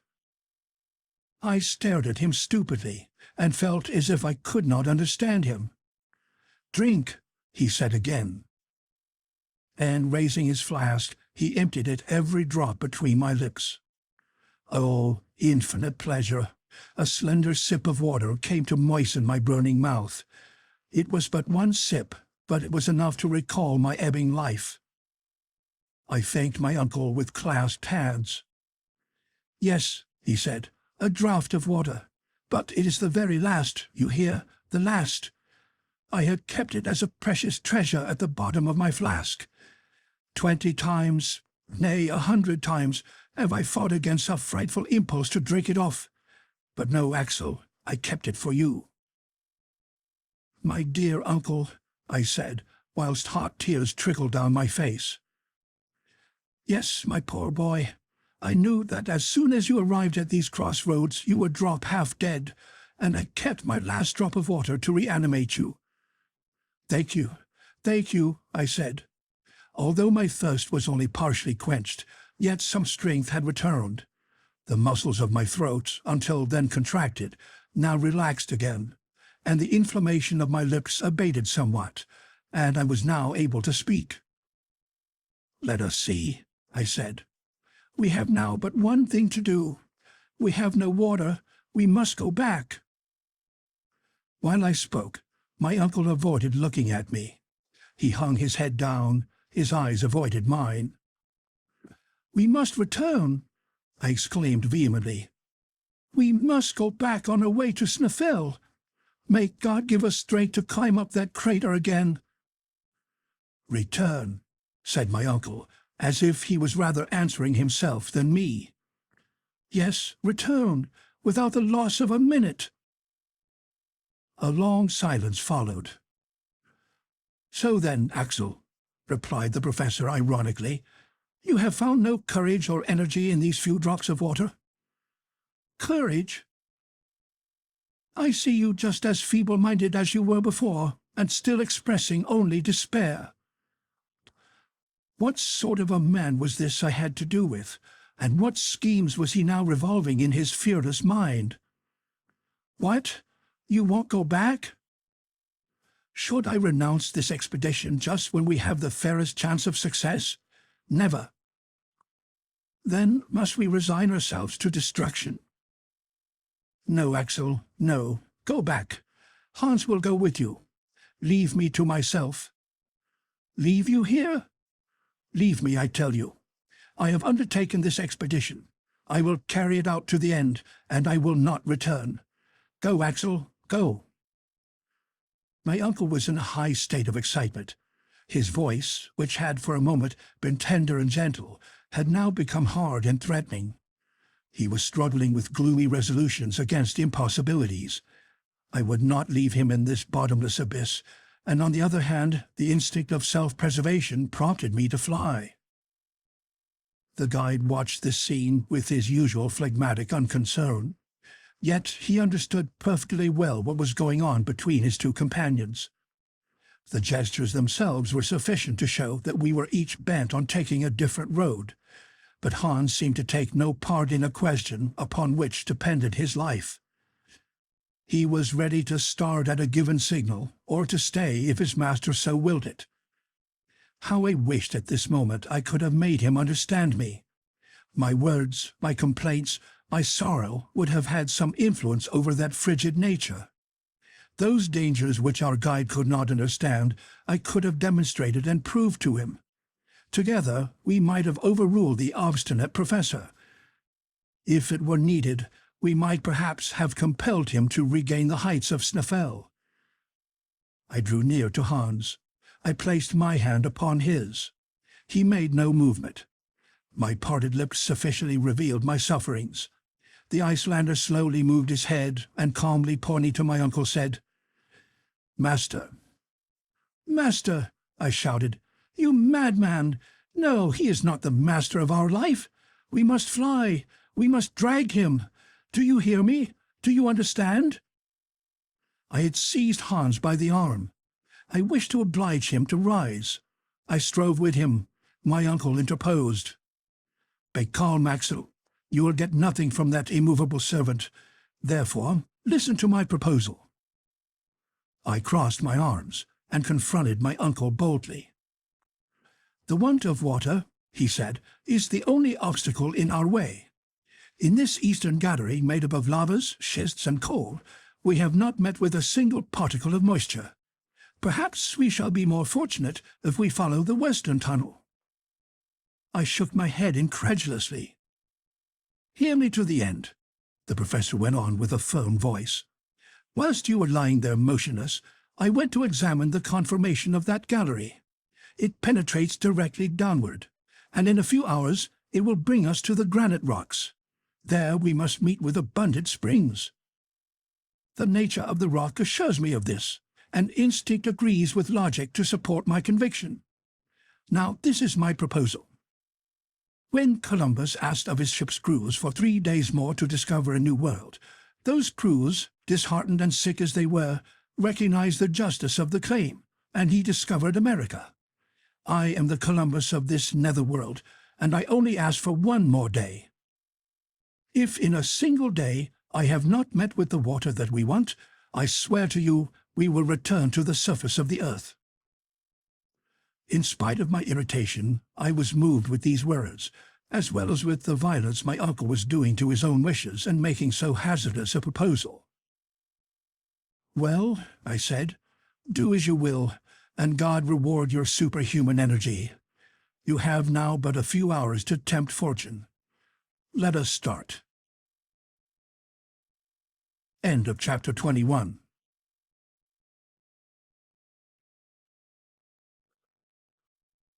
Chapter 22. Total failure of water. This time the descent commenced by the new gallery. Hans walked first, as was his custom. We had not gone 100 yards when the professor, moving his lantern along the walls, cried, "Here are primitive rocks. Now we are in the right way. Forward!" When in its early stages the earth was slowly cooling, its contraction gave rise in its crust to disruptions, distortions, fissures, and chasms. The passage through which we were moving was such a fissure, through which at one time granite poured out in a molten state. Its thousands of windings formed an inextricable labyrinth through the primeval mass. As fast as we descended, the succession of beds forming the primitive foundation came out with increasing distinctness. Geologists consider this primitive matter to be the base of the mineral crust of the earth, and have ascertained it to be composed of 3 different formations: schist, gneiss, and mica schist, resting upon that unchangeable foundation, the granite. Never had mineralogists found themselves in so marvelous a situation to study nature in situ. What the boring machine, an insensible inert instrument, was unable to bring to the surface of the inner structure of the globe, we were able to peruse with our own eyes and handle with our own hands. Through the beds of schist, colored with delicate shades of green, ran in winding coarse threads of copper and manganese, with traces of platinum and gold. I thought, what riches are here buried at an unapproachable depth in the earth, hidden forever from the covetous eyes of the human race. These treasures have been buried at such a profound depth by the convulsions of primeval times that they run no chance of ever being molested by the pickaxe or the spade. To the schists succeeded gneiss, partially stratified, remarkable for the parallelism and regularity of its lamina. Then mica schists, laid in large plates or flakes, revealing their lamellated structure by the sparkle of the white shiny mica. The light from our apparatus, reflected from the small facets of quartz, shot sparkling rays at every angle, and they seemed to be moving through a diamond within which the quickly darting rays broke across each other in 1,000 flashing coruscations. About 6 o'clock, this brilliant fed of illuminations underwent a sensible abatement of splendor, then almost ceased. The walls assumed a crystallized though somber appearance. Mica was more closely mingled with the feldspar and quartz to form the proper rocky foundations of the earth, which bears without distortion or crushing the weight of the 4 terrestrial systems. We were immured within prison walls of granite. It was 8 in the evening. No signs of water had yet appeared. I was suffering horribly. My uncle strode on. He refused to stop. He was listening anxiously for the murmur of distant springs, but no, there was dead silence. And now my limbs were failing beneath me. I resisted pain and torture that I might stop my uncle, which would have driven him to despair, for the day was drawing near to its end, and it was his last. At last I failed utterly. I uttered a cry and fell. "Come to me, I am dying." My uncle retraced his steps. He gazed upon me with his arms crossed. Then these muttered words passed his lips. "It's all over." The last thing I saw was a fearful gesture of rage, and my eyes closed. When I reopened them, I saw my 2 companions motionless and rolled up in their coverings. Were they asleep? As for me, I could not get 1 moment's sleep. I was suffering too keenly, and what embittered my thoughts was that there was no remedy. My uncle's last words echoed painfully in my ears. "It's all over." For in such a fearful state of debility, it was madness to think of ever reaching the upper world again. We had above us 1.5 leagues of terrestrial crust. The weight of it seemed to be crushing down upon my shoulders. I felt weighed down, and I exhausted myself with imaginary violent exertions to turn round upon my granite couch. A few hours passed away. A deep silence reigned around us, the silence of the grave. No sound could reach us through walls, the thinnest of which were 5 miles thick. Yet in the midst of my stupefaction, I seemed to be aware of a noise. It was dark down the tunnel, but I seemed to see the Icelander vanishing from our sight with the lamp in his hand. Why was he leaving us? Was Hans going to forsake us? My uncle was fast asleep. I wanted to shout, but my voice died upon my parched and swollen lips. The darkness became deeper, and the last sound died away in the far distance. "Hans has abandoned us," I cried. "Hans! Hans!" But these words were only spoken within me. They went no farther. Yet after the first moment of terror, I felt ashamed of suspecting a man of such extraordinary faithfulness. Instead of ascending, he was descending the gallery. An evil design would have taken him up, not down. This reflection restored me to calmness, and I turned to other thoughts. None but some weighty motive could have induced so quiet a man to forfeit his sleep. Was he on a journey of discovery? Had he, during the silence of the night, caught a sound, a murmuring of something in the distance, which had failed to affect my hearing? End of chapter 22.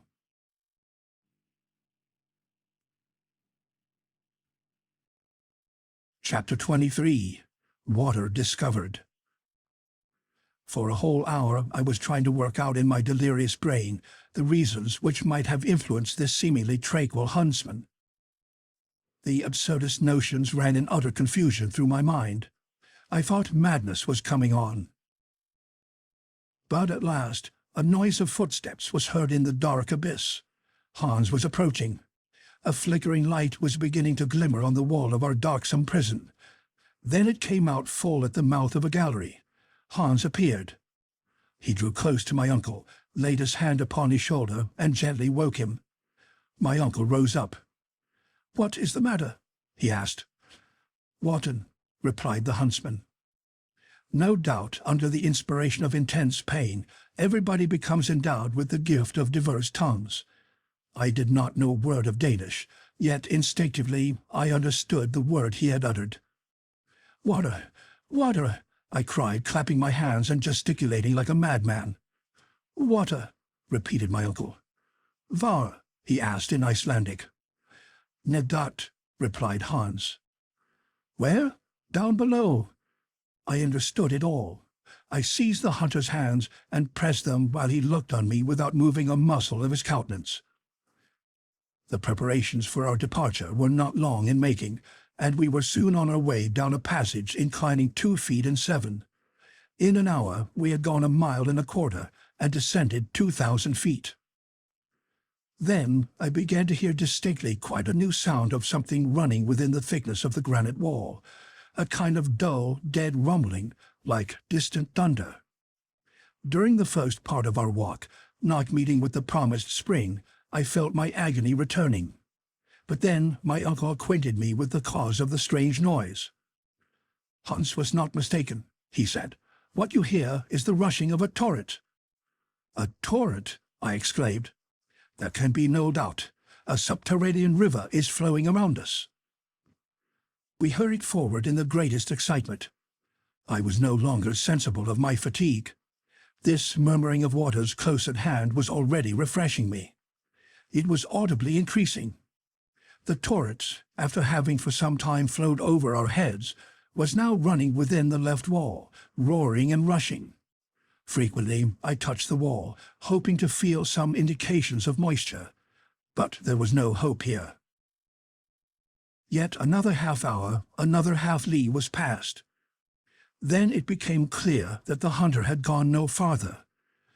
Guided by an instinct peculiar to mountaineers, he had, as it were, felt this torrent through the rock, but he had certainly seen none of the precious liquid. He had drunk nothing himself. Soon it became evident that if we continued our walk we should widen the distance between ourselves and the stream, the noise of which was becoming fainter. We returned. Hans stopped where the torrent seemed closest. I sat near the wall, while the waters were flowing past me at a distance of 2 feet with extreme violence. But there was a thick granite wall between us and the object of our desires. Without reflection, without asking if there were any means of procuring the water, I gave way to a movement of despair.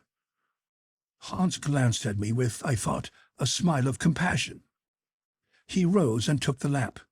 I followed him. He moved towards the wall. I looked on. He applied his ear against the dry stone and moved it slowly to and fro, listening intently. I perceived at once that he was examining to find the exact place where the torrent could be heard the loudest. He met with that point on the left side of the tunnel, at 3 feet from the ground. I was stirred up with excitement. I hardly dared guess what the hunter was about to do, but I could not but understand, and applaud and cheer him on when I saw him lay hold of the pickaxe to make an attack upon the rock. "We are saved!" I cried. "Yes," cried my uncle, almost frantic with excitement. "Hans is right. Capital fellow. Who but he would have thought of it?" Yes, who but he? Such an expedient, however simple, would never have entered into our minds. True, it seemed most hazardous to strike a blow of the hammer in this part of the earth's structure. Suppose some displacement should occur and crush us all. Suppose the torrent, bursting through, should drown us in a sudden flood. There was nothing vain in these fancies. But still no fears of falling rocks or rushing floods could stay us now, and our thirst was so intense that, to satisfy it, we would have dared the waves of the North Atlantic. Hans set about the task which my uncle and I together could not have accomplished. If our impatience had armed our hands with power, we should have shattered the rock into 1,000 fragments. Not so Hans. Full of self-possession, he calmly wore his way through the rock with a steady succession of light and skillful strokes, working through an aperture 6 inches wide at the outside. I could hear a louder noise of flowing waters, and I fancied I could feel the delicious fluid refreshing my parched lips. The pick had soon penetrated 2 feet into the granite partition, and our man worked for above an hour. I was in an agony of impatience. My uncle wanted to employ stronger measures, and I had some difficulty in dissuading him. Still, he had just taken a pickaxe in his hand, when a sudden hissing was heard, and a jet of water spurted out with violence against the opposite wall.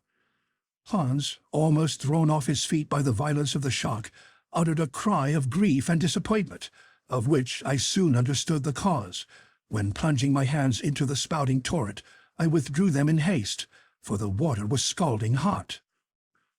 "The water is at the boiling point," I cried. "Well, never mind, let it cool," my uncle replied. The tunnel was filling with steam, whilst a stream was forming which by degrees wandered away into the subterranean windings, and soon we had the satisfaction of swallowing our first draught. Could anything be more delicious than the sensation that our burning intolerable thirst was passing away, and leaving us to enjoy comfort and pleasure? But where was this water from? No matter. It was water, and though still warm, it brought life back to the dying. I kept drinking without stopping, and almost without tasting. At last, after a most delightful time of reviving energy, I cried, "Why, this is a chalybeate spring!" "Nothing could be better for the digestion," said my uncle.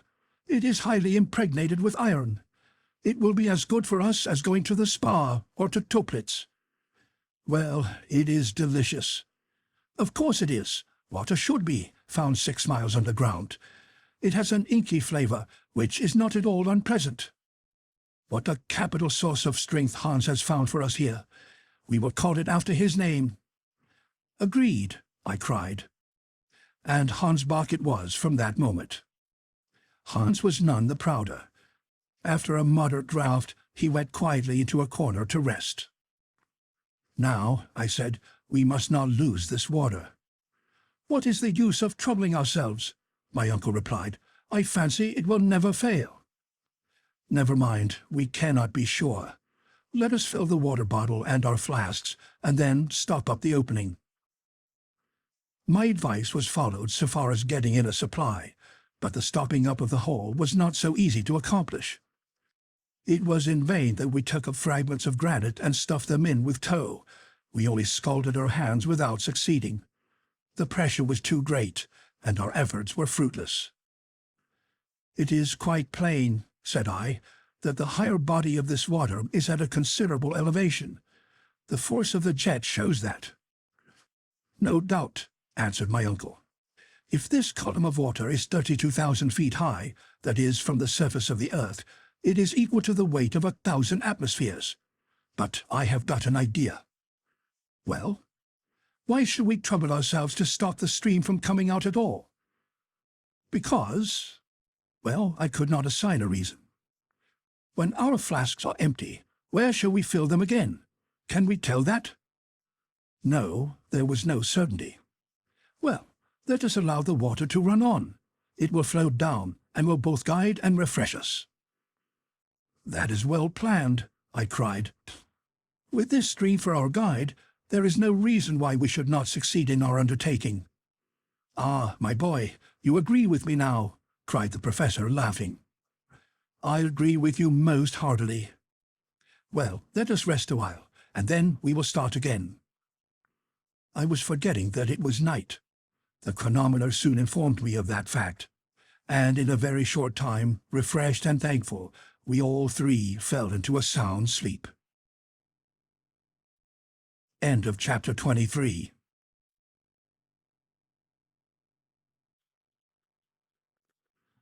Chapter 24. Well said, old mole. Canst thou work of the ground so fast? By the next day we had forgotten all our sufferings. At first I was wondering that I was no longer thirsty, and I was for asking for the reason. The answer came in the murmuring of the stream at my feet. We breakfasted and drank of this excellent chalybeate water. I felt wonderfully stronger, and quite decided upon pushing on. Why should not so firmly convinced a man as my uncle, furnished with so industrious a guide as Hans, and accompanied by so determined a nephew as myself, go on to final success? Such were the magnificent plans which struggled for mastery within me. If it had been proposed to me to return to the summit of Snæfell, I should have indignantly declined. Most fortunately, all we had to do was to descend. "Let us start," I cried, awakening by my shouts the echoes of the vaulted hollows of the earth. On Thursday at 8 a.m. we started afresh. The granite tunnel winding from side to side earned us past unexpected turns, and seemed almost to form a labyrinth. But on the whole, its direction seemed to be southeasterly. My uncle never ceased to consult his compass to keep account of the ground gone over. The gallery dipped down a very little way from the horizontal, scarcely more than 2 inches in a fathom, and the stream ran gently murmuring at our feet. I compared it to a friendly genius guiding us underground, and caressed with my hand the soft naiad, whose comforting voice accompanied our steps. With my reviving spirits, these mythological notions seemed to come unbidden. As for my uncle, he was beginning to storm against the horizontal road. He loved nothing better than a vertical path. But this way seemed indefinitely prolonged, and instead of sliding along the hypotenuse as we were now doing, he would willingly have dropped down the terrestrial radius.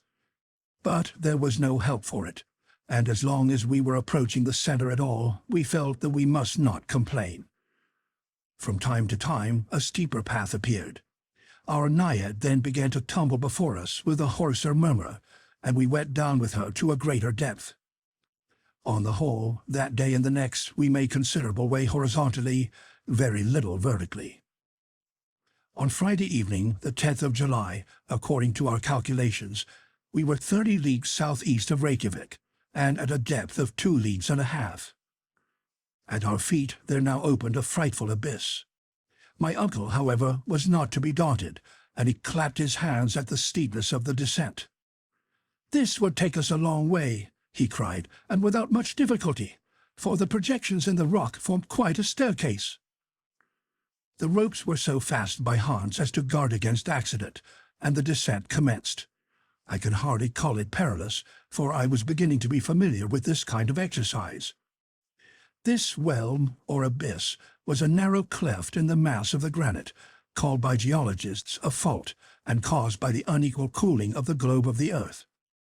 If it had at one time been a passage for eruptive matter thrown out by Snæfell, I still could not understand why no trace was left of its passage. We kept going down a kind of winding staircase, which seemed almost to have been made by the hand of man. Every quarter of an hour we were obliged to halt, to take a little necessary repose and restore the action of our limbs. We then sat down upon a fragment of rock, and we talked as we ate and drank from the stream. Of course, down this fault the Hansbach fell in a cascade, and lost some of its volume. But there was enough and to spare to slake our thirst. Besides, when the incline became more gentle, it would of course resume its peaceable course. At this moment it reminded me of my worthy uncle, in his frequent fits of impatience and anger, while below it ran with the calmness of the Icelandic hunter. On the 6th and 7th of July we kept following the spiral curves of this singular well, penetrating in actual distance no more than 2 leagues, but being carried to a depth of 5 leagues below the level of the sea. But on the 8th, about noon, the fault took towards the southeast a much gentler slope, one of about 45 degrees. Then the road became monotonously easy. It could not be otherwise, for there was no landscape to vary the stages of our journey. On Wednesday the 15th, we were 7 leagues underground, and had travelled 50 leagues away from Snæfell. Although we were tired, our health was perfect, and the medicine chest had not yet had occasion to be opened. My uncle noted every hour the indications of the compass, the chronometer, the aneroid, and the thermometer, the very same which he has published in his scientific report of our journey. It was therefore not difficult to know exactly our whereabouts. When he told me that we had gone 50 leagues horizontally, I could not repress an exclamation of astonishment at the thought that we had now long left Iceland behind us. "What is the matter?" he cried. "I was reflecting that, if your calculations are correct, we are no longer under Iceland." "Do you think so?" "I am not mistaken," I said, and examining the map, I added, "We have passed Cape Portland, and those 50 leagues bring us under the wide expanse of the ocean." "Under the sea," my uncle repeated, rubbing his hands with delight. "Can it be?" I said. "Is the ocean spread above our heads?" "Of course, Axel. What can be more natural? At Newcastle, are there not coal mines extending far under the sea?" It was all very well for the professor to call this so simple, but I could not feel quite easy at the thought that the boundless ocean was rolling over my head.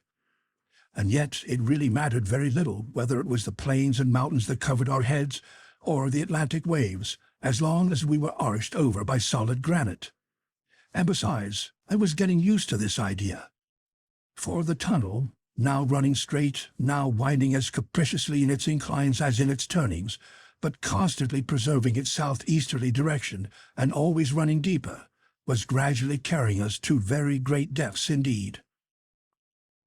4 days later, Saturday the 18th of July in the evening, we arrived at a kind of vast grotto, and here my uncle paid Hans his weekly wages, and it was settled that the next day, Sunday, should be a day of rest. End of chapter 24.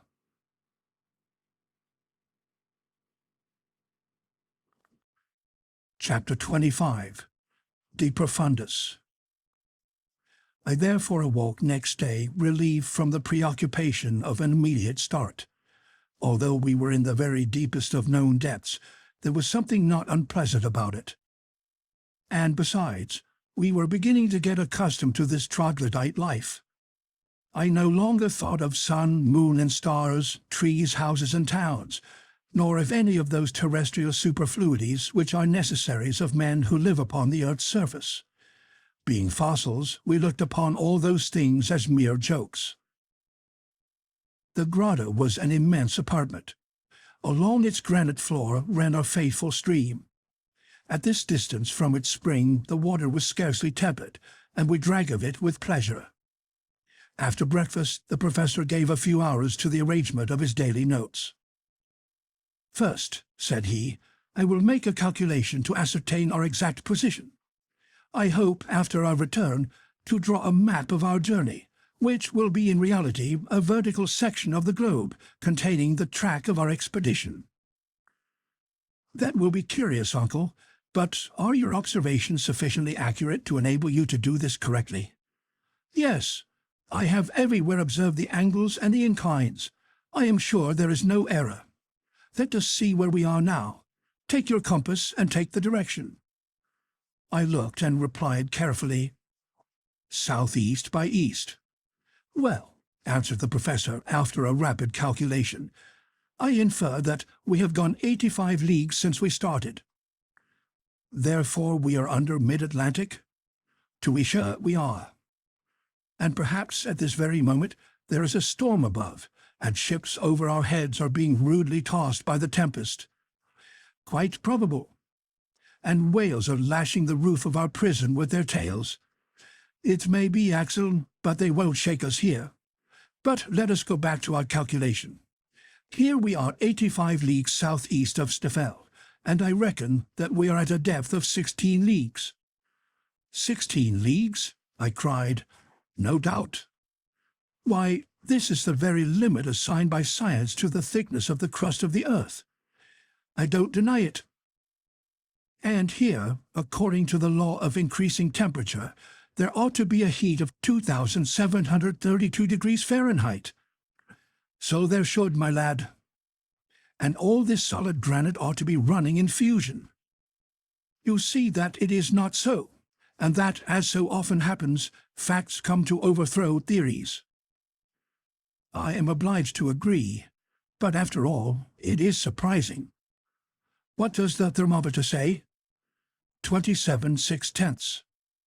Therefore, the savants are wrong by 2,705 degrees, and the proportion increase is a mistake.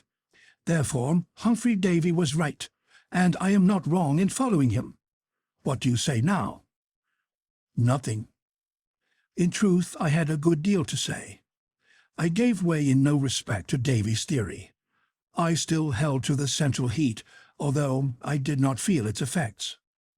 I prefer to admit in truth that this chimney of an extinct volcano, lined with lavas, which are non-conductors of heat, did not suffer the heat to pass through its walls. But without stopping to look upon new arguments, I simply took up our situation such as it was. Well, admitting all your calculations to be quite correct, you must allow me to draw one rigid result therefrom. What is it? Speak freely. At the latitude of Iceland, where we now are, the radius of the Earth, the distance from the center to the surface, is about 1,583 leagues. Let us say in round numbers 1,600 leagues or 4,800 miles. Out of 1,600 leagues we have gone 12. So you say. And these 12 at a cost of 85 leagues diagonally? Exactly so. In 20 days? Yes. Now, 16 leagues are the 100th part of the Earth's radius. At this rate, we shall be 2,000 days, or nearly 5 years and a half in getting to the center. No answer was vouchsafed to this rational conclusion. Without reckoning, too, that if a vertical depth of 16 leagues can be attained only by a diagonal descent of 84, it follows that we must go 8,000 miles in a southeasterly direction, so that we shall emerge from some point in the Earth's circumference instead of getting to the center.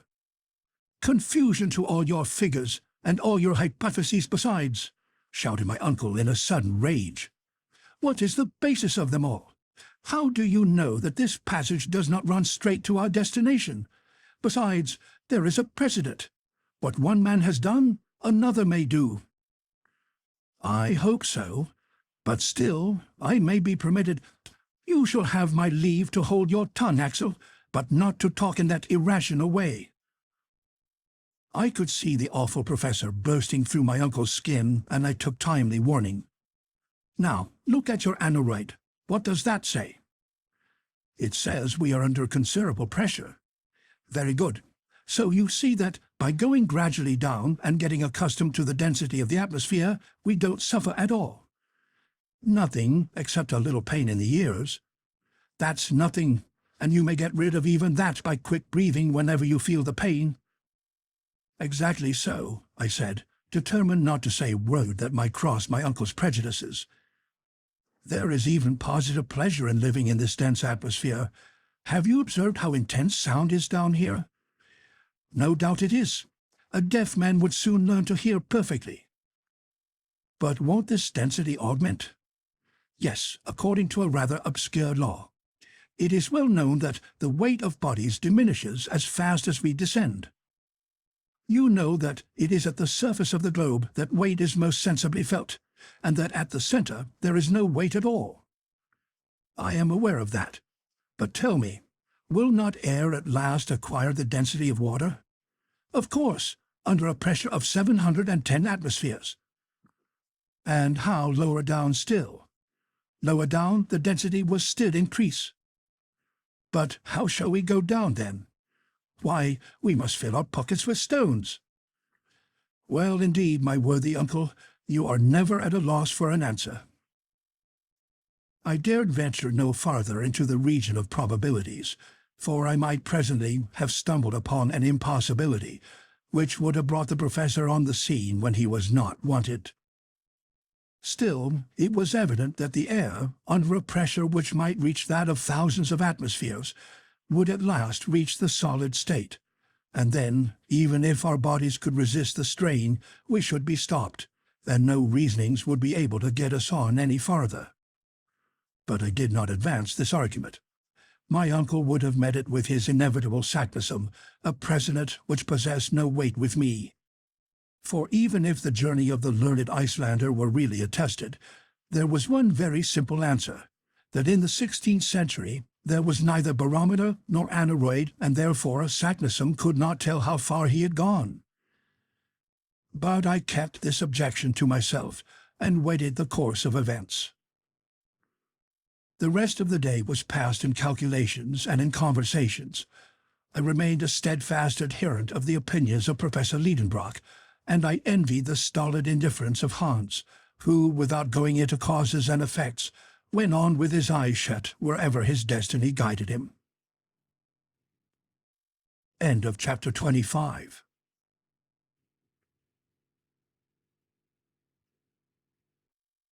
Chapter 26.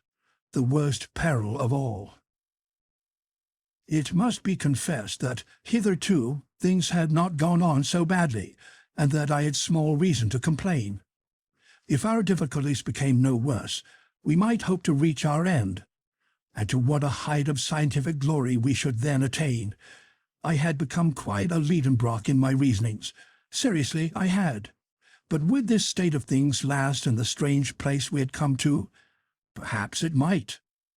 For several days, steeper inclines, some even frightfully near to the perpendicular, brought us deeper and deeper into the mass of the interior of the earth. Some days we advanced nearer to the center by 1.5 leagues, or nearly 2 leagues. These were perilous descents, in which the skill and marvelous coolness of Hans were invaluable to us. That unimpassioned Icelander devoted himself with incomprehensible deliberation, and, thanks to him, we crossed many a dangerous spot which we should never have cleared alone. But his habit of silence gained upon him day by day, and was infecting us. External objects produce decided effects upon the brain. A man shut up between 4 walls soon loses the power to associate words and ideas together. How many prisoners in solitary confinement become idiots, if not mad, for want of exercise for the thinking faculty? During the fortnight following our last conversation, no incident occurred worthy of being recorded. But I have good reason for remembering one very serious event which took place at this time, and of which I could scarcely now forget the smallest details. By the 7th of August, our successive descents had brought us to a depth of 30 leagues. That is, that for a space of 30 leagues there were over our heads solid beds of rock, ocean, continents, and towns. We must have been 200 leagues from Iceland. On that day the tunnel went down a gentle slope. I was ahead of the others. My uncle was carrying one of Ruhmkorff's lance and I the other. I was examining the beds of granite. Suddenly, turning round, I observed that I was alone. Well, well, I thought, I have been going too fast, or Hans and my uncle have stopped on the way. Come, this won't do. I must join them. Fortunately, there is not much of an ascent. I retraced my steps. I walked for a quarter of an hour. I gazed into the darkness. I shouted. No reply. My voice was lost in the mist of the cavernous echoes which alone replied to my call. I began to feel uneasy. A shudder ran through me. Calmly, I said aloud to myself, I am sure to find my companions again. There are not 2 roads. I was too far ahead. I will return. For half an hour I climbed up. I listened for a call, and in that dense atmosphere a voice could reach very far. But there was a dreary silence in all that long gallery. I stopped. I could not believe that I was lost. I was only bewildered for a time, not lost. I was sure I should find my way again. Come, I repeated, since there is but one road, and they are on it, I must find them again. I have but to ascend still. Unless, indeed, missing me, and supposing me to be behind, they too should have gone back. But even in this case, I have only to make the greater haste. I shall find them, I am sure. I repeated these words in the fainter tones of a half-convinced man. Besides, to associate even such simple ideas with words and reason with them was a work of time. A doubt then seized upon me. Was I indeed in advance when we became separated? Yes, to be sure I was. Hans was after me, preceding my uncle. He had even stopped for a while to strap his baggage better over his shoulders. I could remember this little incident. It was at that very moment that I must have gone on. Besides, I thought, have not I a guarantee that I shall not lose my way, a clue in the labyrinth that cannot be broken by faithful stream? I have but to trace it back, and I must come upon them. This conclusion revived my spirits, and I resolved to resume my march without loss of time. How I then blessed my uncle's foresight in preventing the hunter from stopping up the hole in the granite. This beneficent spring, after having satisfied our thirst on the road, would now be my guide among the windings of the terrestrial crust. Before starting afresh, I thought a wash would do me good. I stooped to bathe my face in the Hansbach. To my stupefaction and utter dismay, my feet trod only the rough, dry granite. The stream was no longer at my feet. End of chapter 26.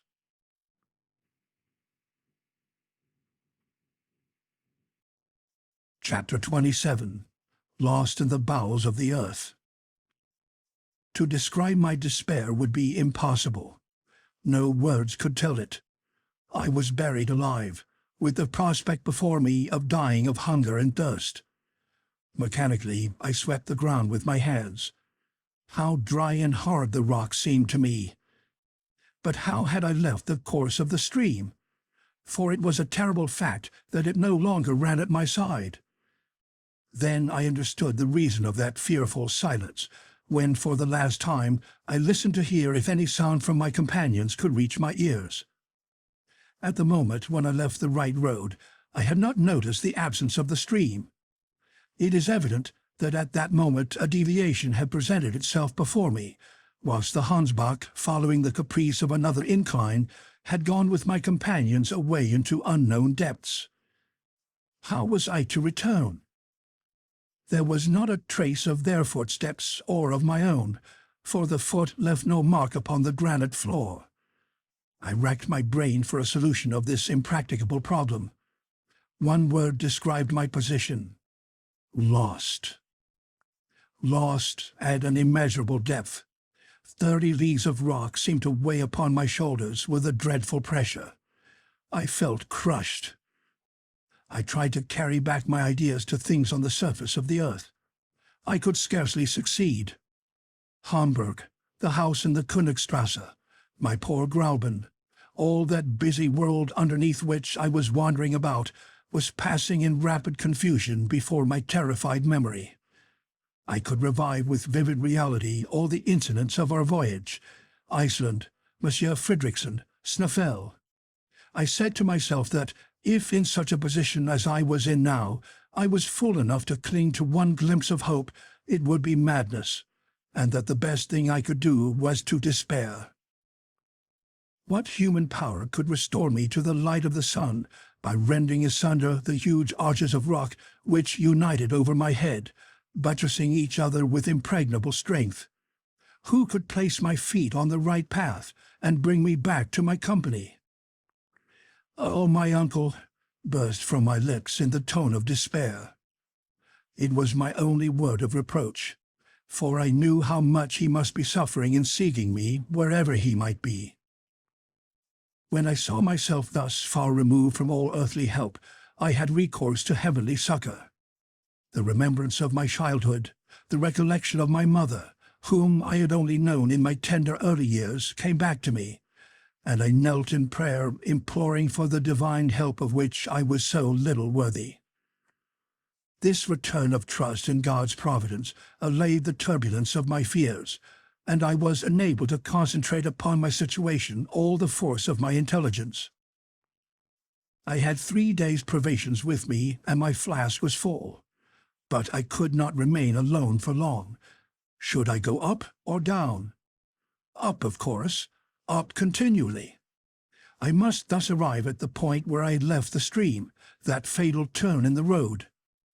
With the stream at my feet, I might hope to regain the summit of Snæfell. Why had I not thought of that sooner? Here was evidently a chance of safety. The most pressing duty was to find out again the course of the Hansbach.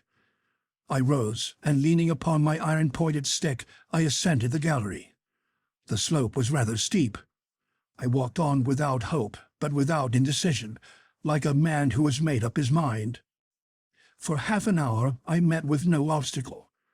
I tried to recognize my way by the form of the tunnel, by the projections of certain rocks, by the disposition of the fractures. But no particular sign appeared, and I soon saw that this gallery could not bring me back to the turning point. It came to an abrupt end. I struck against an impenetrable wall and fell down upon the rock. Unspeakable despair then seized upon me. I lay overwhelmed, aghast. My last hope was shattered against this granite wall. Lost in this labyrinth, whose windings crossed each other in all directions, it was no use to think of flight any longer. Here I must die the most dreadful of deaths. And, strange to say, the thought came across me that when some day my petrified remains should be found 30 leagues below the surface in the bowels of the earth, the discovery might lead to grave scientific discussions.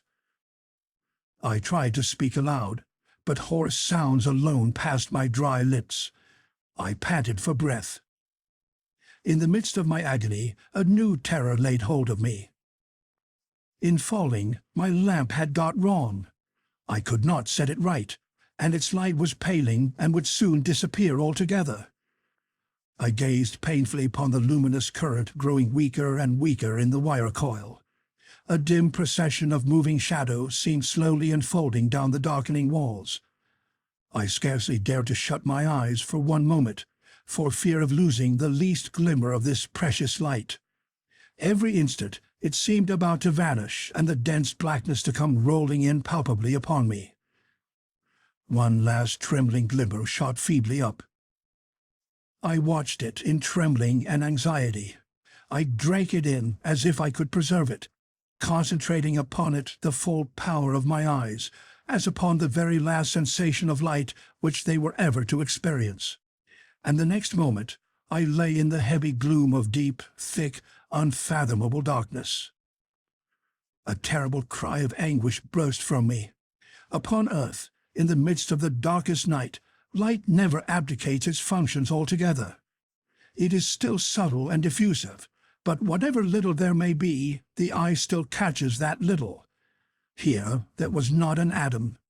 The total darkness made me totally blind. Then I began to lose my head. I arose with my arms stretched out before me, attempting painfully to feel my way. I began to run wildly, hurrying through the inextricable maze, still descending, still running through the substance of the earth's thick crust, a struggling denizen of geological faults, crying, shouting, yelling, soon bruised by contact with the jagged rock, falling and rising again bleeding, trying to drink the blood which covered my face, and even waiting for some rock to shatter my skull against. I shall never know whither my mad career took me. After the lapse of some hours, no doubt exhausted, I fell like a lifeless lump at the foot of the wall and lost all consciousness. End of chapter 27.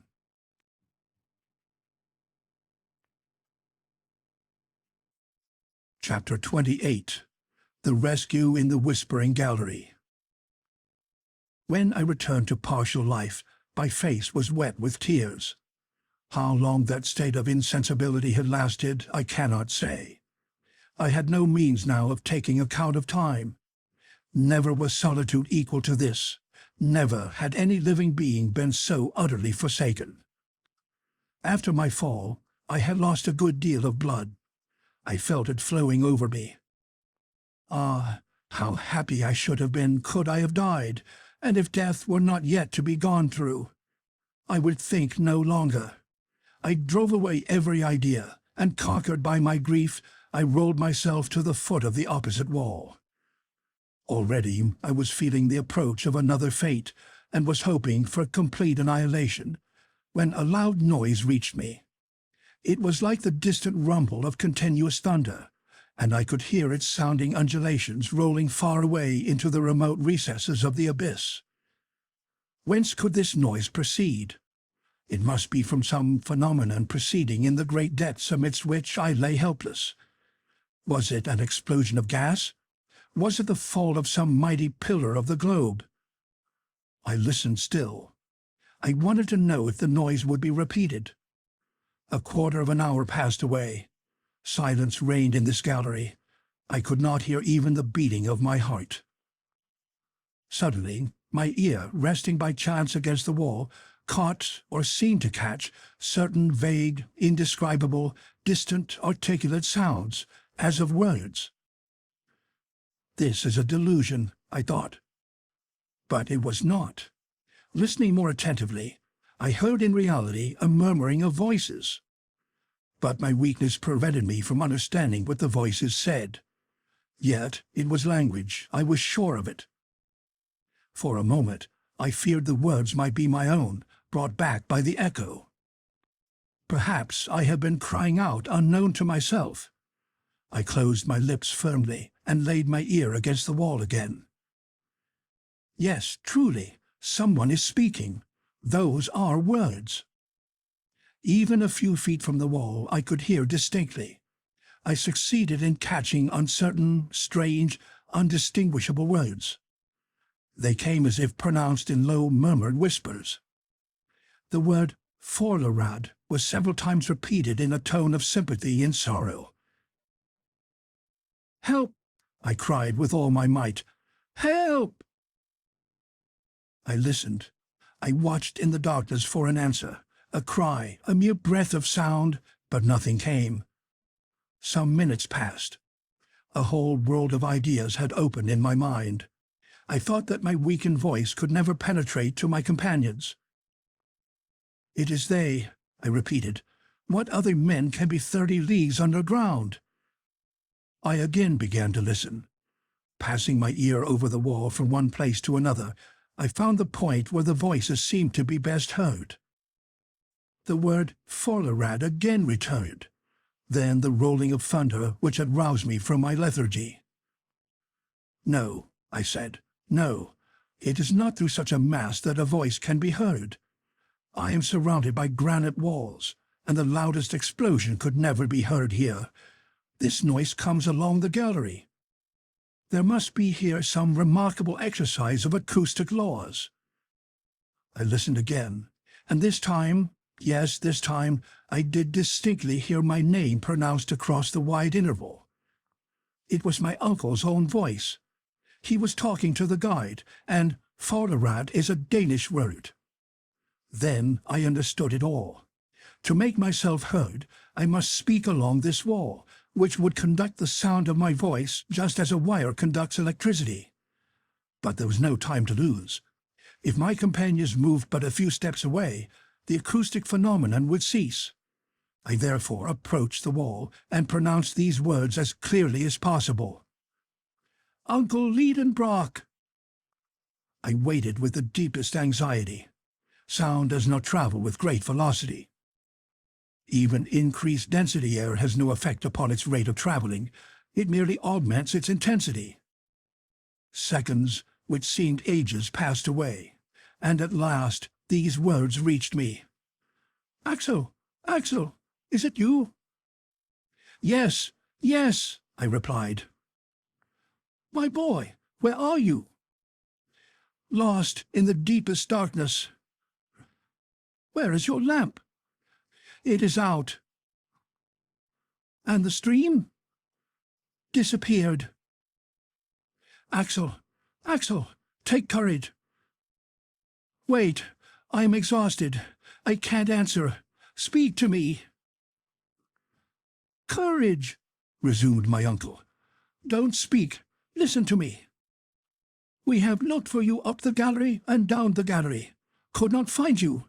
I wept for you, my poor boy. At last, supposing you were still on the Hansbach, we fired our guns.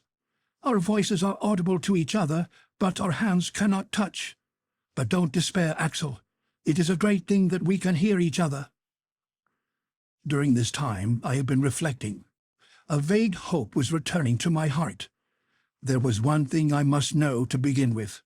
I placed my lips close to the wall, saying, "My uncle." "My boy," came to me after a few seconds. "We must know how far we are apart." "That is easy." "You have your chronometer?" "Yes." "Well, take it. Pronounce my name, knowing exactly the second when you speak.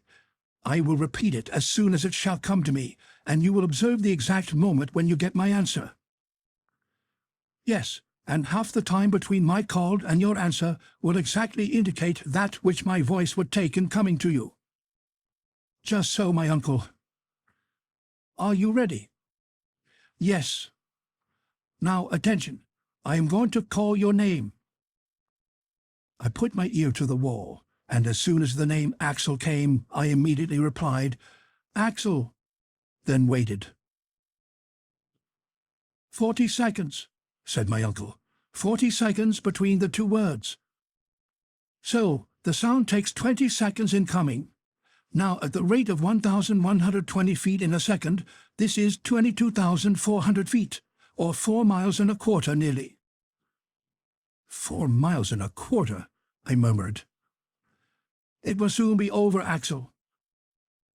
"Must I go up or down?" "Down. For this reason. We are in a vast chamber, with endless galleries. Yours must lead into it, for it seems as if all the clefts and fractures of the globe radiated round this vast cavern. So, get up and begin walking. Walk on. Drag yourself along. If necessary, slide down the steep places, and at the end you will find us ready to receive you. Now, begin moving." These words cheered me up. "Goodbye, uncle," I cried. "I am going. There will be no more voices heard when once I have started. So, goodbye." "Goodbye, Axel. Au revoir." These were the last words I heard. This wonderful underground conversation, carried on with a distance of 4 miles and a quarter between us, concluded with these words of hope. I thanked God from my heart, for it was He who had conducted me through those vast solitudes to the point where, alone of all others perhaps, the voices of my companions could have reached me. This acoustic effect is easily explained on scientific grounds. It arose from the concave form of the gallery and the conducting power of the rock. There are many examples of this propagation of sounds which remain unheard in the intermediate space. I remember that a similar phenomenon has been observed in many places, amongst others on the eternal surface of the gallery of the Dome of St. Paul's in London, and especially in the midst of the curious caverns among the quarries near Syracuse, the most wonderful of which is called Dionysius' Ear. These remembrances came into my mind, and I clearly saw that since my uncle's voice really reached me, there could be no obstacle between us. Following the directions by which the sound came, of course I should arrive in his presence if my strength did not fail me. I therefore rose. I rather dragged myself than walked. The slope was rapid, and I slid down. Soon the swiftness of the descent increased horribly, and threatened to become a fall. I no longer had the strength to stop myself. Suddenly there was no ground under me. I felt myself revolving in air, striking and rebounding against the craggy projections of a vertical gallery, quite a well. My head struck against a sharp corner of the rock, and I became unconscious. End of chapter 28.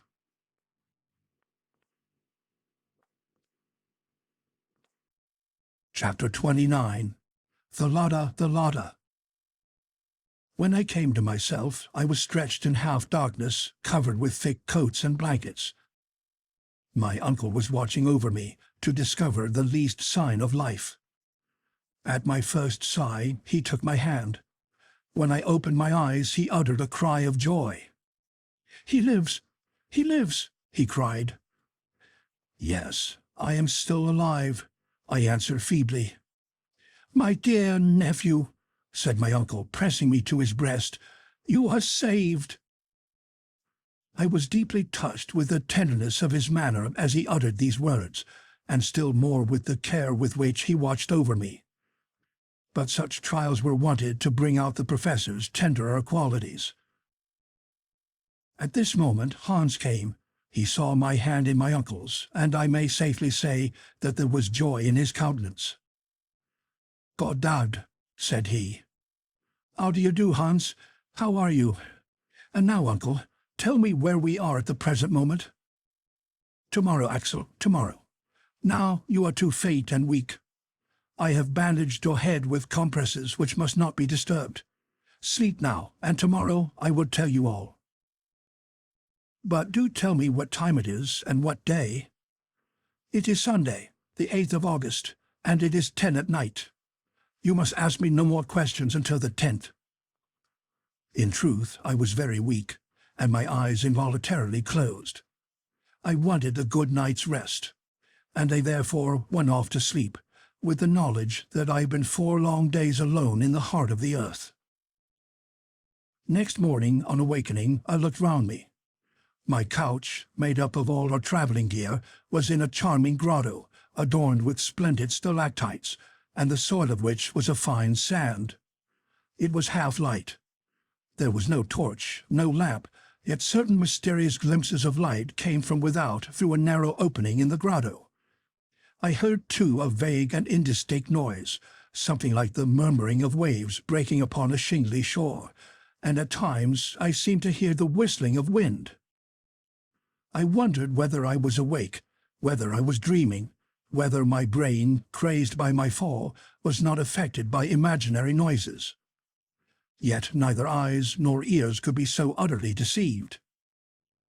It is a ray of daylight, I thought, sliding in through this cleft in the rock. That is indeed the murmuring of waves. That is the rustling noise of wind. Am I quite mistaken, or have we returned to the surface of the earth? Has my uncle given up the expedition, or is it happily terminated? I was asking myself these unanswerable questions when the professor entered. "Good morning, Axel," he cried cheerily. "I feel sure you are better." "Yes, I am indeed," said I, sitting up on my couch. "You can hardly fail to be better, for you have slept quietly. Hans and I watched you by turns, and we have noticed you were evidently recovering." "Indeed, I do feel a great deal better, and I will give you a proof of that presently, if you will let me have my breakfast." "You shall eat, lad. The fever has left you. Hans rubbed your wounds with some ointment or other of which the Icelanders keep the secret, and they have healed marvellously. Our hunter is a splendid fellow." Whilst he went on talking, my uncle prepared a few provisions, which I devoured eagerly, notwithstanding his advice to the contrary. All the while I was overwhelming him with questions which he answered readily. I then learnt that my providential fall had brought me exactly to the extremity of an almost perpendicular shaft, and as I landed in the midst of an accompanying torrent of stones, the least of which would have been enough to crush me, the conclusion was that a loose portion of the rock had come down with me. This frightful conveyance had thus carried me to the arms of my uncle, where I fell bruised, bleeding, and insensible. "Truly, it is wonderful that you have not been killed 100 times over. But for the love of God, don't let us ever separate again, or we may never see each other more." "Not separate? Is the journey not over, then?" I opened a pair of astonished eyes, which immediately called for the question. "What is the matter, Axel?" "I have a question to ask you. You say that I am safe and sound?" "No doubt you are." "And all my limbs unbroken?" "Certainly." "And my head?" "Your head, except for a few bruises, is all right, and it is on your shoulders where it ought to be."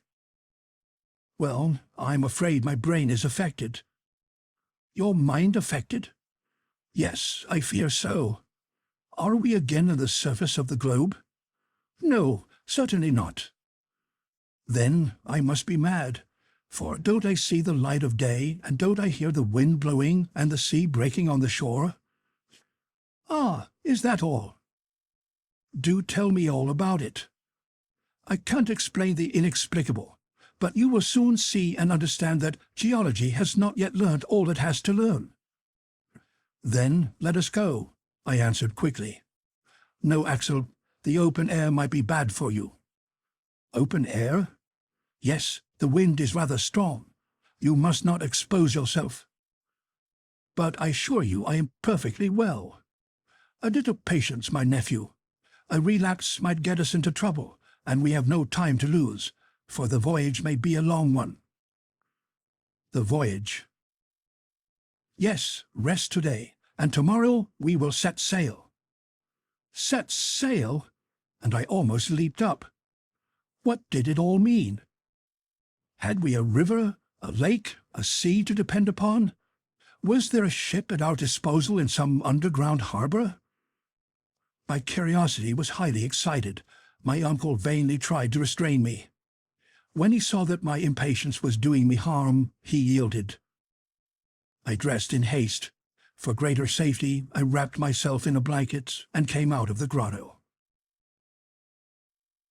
End of chapter 29.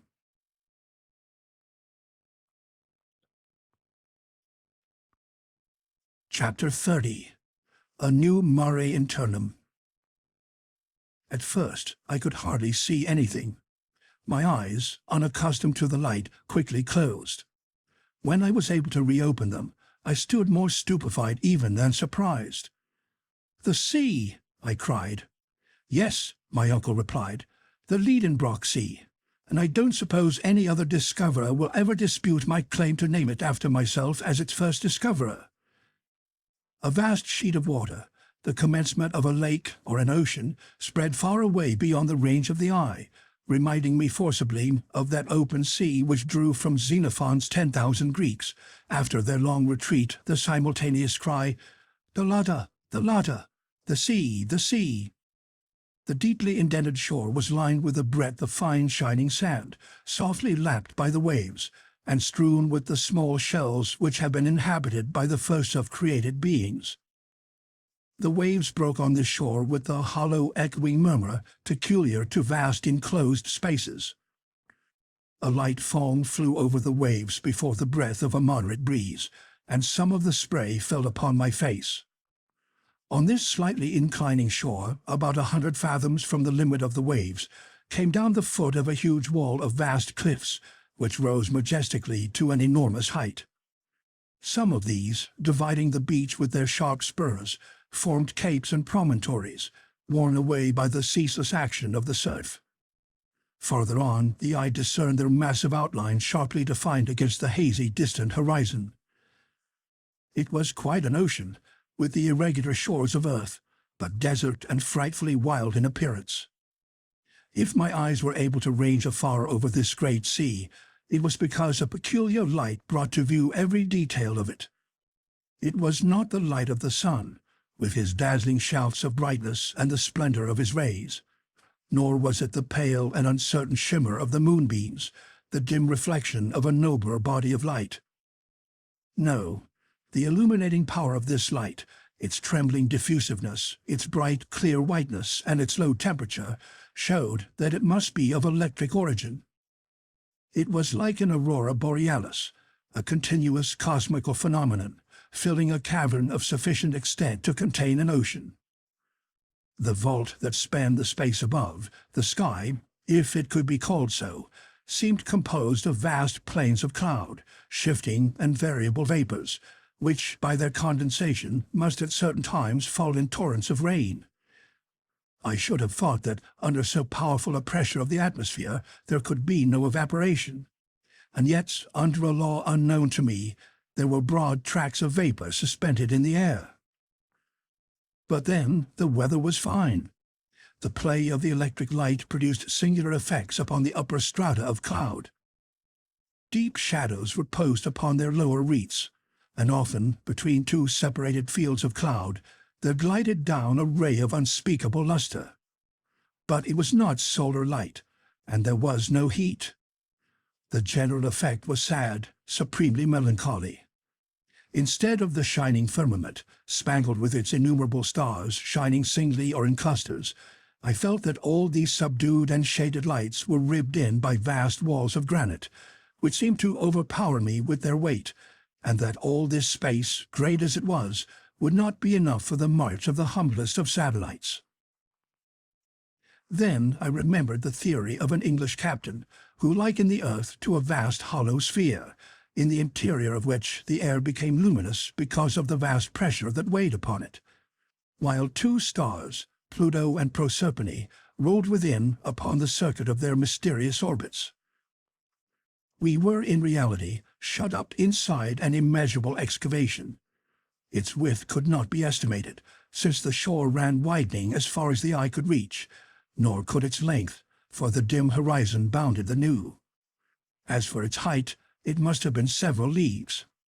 Where this vault rested upon its granite base, no eye could tell, but there was a cloud hanging far above, the height of which we estimated at 12,000 feet, a greater height than that of any terrestrial vapor, and no doubt due to the great density of the air.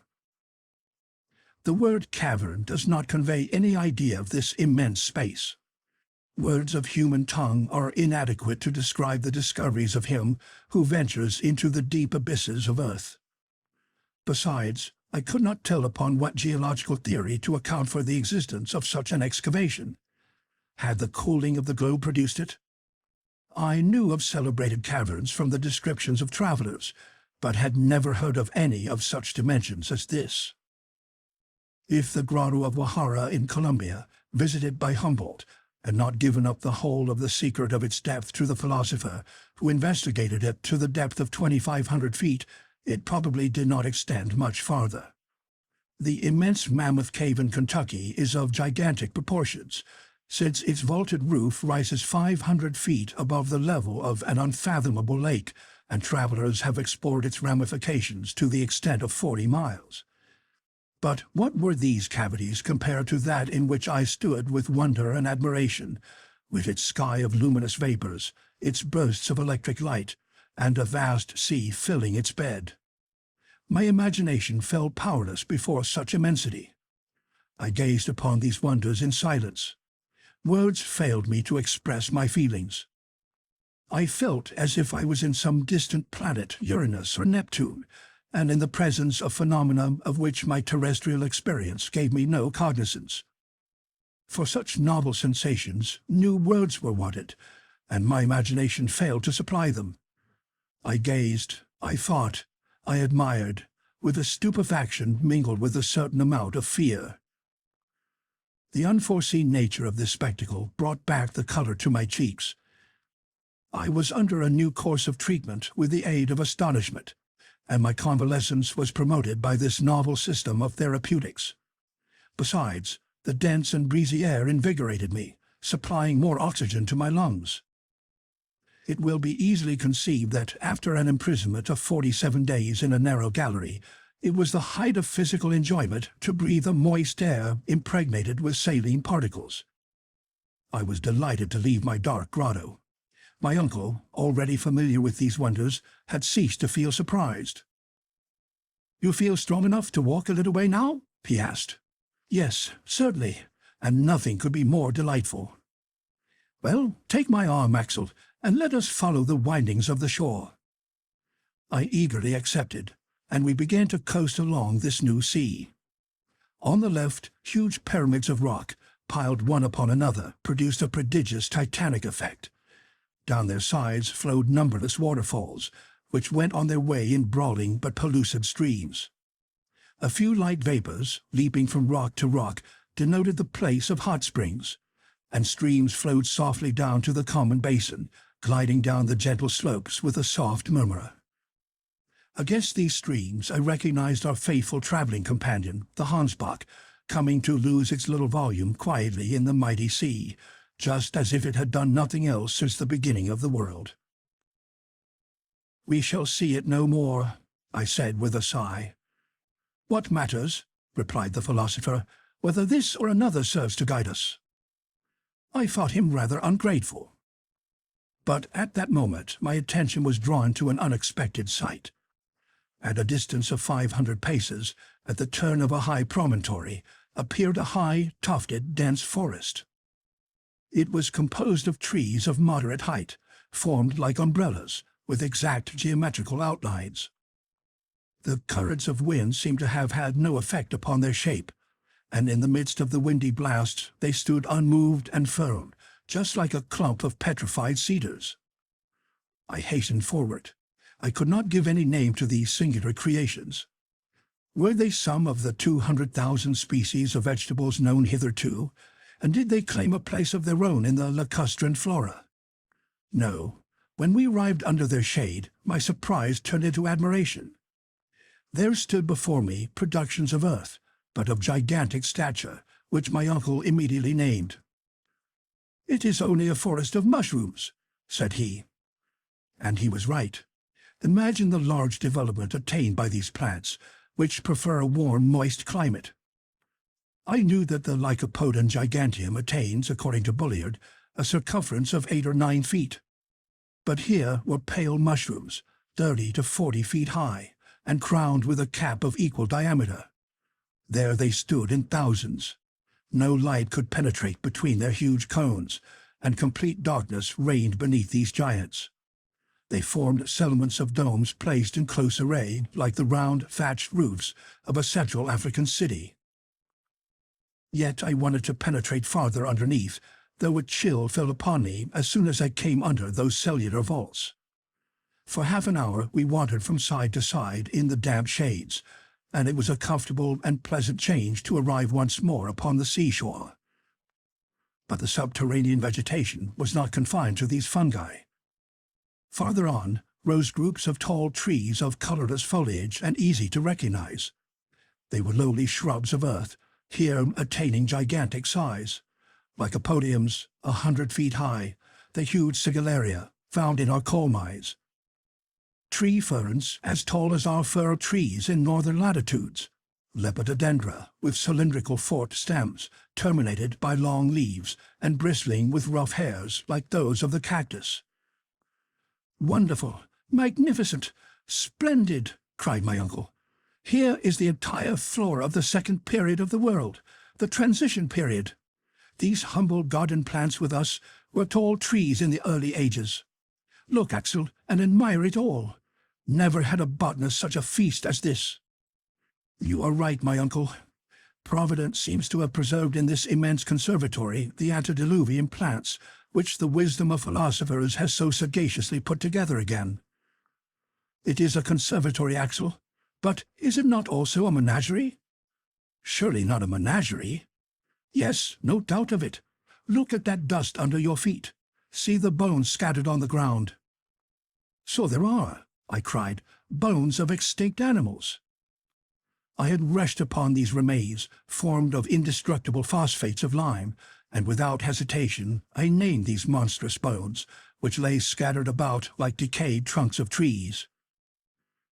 "Here is the lower jaw of a mastodon," I said. "These are the molar teeth of the Dinotherium. This femur must have belonged to the greatest of those beasts, the Megatherium. It certainly is a menagerie, for these remains were not brought here by a deluge. The animals to which they belonged roamed on the shores of this subterranean sea, under the shade of those arborescent trees. Here are entire skeletons. And yet I cannot understand the appearance of these quadrupeds in a granite cavern. Why? Because animal life existed upon Earth only in the secondary period, when a sediment of soil had been deposited by the rivers and taken the place of the incandescent rocks of the primitive period. Well, Axel, there is a very simple answer to your objection that this soil is alluvial. What? At such a depth below the surface of the earth? No doubt, and there is a geological explanation of the fact.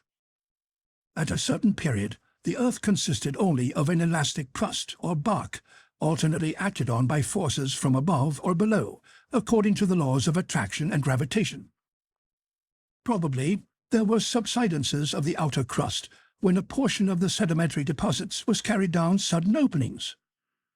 That may be, I replied. But if there have been creatures now extinct in these underground regions, Why may not some of those monsters be now roaming through these gloomy forests, or hidden behind the steep crags? And as this unpleasant notion got hold of me, I surveyed with anxious scrutiny the open spaces before me, but no living creature appeared upon the barren strand. I felt rather tired, and went to sit down at the end of a promontory, at the foot of which the waves came and beat themselves into spray. Thence my eye could sweep every part of the bay.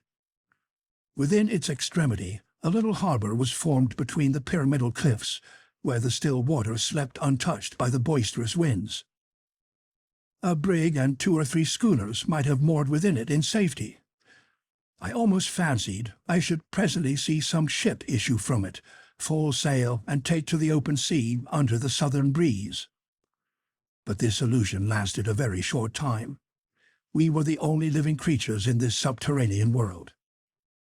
When the wind lulled, a deeper silence than that of the deserts fell upon the arid, naked rocks and weighed upon the surface of the ocean.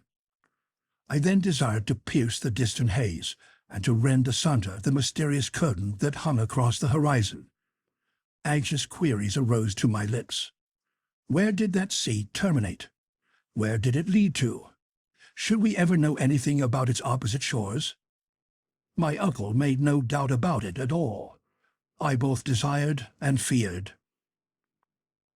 After spending an hour in the contemplation of this marvelous spectacle, we returned to the shore to regain the grotto, and I fell asleep in the midst of the strangest thoughts.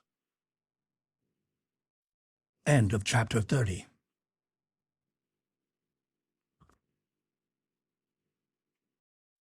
Chapter 31. Preparations for a Voyage of Discovery. The next morning I woke feeling perfectly well. I thought a bathe would do me good, and I went to plunge for a few minutes into the waters of this Mediterranean Sea, for assuredly it better deserved this name than any other sea. I came back to breakfast with a good appetite. Hans was a good caterer for our little household. He had water and fire at his disposal, so that he was able to vary our bill of fare now and then. For dessert, he gave us a few cups of coffee, and never was coffee so delicious. "Now," said my uncle, "now is the time for high tide, and we must not lose the opportunity to study this phenomenon." "What, the tide?" I cried. "Can the influence of the sun and moon be felt down here? Why not? Are not all bodies subject throughout their mass to the power of universal attraction? This mass of water cannot escape the general law, and in spite of the heavy atmospheric pressure on the surface, you will see it rise like the Atlantic itself." At the same moment we reached the sand on the shore, and the waves were by slow degrees encroaching on the shore. "Here is the tide rising," I cried. "Yes, Axel, and judging by these ridges of foam, you may observe that the sea will rise about 12 feet. "This is wonderful," I said. "No, it is quite natural." "You may say so, uncle, but to me it is most extraordinary, and I can hardly believe my eyes. Who would ever have imagined, under this terrestrial crust, an ocean with ebbing and flowing tides, with winds and storms?" "Well," replied my uncle, "is there any scientific reason against it?" "No, I see none, as soon as the theory of central heat is given up." "So then, thus far," he answered, "the theory of Sir Humphrey Davy is confirmed." "Evidently it is. And now there is no reason why there should not be seas and continents in the interior of the earth." "No doubt," said my uncle, "and inhabited too." "To be sure," said I. "And why should not these waters yield to us fishes of unknown species?" "At any rate," he replied, "we have not seen any yet." "Well, let us make some lines, and see if the bait will draw here as it does in sublunary regions." "We will try, Axel, for we must penetrate all secrets of these newly discovered regions." "But where are we, uncle? For I have not yet asked you that question, and your instruments must be able to furnish the answer." "Horizontally, 350 leagues from Iceland." "So much as that? I am sure of not being a mile out of my reckoning." "And does the compass still show southeast?" "Yes, with a westerly deviation of 19 degrees 45 minutes, just as above ground. As for its dip, a curious fact is coming to light, which I have observed carefully, that the needle, instead of dipping towards the pole, as in the northern hemisphere, on the contrary, rises from it. Would you then conclude, I said, that the magnetic pole is somewhere between the surface of the globe and the point where we are? Exactly so, and it is likely enough that if we were to reach the spot beneath the polar regions, about that 71st degree where Sir James Ross has discovered the magnetic pole to be situated, we should see the needle point straight up. Therefore, that mysterious centre of attraction is at no great depth. I remarked, "It is so, and here is a fact which science has scarcely suspected. Science, my lad, has been built upon many errors, but they are errors which it is good to fall into, for they led to the truth." What depth have we now reached? We are 35 leagues below the surface. So, I said, examining the map, the highlands of Scotland are over our heads, and the Grampians are raising their rugged summits above us. Yes, answered the professor, laughing. It is rather a heavy weight to bear, but a solid arch spans over our heads. The great architect has built it of the best materials, and never could man have given it so wide a stretch. What are the finest arches of bridges and the arcades of cathedrals compared with this far-reaching vault, with a radius of 3 leagues, beneath which a wide and tempest-tossed ocean may flow at its ease? Oh, I am not afraid that it will fall down upon my head. But now what are your plans? Are you not thinking of returning to the surface now? Return? No, indeed. We will continue our journey, everything having gone on well so far.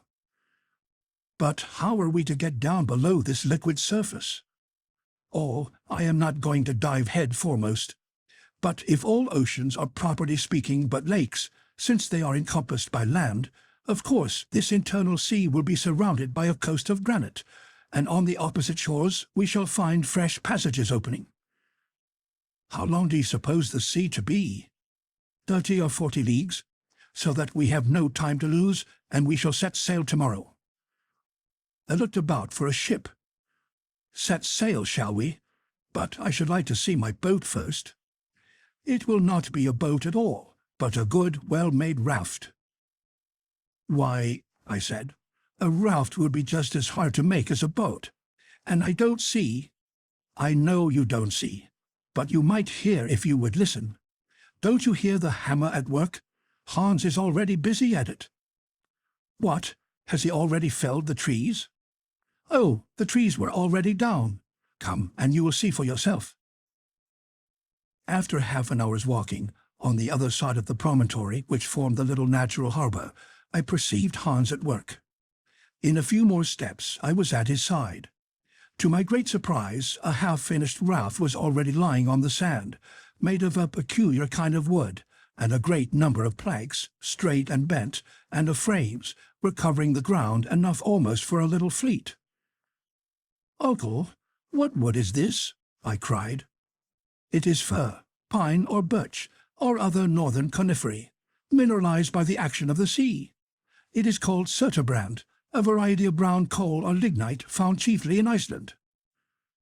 "But surely, then, like other fossil wood, it must be as hard as stone and cannot float." "Sometimes that may happen. Some of these woods become true anthracites, but others, such as this, have only gone through the first stage of fossil transformation. Just look," added my uncle, throwing into the sea one of those precious waves. The bit of wood, after disappearing, returned to the surface and oscillated to and fro with the waves. "Are you convinced?" said my uncle. "I am quite convinced, although it is incredible." By next evening, thanks to the industry and skill of our guide, the raft was made. It was 10 feet by 5. The planks of surturbrand, braced strongly together with cords, presented an even surface. And when launched, this improvised vessel floated easily upon the waves of the Lidenbrock Sea. End of chapter 31.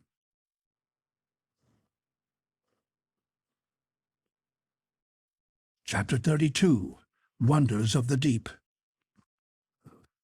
On the 13th of August, we awoke early. We were now to begin to adopt a mode of travelling both more expeditious and less fatiguing than hitherto.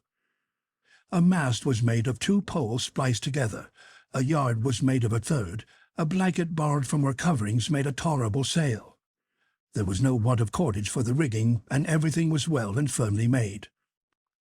The provisions, the baggage, the instruments, the guns, and a good quantity of fresh water from the rocks around all found their proper places on board. And at 6, the professor gave the signal to embark. Hans had fitted up a rudder to steer his vessel. He took the tiller and unmoored. The sail was set, and we were soon afloat. At the moment of leaving the harbour, my uncle, who was tenaciously fond of naming his new discoveries, wanted to give it a name, and proposed mine amongst others. "But I have a better to propose," I said. "Grauben. Let it be called Port Grauben. It will look very well upon the map." "Port Grauben let it be, then." And so the cherished remembrance of my Verlin days became associated with our adventurous expedition. The wind was from the northwest. We went with it at a high rate of speed. The dense atmosphere acted with great force and impelled us swiftly on. In an hour my uncle had been able to estimate our progress. "At this rate," he said, "we shall make 30 leagues in 24 hours, and we shall soon come in sight of the opposite shore."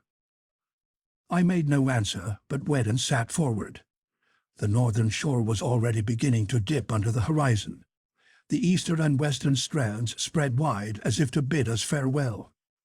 Before our eyes lay far and wide a vast sea. Shadows of great clouds swept heavily over its silver-grey surface. The glistening bluish rays of electric lights, here and there reflected by the dancing drops of spray, shot out little sheaves of light from the track we left in our rear. Soon we entirely lost sight of land.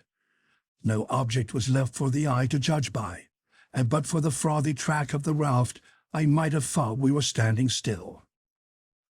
About 12, immense shoals of seaweeds came in sight. I was aware of the great powers of vegetation that characterize these plants, which grow at a depth of 12,000 feet, reproduce themselves under a pressure of 400 atmospheres, and sometimes form barriers strong enough to impede the course of a ship. But never, I think, were such seaweeds as those which we saw floating in immense waving lines upon the sea of Lidenbrock. Our raft skirted the whole length of the Fuci, 3,000 or 4,000 feet long, undulating like vast serpents beyond the reach of sight. I found some amusement in tracing these endless waves, always thinking I should come to the end of them, and for hours my patience was vying with my surprise. What natural force could have produced such plants? And what must have been the appearance of the earth in the first ages of its formation, when, under the action of heat and moisture, the vegetable kingdom alone was developing on its surface? Evening came, and, as on the previous day, I perceived no change in the luminous condition of the air. It was a constant condition, the permanency of which might be relied upon. After supper, I laid myself down at the foot of the mast, and fell asleep in the midst of fantastic reveries. Hans, keeping fast by the helm, let the raft run on, which, after all, needed no steering, the wind blowing directly aft.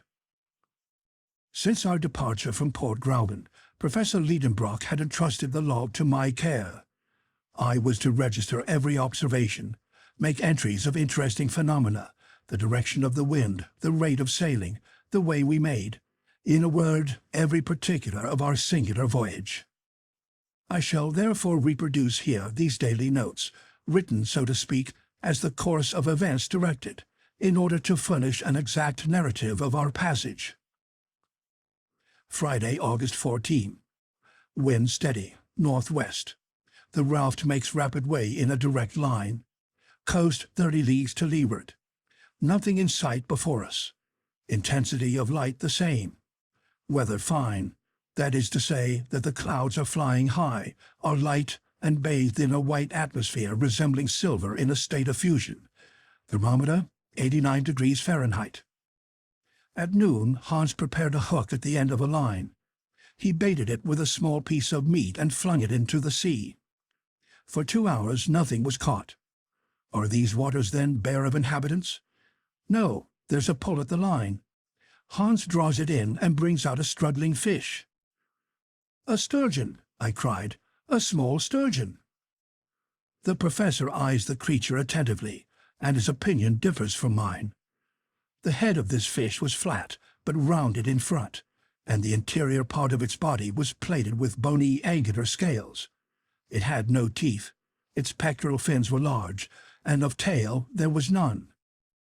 The animal belonged to the same order as the sturgeon, but differed from that fish in many essential particulars. After a short examination, my uncle pronounced his opinion. "This fish belongs to an extinct family, of which only fossil traces are found in the Devonian formations." "What?" I cried.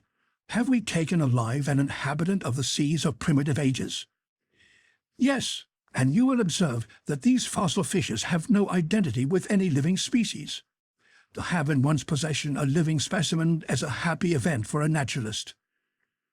"But to what family does it belong?"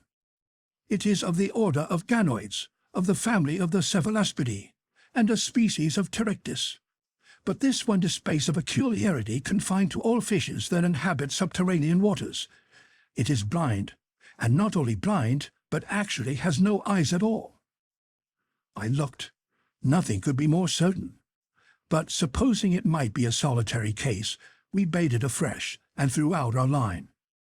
Surely this ocean is well peopled with fish, for in another couple of hours we took a large quantity of Pteryctids, as well as of others belonging to the extinct family of the dipterites, but of which my uncle could not tell the species. None had organs of sight. This unhoped-for catch recruited our stock of provisions. Thus it is evident that this sea contains none but species known to us in their fossil state, in which fishes as well as reptiles are the less perfectly and completely organized the farther back their date of creation. Perhaps we may yet meet with some of those saurians which science has reconstructed out of a bit of bone or cartilage. I took up the telescope and scanned the whole horizon, and found it everywhere a desert sea. We are far away removed from the shores. I gazed upward in the air. Why should not some of the strange birds restored by the immortal Cuvier again flap their sail-broad vans in this dense and heavy atmosphere?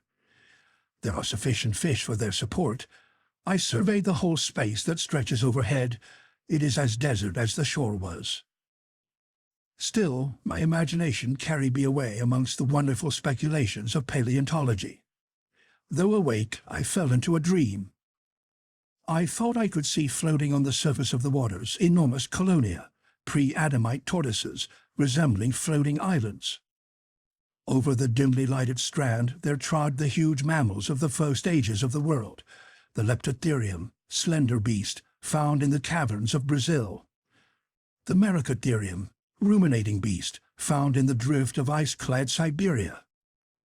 Farther on, the Pachydermatous Lophiodon, crested-toothed, a gigantic tapir, hides behind the rocks to dispute its prey with the Anoplotherium, unarmed beast, a strange creature which seemed a compound of horse, rhinoceros, camel, and hippopotamus.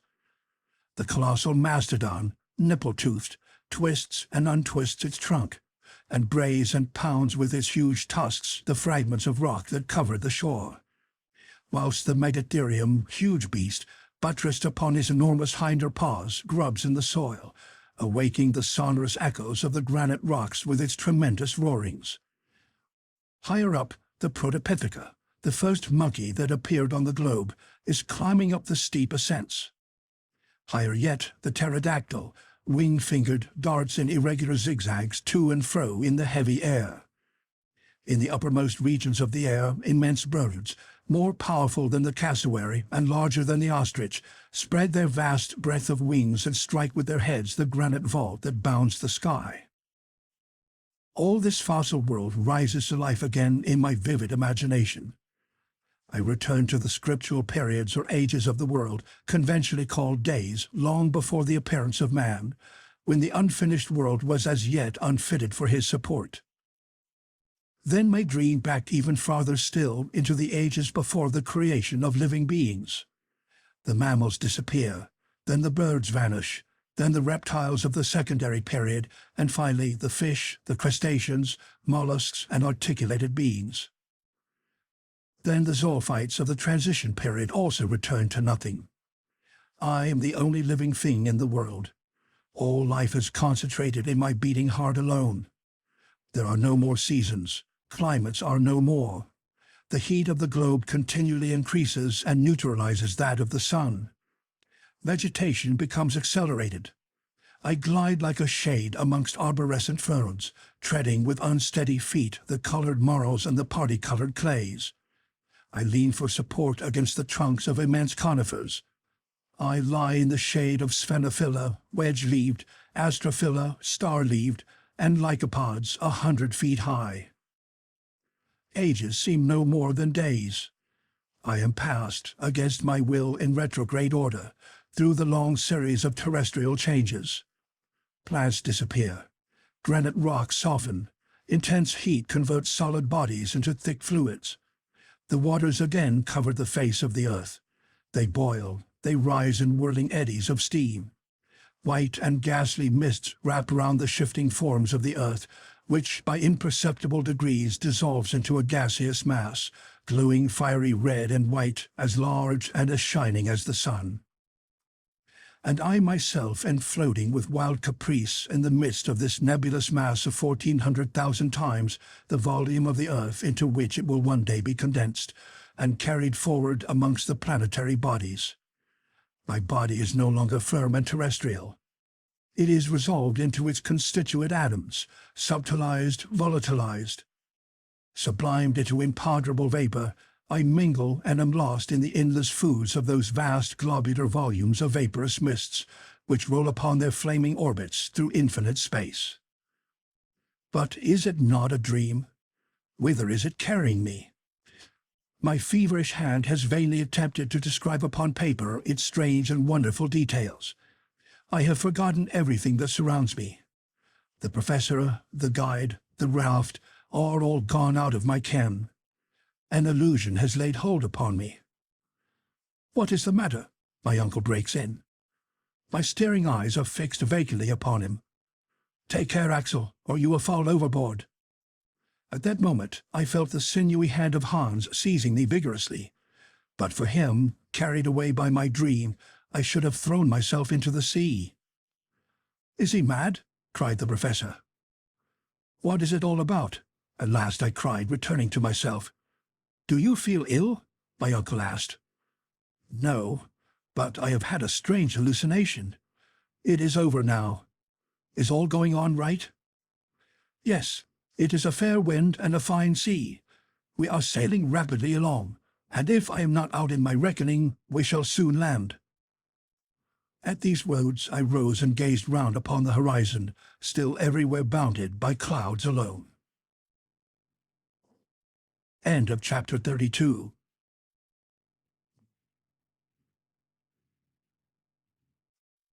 Chapter 33.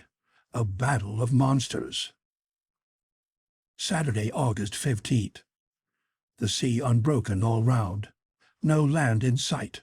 The horizon seems extremely distant. My head is still stupefied with the vivid reality of my dream. My uncle has had no dreams, but he is out of temper. He examines the horizon all round with his glass, and folds his arms with the air of an injured man. I remark that Professor Lidenbrock has a tendency to relapse into an impatient mood, and I make a note of it in my log. All my danger and sufferings were needed to strike a spark of human feeling out of him, but now that I am well, his nature has resumed its sway. And yet, what cause was there for anger? Is not the voyage prospering as favorably as possible under the circumstances? Is not the raft spinning along with marvelous speed? "You seem anxious, my uncle," I said, seeing him continually with his glass to his eye. "Anxious? No, not at all." "Impatient, then?" "One might be, with less reason than now." "Yet we are going very fast." "What does that signify? I am not complaining that the rate is slow, but that the sea is so wide. I then remembered that the professor, before starting, had estimated the length of this underground sea at 30 leagues. Now we had made 3 times the distance, yet still the southern coast was not in sight. "We are not descending as we ought to be," the professor declares. "We are losing time, and the fact is, I have not come all this way to take a little sail upon a pond on a raft." He called this sea a pond, and our long voyage taking a little sail. "But," I remarked, "since we have followed the road that Saknussemm has shown us, that is just the question. Have we followed that road? Did Saknussemm meet this sheet of water? Did he cross it? Has not the stream that we followed led us altogether astray? At any rate, we cannot feel sorry to have come so far. This prospect is magnificent, but I don't care for prospects. I came with an object, and I mean to attain it. Therefore, don't talk to me about views and prospects." I take this as my answer, and I leave the professor to bite his lips with impatience. At 6 in the evening, Hans asks for his wages, and his 3 Riksdaler are counted out to him. Sunday, August 16th. Nothing new. Weather unchanged. The wind freshens. On awaking, my first thought was to observe the intensity of the light. I was possessed with an apprehension lest the electric light should grow dim or fail altogether. But there seemed no reason to fear. The shadow of the route was clearly outlined upon the surface of the waves. Truly, this sea is of infinite width. It must be as wide as the Mediterranean or the Atlantic, and why not? My uncle took sounding several times. He tied the heaviest of our pickaxes to a long rope, which he let down 200 fathoms. No bottom yet, and we had some difficulty in hauling up our plummet. But when the pick was shipped again, Hans pointed out on its surface deep prints as if it had been violently compressed between 2 hard bodies. I looked at the hunter. "Dender," said he. I could not understand him, and turned to my uncle, who was entirely absorbed in his calculations. I had rather not disturb him while he is quiet. I returned to the Icelander. He, by a snapping motion of his jaws, conveys his ideas to me. "Teeth," I cried, considering the iron bar with more attention. "Yes, indeed, those are the marks of teeth imprinted upon the metal. The jaws which they are must be possessed of amazing strength. Is there some monster beneath us belonging to the extinct races, more voracious than the shark, more fearful in vastness than the whale? I could not take my eyes off this indented iron bar. Surely, will my last night's dream be realized? These thoughts agitated me all day, and my imagination scarcely calmed down after several hours' sleep. Monday, August 17. I am trying to recall the peculiar instincts of the monsters of the pre-Adamite world, who, coming next in succession after the mollusks, the crustaceans, and the fishes, preceded the animals of mammalian race upon the earth. The world then belonged to reptiles. Those monsters held the mastery in the seas of the secondary period. They possessed a perfect organization, gigantic proportions, prodigious strength. The saurians of our day, the alligators and the crocodiles, are but feeble reproductions of their forefathers of primitive ages. I shudder as I recall these monsters to my remembrance. No human eye has ever beheld them living. They burdened this earth 1,000 ages before man appeared, but their fossil remains, found in the argillaceous limestone called by the English the lias, have enabled their colossal structure to be perfectly built up again and anatomically ascertained. I saw at the Hamburg Museum the skeleton of one of these creatures 30 feet in length. Am I then fated, I, a denizen of earth, to be placed face to face with these representatives of long-extinct families? No, surely it cannot be. Yet the deep marks of the conical teeth upon the iron pick are certainly those of the crocodile. My eyes are fearfully bent upon the sea. I dread to see one of these monsters darting forth from its submarine caverns. I suppose Professor Lidenbrock was of my opinion too, and even shared my fears, for after having examined the pick, his eyes traversed the ocean from side to side. What a very bad notion that was of his, I thought to myself, to take soundings just here. He has disturbed some monstrous beast in its remote den, and if we are not attacked on our voyage... I look at our guns and see that they are all right. My uncle notices it and looks on approvingly. Already widely disturbed regions on the surface of the water indicate some commotion below. The danger is approaching. We must be on the lookout. Tuesday, August 18th. Evening came, or rather the time came when sleep weighs down the weary eyelids, for there is no night here, and the ceaseless light wearies the eyes with its persistency, just as if we were sailing under an Arctic sun. Hans was at the helm. During his watch I slept. 2 hours afterwards a terrible shock awoke me. The raft was heaved up on a watery mountain and pitched down again at a distance of 20 fathoms. "What is the matter?" shouted my uncle. "Have we struck land?" Hans pointed with his finger at a dark mass 600 yards away, rising and falling alternately with heavy plunges. I looked and cried, "It is an enormous porpoise." "Yes," replied my uncle, "and there is a sea lizard of vast size." "And farther on a monstrous crocodile. Look at its vast jaws and its rows of teeth. It is diving down." "There is a whale! A whale!" cried the professor. "I can see its great fins. See how he is throwing out air and water through his blowers."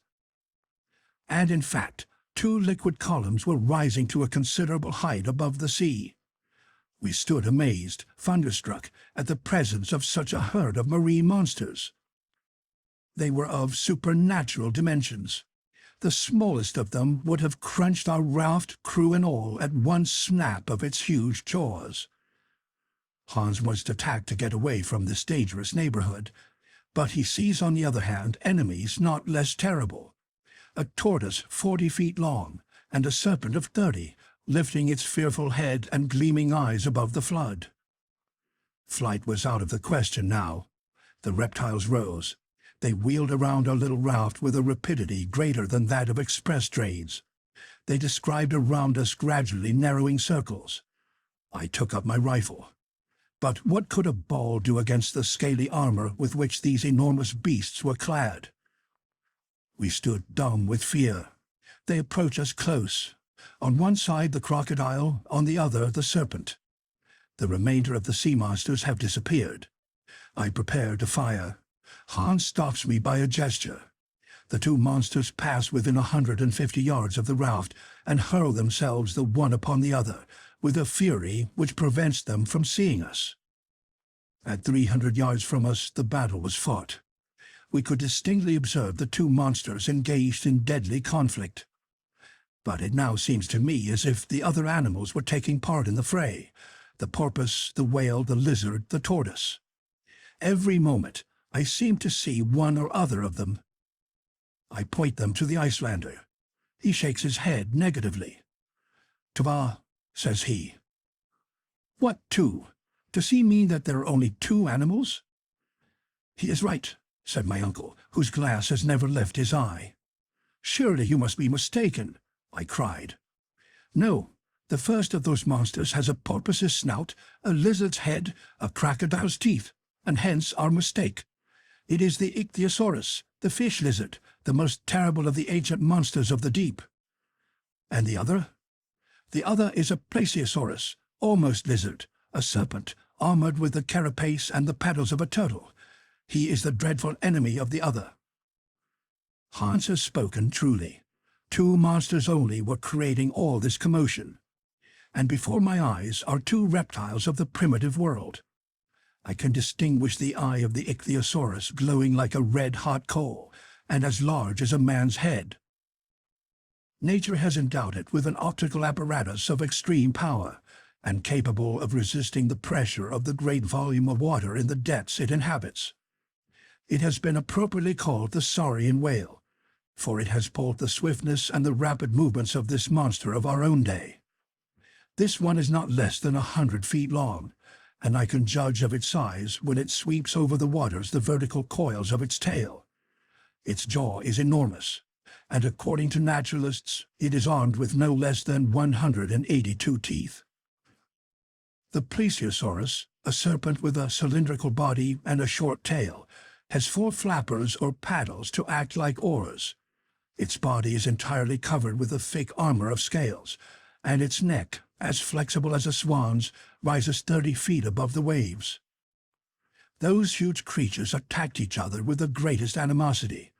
They heaved around them liquid mountains, which rolled even to our raft and rocked it perilously. 20 times we were near capsizing. Hissings of prodigious force are heard.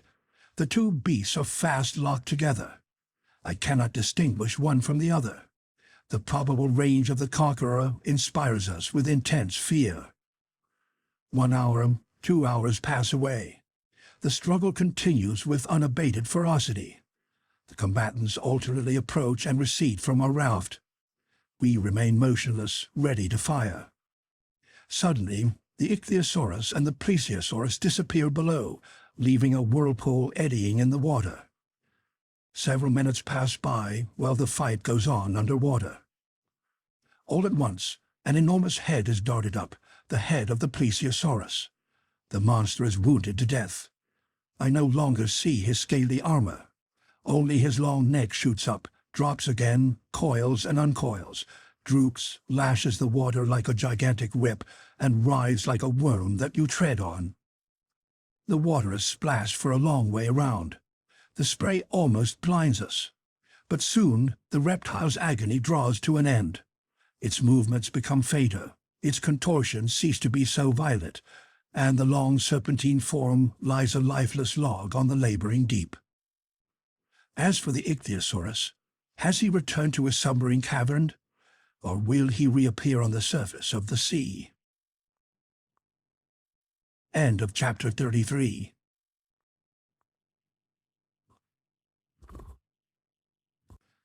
Chapter 34. The Great Geyser. Wednesday, August 19. Fortunately, the wind blows violently and has enabled us to flee from the scene of the late terrible struggle. Hans keeps his post at the helm. My uncle, whom the absorbing incidents of the combat had drawn away from his contemplations, began again to look impatiently around him. The voyage resumes its uniform tenor, which I don't care to break with a repetition of such events as yesterday's. Thursday, August 20. Wind north-northeast, unsteady and fitful. Temperature high. Rate 3½ leagues an hour. About noon, a distant noise is heard. I note the fact without being able to explain it. It is a continuous roar. In the distance, said the professor, there is a rock or islet against which the sea is breaking. Hans climbs up the mast but sees no breakers. The ocean is smooth and unbroken to its farthest limit. 3 hours pass away. The roaring seemed to proceed from a very distant waterfall. I remark upon this to my uncle, who replies doubtfully, "Yes, I am convinced that I am right."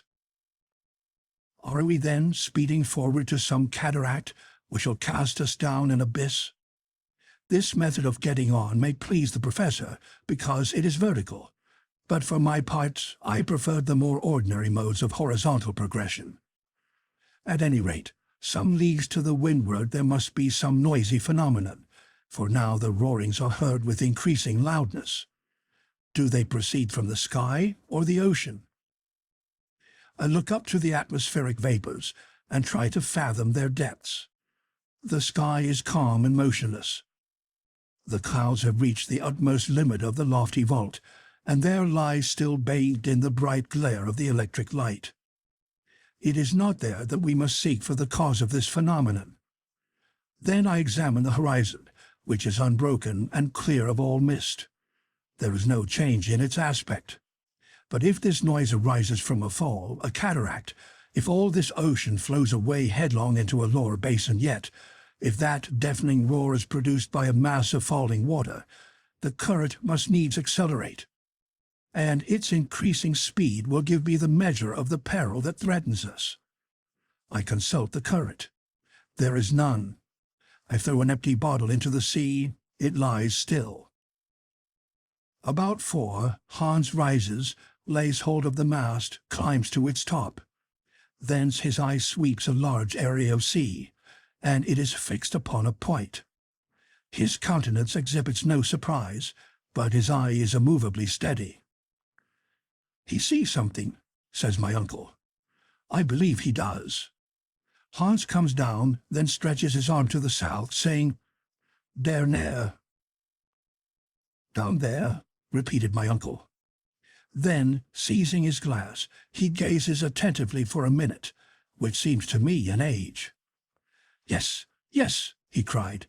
"I see a vast inverted cone rising from the surface." "Is it another sea beast?" "Perhaps it is."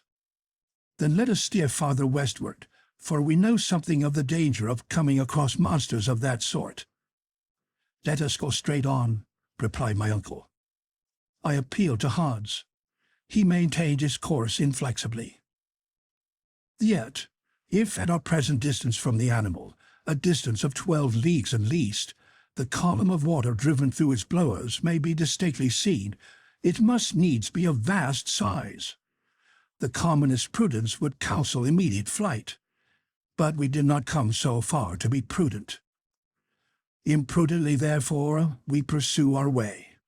The nearer we approach, the higher mounts the jet of water. What monster could possibly fill itself with such a quantity of water and spurt it up so continuously? At 8 in the evening, we are not 2 leagues distant from it. Its body, dusky, enormous, hillocky, lies spread upon the sea like an islet. Is it illusion or fear? Its length seems to me a couple of 1,000 yards. What can be this cetacean, which neither Cuvier nor Blumenbach knew anything about? It lies motionless, as if asleep. The sea seems unable to move it in the least. It is the waves that undulate upon its sides. The column of water, thrown up to a height of 500 feet, falls in rain with a deafening uproar. And here are we scudding like lunatics before the wind to get near to a monster that 100 whales a day would not satisfy. Terror seizes upon me. I refuse to go further. I will cut the halyards if necessary. I am in open mutiny against the professor, who vouchsafes no answer. Suddenly Hans rises, and pointing with his finger at the menacing object, he says, "Holm." "An island," cries my uncle. "That's not an island," I cried skeptically. "It's nothing else," shouted the professor with a loud laugh. "But that column of water?" "Geyser," said Hans. "No doubt it is a geyser, like those in Iceland." At first, I protest against being so widely mistaken as to have taken an island for a marine monster. But the evidence is against me, and I have to confess my error. It is nothing worse than a natural phenomenon. As we approach nearer, the dimensions of the liquid column become magnificent. The islet resembles, with a most deceiving likeness, an enormous cetacean, whose head dominates the waves at a height of 20 yards. The geyser, a word meaning fury, rises majestically from its extremity.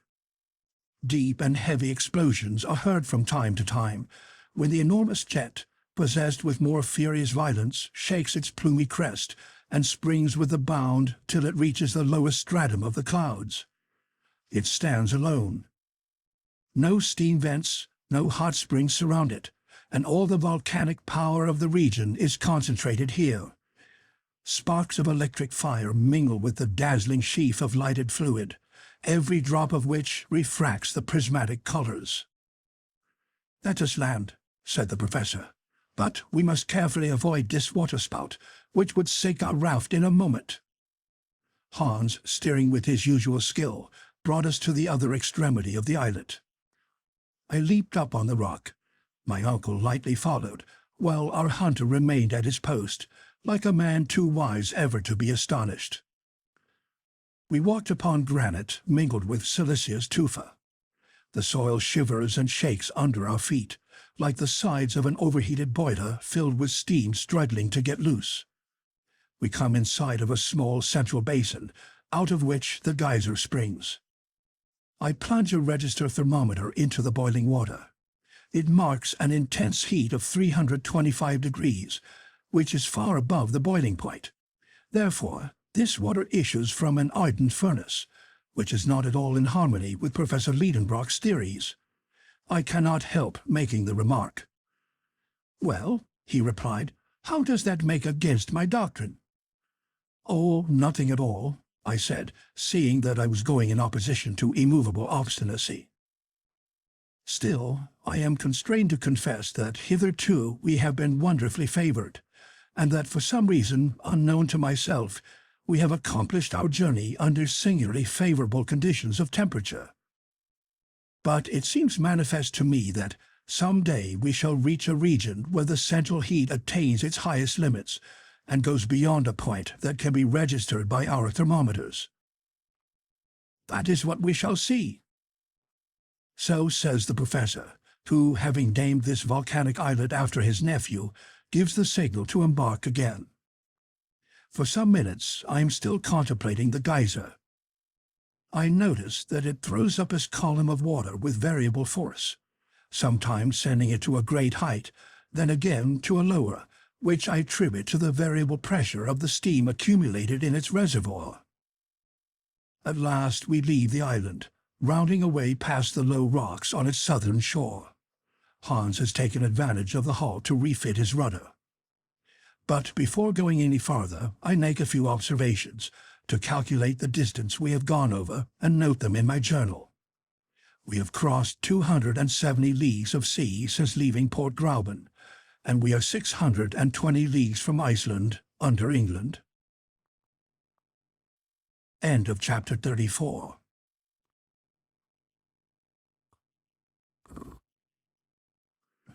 Chapter 35. An Electric Storm. Friday, August 21. On the morrow, the magnificent geyser has disappeared. The wind has risen and has rapidly carried us away from Axel Island. The roarings become lost in the distance. The weather, if we may use that term, will change before long. The atmosphere is charged with vapors, pervaded with the electricity generated by the evaporation of saline waters. The clouds are sinking lower and assume an olive hue. The electric light can scarcely penetrate through the dense curtain which has dropped over the theater on which the battle of the elements is about to be waged. I feel peculiar sensations, like many creatures on earth, at the approach of violent atmospheric changes. The heavily voluted cumulus clouds lower gloomily and threateningly. They wear that implacable look which I have sometimes noticed at the outbreak of a great storm. The air is heavy, the sea is calm. In the distance, the clouds resemble great bales of cotton, piled up in picturesque disorder. By degrees they dilate, and gain in huge size what they lose in number. Such is their ponderous weight that they cannot rise from the horizon. But obeying an impulse from higher currents, their dense consistency slowly yields. The gloom upon them deepens, and they soon present to our view a ponderous mass of almost level surface. From time to time a fleecy tuft of mist, with yet some gleaming light left upon it, drops down upon the dense floor of grey, and loses itself in the opaque and impenetrable mass. The atmosphere is evidently charged and surcharged with electricity. My whole body is saturated. My hair bristles, just as when you stand upon an insulated stool under the action of an electrical machine. It seems to me as if my companions, the moment they touched me, would receive a severe shock like that from an electric eel. At 10 in the morning, the symptoms of storm become aggravated. The wind never lulls but to acquire increased strength. The vast bank of heavy clouds is a huge reservoir of fearful windy gusts and rushing storms. I am loath to believe these atmospheric menaces, and yet I cannot help muttering, "Here's some very bad weather coming on." The professor made no answer. His temper is awful, to judge from the working of his features, as he sees this vast length of ocean unrolling before him to an indefinite extent. He can only spare time to shrug his shoulders viciously. "There's a heavy storm coming on," I cried, pointing towards the horizon. "Those clouds seem as if they were going to crush the sea." A deep silence falls on all around. The lately roaring winds are hushed into a dead calm. Nature seems to breathe no more, and to be sinking into the stillness of death. On the mast already I see the light play of a lamp at Sanomo's fire.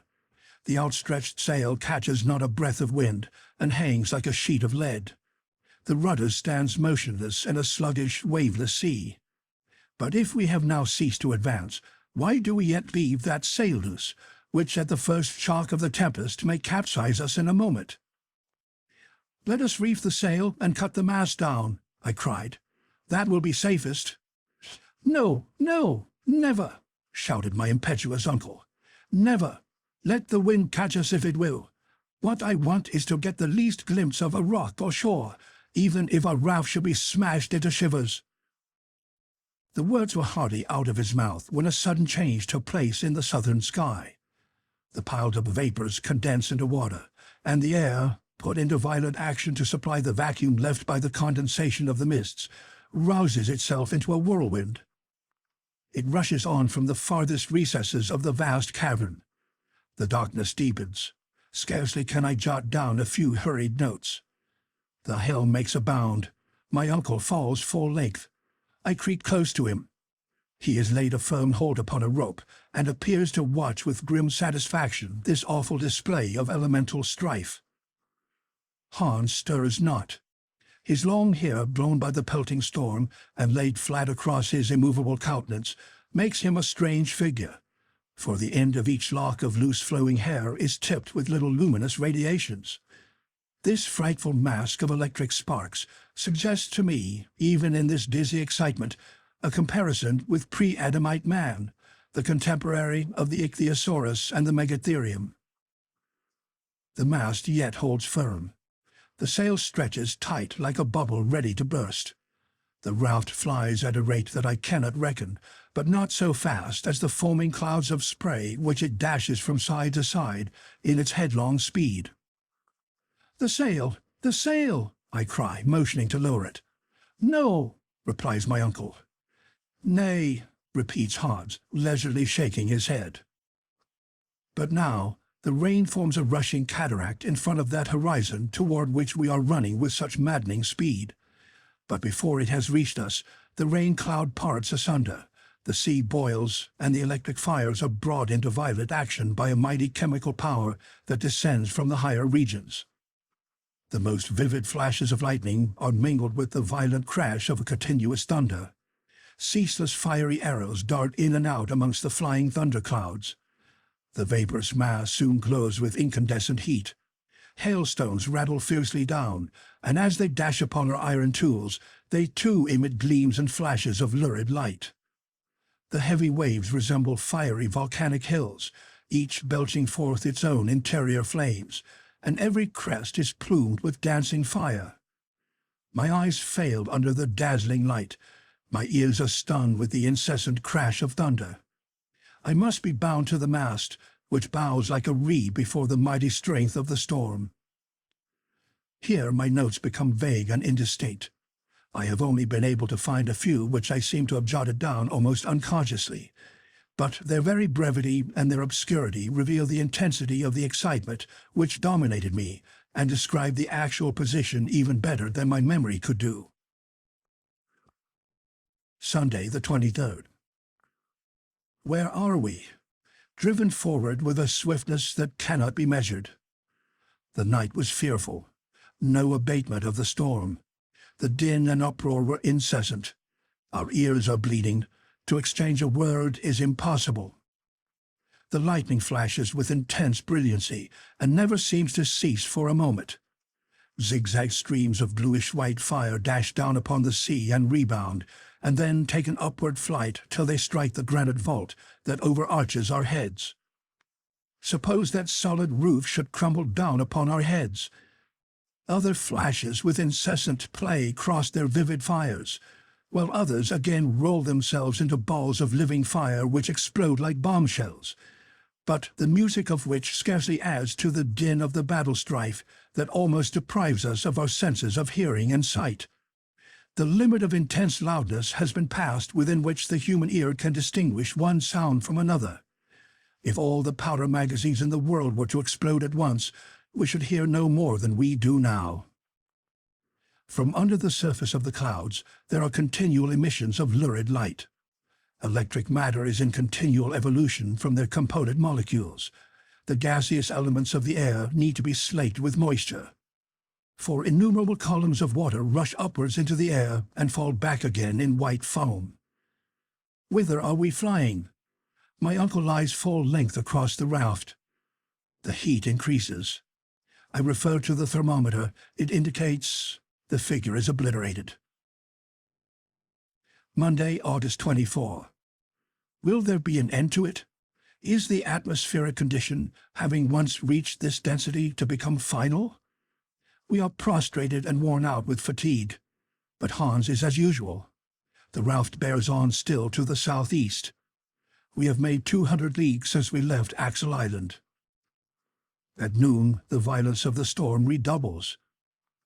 We are obliged to secure as fast as possible every article that belongs to our cargo.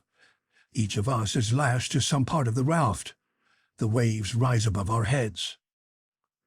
For 3 days we have never been able to make each other hear a word. Our mouths open, our lips move, but not a word can be heard. We cannot even make ourselves heard by approaching our mouth close to the ear. My uncle has drawn nearer to me. He has uttered a few words. They seem to be, "We are lost, but I am not sure." At last I write down the words, "Let us lower the sail." He nods his consent. Scarcely has he lifted his head again before a ball of fire has bounded over the waves and lighted on board our raft. Mast and sail flew up in an instant together, and I saw them carried up to prodigious height, resembling in appearance a pterodactyl, one of those strong birds of the infant world. We lay there, our blood running cold with unspeakable terror. The fireball, half of it white, half azure blue, and the size of a 10-inch shell, moved slowly about the raft, but revolving on its own axis with astonishing velocity, as if whipped round by the force of the whirlwind. Here it comes, there it glides. Now it is up the ragged stump of the mast. Thence it lightly leaps on the provision bag, descends with a light bound, and just skims the powder magazine. Horrible! We shall be blown up. But no, the dazzling disk of mysterious light nimbly leaps aside. It approaches Hans, who fixes his blue eye upon it steadily. It threatens the head of my uncle, who falls upon his knees with his head down to avoid it. And now my turn comes. Pale and trembling under the blinding splendor and the melting heat, it drops at my feet, spinning silently round upon the deck. I try to move my foot away, but cannot. A suffocating smell of nitrogen fills the air. It enters the throat, it fills the lungs. We suffer stifling pains. Why am I unable to move my foot? Is it riveted to the planks?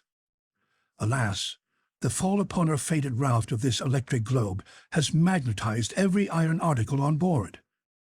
The instruments, the tools, our guns, are clashing and clanking violently in their collisions with each other.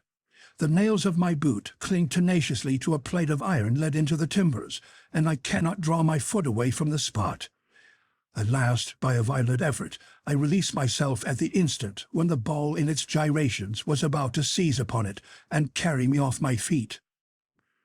Ah, what a flood of intense and dazzling light! The globe has burst, and we are deluged with tongues of fire. Then all the light disappears. I could just see my uncle at full length on the raft, and Hans still at his helm and spitting fire under the action of the electricity which has saturated him. But where are we going to? Where? Tuesday, August 25th. I recover from a long swoon. The storm continues to roar and rage. The lightnings dash hither and thither, like broods of fiery serpents filling all the air. Are we still under the sea? Yes, we are borne at incalculable speed. We have been carried under England, under the Channel, under France, perhaps under the whole of Europe. A fresh noise is heard. Surely it is the sea breaking upon the rocks.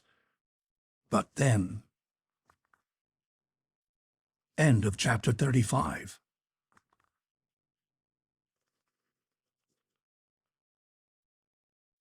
Chapter 36. Calm philosophic discussions. Here I end what I may call my log, happily saved from the wreck, and I resumed my narrative as before. What happened when the raft was dashed upon the rocks is more than I can tell. I felt myself hurled into the waves, and if I escaped from death, and if my body was not torn over the sharp edges of the rocks, it was because the powerful arm of Hans came to my rescue. The brave Icelander carried me out of the reach of the waves, over a burning sand where I found myself by the side of my uncle. Then he returned to the rocks, against which the furious waves were beating, to save what he could. I was unable to speak. I was shattered with fatigue and excitement. I wanted a whole hour to recover even a little. But a deluge of rain was still falling, though with that violence which generally denotes the near cessation of a storm. A few overhanging rocks afforded us some shelter from the storm. Hans prepared some food, which I could not touch, and each of us, exhausted with 3 sleepless nights, fell into a broken and painful sleep. The next day the weather was splendid. The sky and the sea had sunk into sudden repose. Every trace of the awful storm had disappeared. The exhilarating voice of the professor fell upon my ears as I awoke. He was ominously cheerful. "Well, my boy," he cried, "have you slept well? Would not anyone have thought that we were still in our cheerful little house on the Königstrasse, and that I was only just coming down to breakfast, and that I was to be married to Grauben that day? Alas, if the tempest had but sent the raft a little more east, we should have passed under Germany, under my beloved town of Hamburg, under the very street where dwelt all that I loved most in the world. Then only 40 leagues would have separated us. But they were 40 leagues perpendicular of solid granite wall, and in reality we were 1,000 leagues asunder. All these painful reflections rapidly crossed my mind before I could answer my uncle's question. "Well now," he repeated, "won't you tell me how you have slept?" "Oh, very well," I said. "I am only a little knocked up, but I shall soon be better." "Oh," says my uncle, "that's nothing to signify. You are only a little bit tired." "But you, uncle, you seem in very good spirits this morning." "Delighted, my boy, delighted. We have got there." "To our journey's end?" "No, but we have got to the end of the endless sea. Now we shall go by land, and really begin to go down, down, down." "But, my dear uncle, do let me ask you one question." "Of course, Axel." "How about returning?" "Returning? Why, you are talking about the return before the arrival." "No, I only want to know how that is to be managed." "In the simplest way possible. When we have reached the center of the globe, either we shall find some new way to get back, or we shall come back like decent folks the way we came. I feel pleased at the thought that it is sure not to be shut against us." "But then we shall have to refit the raft." "Of course." "Then as to provisions, have we enough to last?" "Yes, to be sure we have. Hans is a clever fellow, and I am sure he must have saved a large part of our cargo. But still, let us go and make sure." We left this grotto, which lay open to every wind. At the same time I cherished a trembling hope, which was a fear as well. It seemed to me impossible that the terrible wreck of the raft should not have destroyed everything on board. On my arrival on the shore, I found Hans surrounded by an assemblage of articles all arranged in good order. My uncle shook hands with him with a lively gratitude. This man, with almost superhuman devotion, had been at work all the while that we were asleep, and had saved the most precious of the articles at the risk of his life. Not that we had suffered no losses. For instance, our firearms. But we might do without them. Our stock of powder had remained uninjured after having risked blowing up during the storm. "Well," cried the professor, "as we have no guns, we cannot hunt, that's all." "Yes, but how about the instruments?" "Here's the aneroid, the most useful of all, and for which I would have given all the others. By means of it I can calculate the depth and know when we have reached the center. Without it we might very likely go beyond and come out at the antipodes." Such high spirits as these were rather too strong. "But where is the compass?" I asked. "Here it is upon this rock, in perfect condition, as well as the thermometers and the chronometer. The hunter is a splendid fellow." There was no denying it. We had all our instruments. As for tools and appliances, there they all lay on the ground, ladders, ropes, picks, spades, etc. Still, there was the question of provisions to be settled, and I asked, "How are we off for provisions?" The boxes containing these were in a line upon the shore, in a perfect state of preservation. For the most part, the sea had spared them, and what with biscuits, salt meat, spirits, and salt fish, we might reckon on 4 months' supply. 4 months! Cried the professor. "We have time to go and to return, and with what is left, I will give a grand dinner to my friends at the Johanneum." I ought by this time to have been quite accustomed to my uncle's ways, yet there was always something fresh about him to astonish me. "Now," said he, "we will replenish our supply of water with the rain which the storm has left in all these granite basins. Therefore we shall have no reason to fear anything from thirst. As for the raft, I will recommend Hans to do his best to repair it, although I don't expect it will be of any further use to us." "How so?" I cried. "An idea of my own, my lad. I don't think we shall come out by the way we went in." I stared at the professor with a good deal of mistrust. I asked, was he not touched in the brain? And yet there was method in his madness. "And now let us go to breakfast," said he. I followed him to a headland, after he had given his instructions to the hunter. There preserved meat, biscuit, and tea made us an excellent meal, one of the best I ever remember. Hunger, the fresh air, the calm, quiet weather, after the commotions we had gone through, all contributed to give me a good appetite. Whilst breakfasting, I took the opportunity to put to my uncle the question where we were now. "That seems to me," I said, "rather difficult to make out." "Yes, it is difficult," he said, "to calculate exactly. Perhaps even impossible, since during these 3 stormy days I have been unable to keep any account of the rate or direction of the raft, but still we may get an approximation." "The last observation," I remarked, "was made on the island, when the geyser was. You mean Axel Island. Don't decline the honor of having given your name to the first island ever discovered in the central parts of the globe." "Well," said I, "let it be Axel Island." Then we had cleared 270 leagues of sea, and we were 600 leagues from Iceland. "Very well," answered my uncle. "Let us start from that point and count 4 days' storm, during which our rate cannot have been less than 80 leagues in the 24 hours. "That is right, and this would make 300 leagues more. "Yes, and the Lidenbrock Sea would be 600 leagues from shore to shore. Surely, Axel, it may vie in size with the Mediterranean itself." "Especially," I replied, "if it happens that we have only crossed it in its narrowest part. And it is a curious circumstance," I added, "that if my computations are right, and we are 900 leagues from Reykjavik, we have now the Mediterranean above our head." "That is a good long way, my friend.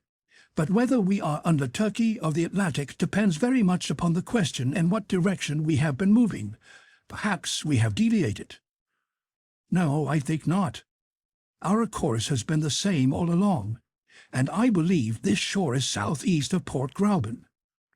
"Well," replied my uncle, We may easily ascertain this by consulting the compass. Let us go and see what it says." The professor moved towards the rock upon which Hans had laid down the instruments. He was gay and full of spirits. He rubbed his hands, he studied his attitudes. I followed him, curious to know if I was right in my estimate. As soon as we had arrived at the rock, my uncle took the compass, laid it horizontally, and questioned the needle, which, after a few oscillations, presently assumed a fixed position. My uncle looked and looked and looked again. He rubbed his eyes, and then turned to me thunderstruck with some unexpected discovery. "What is the matter?" I asked. He motioned to me to look. An exclamation of astonishment burst from me. The north pole of the needle was turned to what we supposed to be the south. It pointed to the shore instead of to the open sea. I shook the box, examined it again. It was in perfect condition. In whatever position I placed the box, the needle pertinaciously returned to this unexpected quarter. Therefore, there seemed no reason to doubt that during the storm there had been a sudden change of wind unperceived by us, which had brought our raft back to the shore which we thought we had left so long a distance behind us. End of chapter 36.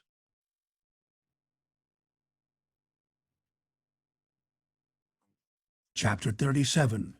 The Lidenbrock Museum of Geology. How shall I describe the strange series of passions which in succession shook the breast of Professor Lidenbrock? First stupefaction, then incredulity, lastly a downright burst of rage. Never had I seen the man so put out of countenance and so disturbed. The fatigues of our passage across, the dangers met, had all to be begun over again. We had gone backwards instead of forwards. But my uncle rapidly recovered himself. "Aha! Will fate play tricks upon me? Will the elements lay plots against me? Shall fire, air, and water make a combined attack against me? Well, they shall know what a determined man can do. I will not yield. I will not stir a single foot backwards, and it will be seen whether man or nature is to have the upper hand." Erect upon the rock, angry and threatening, Otto Lidenbrock was a rather grotesque, fierce parody upon the fierce Achilles defying the lightning.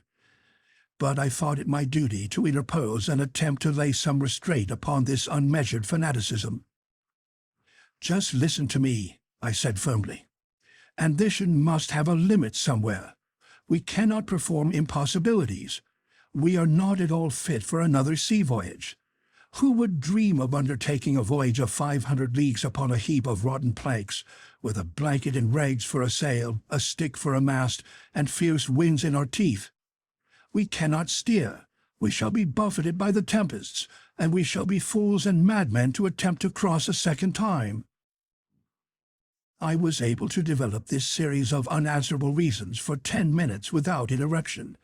Not that the professor was paying any respectful attention to his nephew's arguments, but because he was deaf to all my eloquence. "To the raft!" he shouted. Such was his only reply. It was no use for me to entreat, supplicate, get angry, or do anything else in the way of opposition. It would only have been opposing a will harder than the granite rock. Hans was finishing the repairs of the raft. One would have thought that this strange being was guessing at my uncle's intentions. With a few more pieces of surturbrand, he had refitted our vessel. A sail already hung from the new mast, and the wind was playing in its waving folds. The professor said a few words to the guide, and immediately he put everything on board and arranged every necessary for our departure. The air was clear, and the northwest wind blew steadily. What could I do? Could I stand against the two? It was impossible. If Hans had but taken my side. But no, it was not to be. The Icelander seemed to have renounced all will of his own, and made a vow to forget and deny himself. I could get nothing out of a servant so feudalized, as it were, to his master. My only course was to proceed. I was therefore going with as much resignation as I could find to resume my accustomed place on the raft, when my uncle laid his hand upon my shoulder. "We shall not sail until tomorrow," he said. I made a movement intended to express resignation. "I must neglect nothing," he said, "and since my fate has driven me on this part of the coast, I will not leave it until I have examined it." To understand what followed, it must be borne in mind that, through circumstances hereafter to be explained, we were not really where the professor supposed we were. In fact, we were not upon the north shore of the sea. "Now let us start upon fresh discoveries," I said. And leaving Hans to his work, we started off together. The space between the water and the foot of the cliffs was considerable. It took half an hour to bring us to the wall of rock. We trampled under our feet numberless shells of all the forms and sizes which existed in the earliest ages of the world. I also saw immense carapaces more than 15 feet in diameter.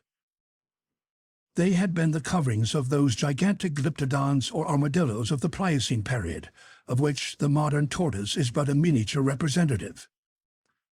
The soil was besides this scattered with stony fragments, boulders rounded by water action, and ridged up in successive lines. I was therefore led to the conclusion that at one time the sea must have covered the ground on which we were treading. On the loose and scattered rocks, now out of reach of the highest tides, the waves had left manifest traces of their power to wear their way in the hardest stone. This might up to a certain point explain the existence of an ocean 40 leagues beneath the surface of the globe. But in my opinion, this liquid mass would be lost by degrees farther and farther within the interior of the earth, and it certainly had its origin in the waters of the ocean overhead, which had made their way hither through some fissure. Yet it must be believed that that fissure is now closed, and that all this cavern or immense reservoir was filled in a very short time. Perhaps even this water, subjected to the fierce action of central heat, had partly been resolved into vapor. This would explain the existence of those clouds suspended over our heads, and the development of that electricity which raised such tempests within the bowels of the earth. This theory of the phenomena we had witnessed seemed satisfactory to me, for however great and stupendous the phenomena of nature, fixed physical laws will or may always explain them. We were therefore walking upon sedimentary soil, the deposits of the waters of former ages. The professor was carefully examining every little fissure in the rocks. Wherever he saw a hole, he always wanted to know the depth of it. To him, this was important. We had traversed the shores of the Lidenbrock Sea for a mile when we observed a sudden change in the appearance of the soil. It seemed upset, contorted, and convulsed by a violent upheaval of the lower strata. In many places, depressions or elevations gave witness to some tremendous power affecting the dislocation of the strata. We moved with difficulty across these granite fissures and chasms, mingled with silex, crystals of quartz, and alluvial deposits. When a field, nay, more than a field, a vast plain of bleached bones lay spread before us. It seemed like an immense cemetery, where the remains of 20 ages mingled their dust together. Huge mounds of bony fragments rose stage after stage in the distance.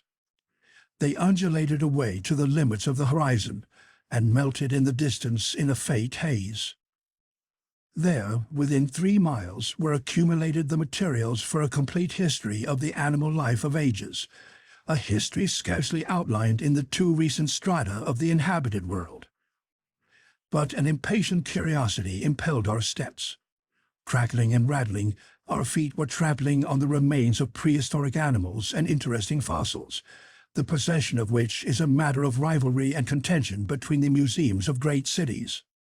1,000 Cuviers could never have reconstructed the organic remains deposited in this magnificent and unparalleled collection. I stood amazed. My uncle had uplifted his long arms to the vault which was our sky, his mouth gaping wide, his eyes flashing behind his shining spectacles, his head balancing with an up and down motion. His whole attitude denoted unlimited astonishment.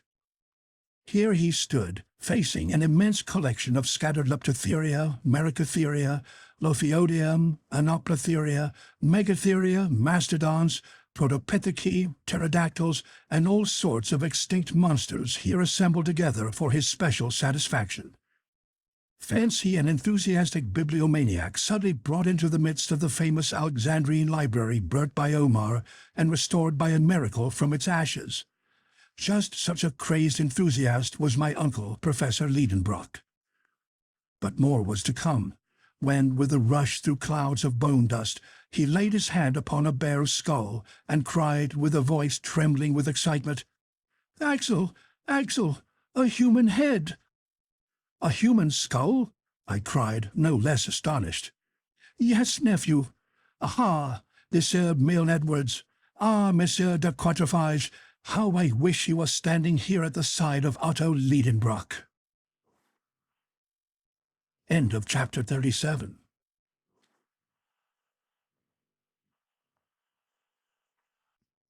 Chapter 38. The Professor in his chair again. To understand this apostrophe of my uncle's, made to absent French savants, it will be necessary to allude to an event of high importance in the paleontological point of view, which had occurred a little while before our departure. On the 28th of March, 1863, some excavators working under the direction of Monsieur Boucher de Ped in the stone quarries of Moulin-Quignon near Abbeville in the department of Somme found a human jawbone 14 feet beneath the surface. It was the first fossil of this nature that had ever been brought to light. Not far distant were found stone hatchets and flint arrowheads, stained and encased by lapse of time with a uniform coat of rust. The noise of this discovery was very great, not in France alone, but in England and in Germany. Several savants of the French Institute, and amongst them Messieurs Milne Edwards and de Quatrefages, saw at once the importance of this discovery, proved to demonstration the genuineness of the bone in question, and became the most ardent defendants in what the English called this trial of a jawbone.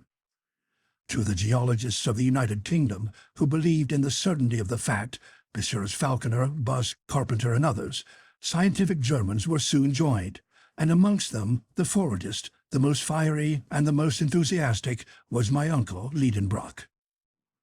Therefore, the genuineness of a fossil human relic of the Quaternary period seemed to be incontestably proved and admitted. It is true that this theory met with a most obstinate opponent in Monsieur Elie de Beaumont. This high authority maintained that the sword of Moulin-Quignon was not diluvial at all, but was of much more recent formation, and agreeing in that with Cuvier, he refused to admit that the human species could be contemporary with the animals of the Quaternary period.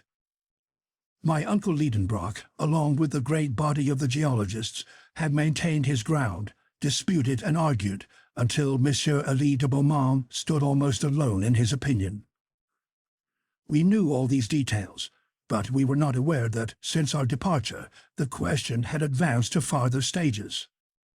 Other similar maxillaries, though belonging to the individuals of various types in different nations, were found in the loose grey soil of certain grottos in France, Switzerland, and Belgium, as well as weapons, tools, earthen utensils, bones of children and adults.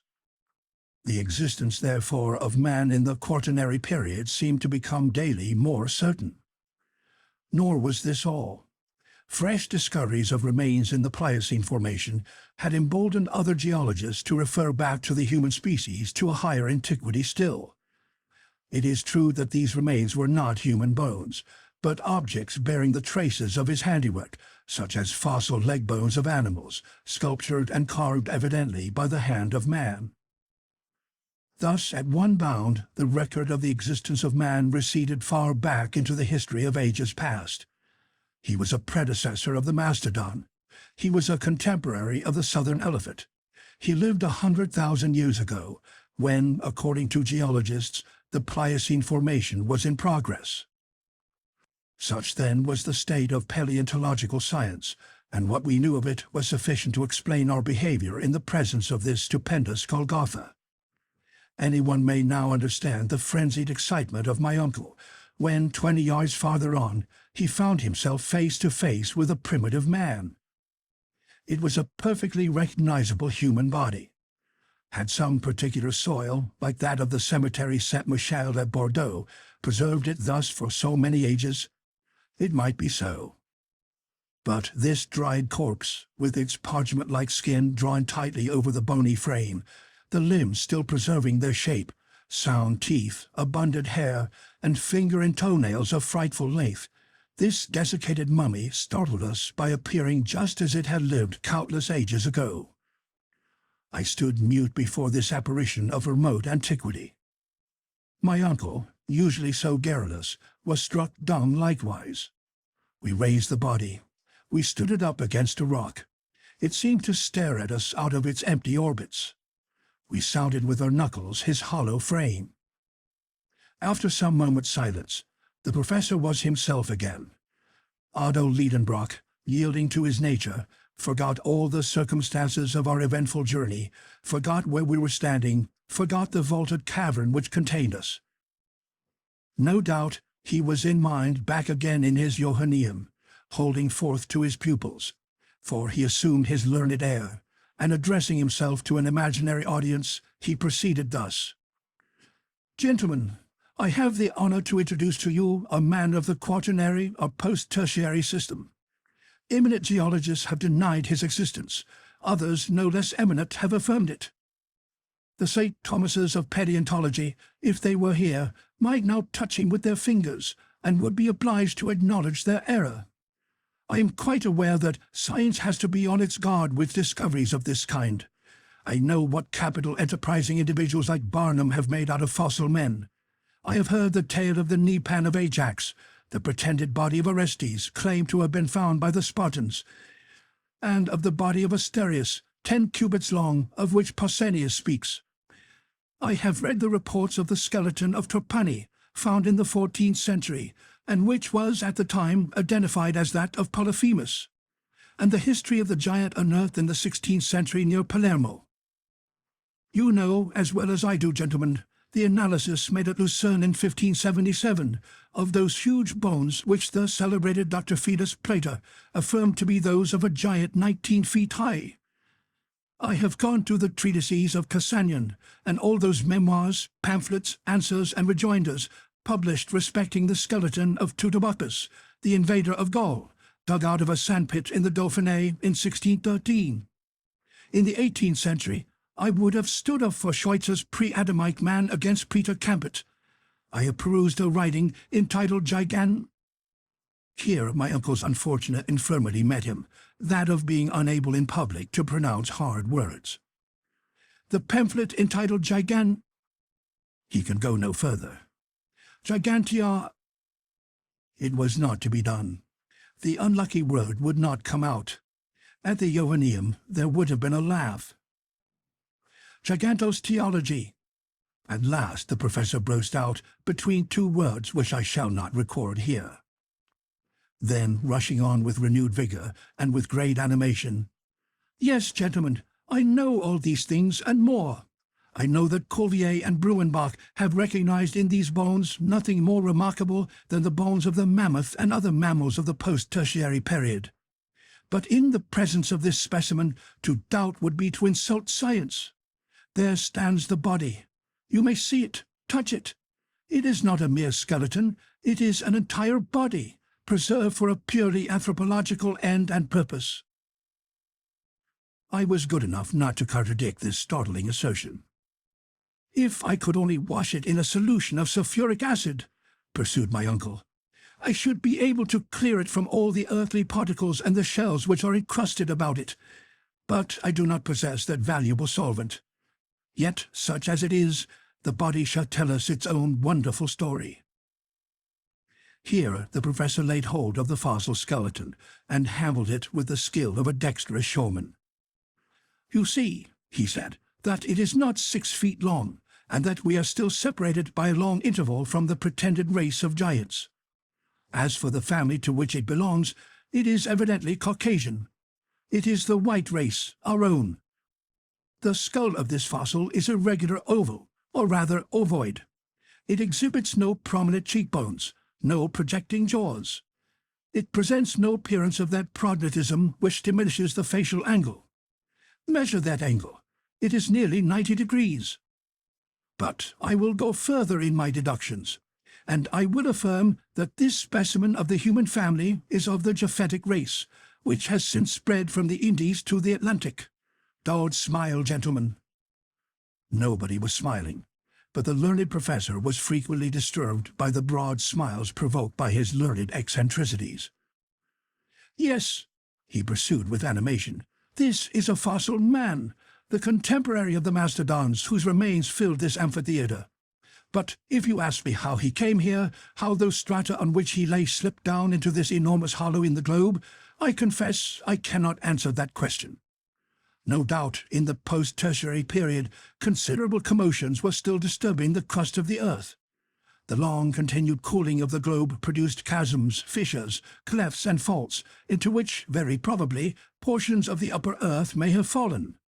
I make no rash assertions, but there is the man surrounded by his own works, by hatchets, by flint arrowheads, which are the characteristics of the Stone Age.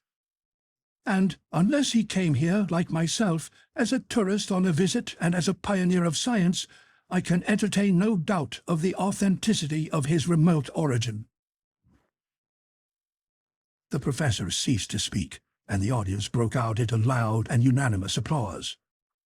For of course my uncle was right, and wiser men than his nephew would have had some trouble to refute his statements.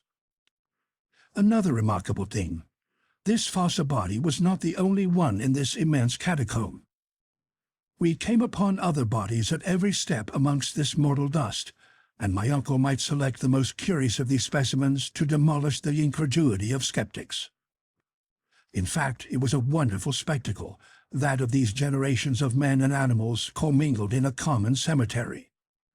Then one very serious question arose presently which we scarcely dared to suggest. Had all those creatures slided through a great fissure in the crust of the earth, down to the shores of the Lidenbrock Sea, when they were dead and turning to dust? Or had they lived and grown and died here in this subterranean world under a false sky, just like the inhabitants of the upper earth? Until the present time we had seen alive only marine monsters and fishes. Might not some living man, some native of the abyss, be yet a wanderer below on this desert strand? End of chapter 38.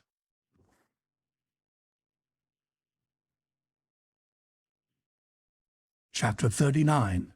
Forest scenery illuminated by electricity. For another half-hour we trod upon a pavement of bones. We pushed on, impelled by our burning curiosity. What other marvels did this cavern contain? What new treasures lay here for science to unfold? I was prepared for any surprise. My imagination was ready for any astonishment, however astounding. We had long lost sight of the seashore behind the hills of bones. The rash professor, careless of losing his way, hurried me forward. We advanced in silence, bathed in luminous electric fluid. By some phenomenon which I am unable to explain, it lighted up all sides of every object equally. Such was its diffusiveness, there being no central point from which the light emanated, that shadows no longer existed.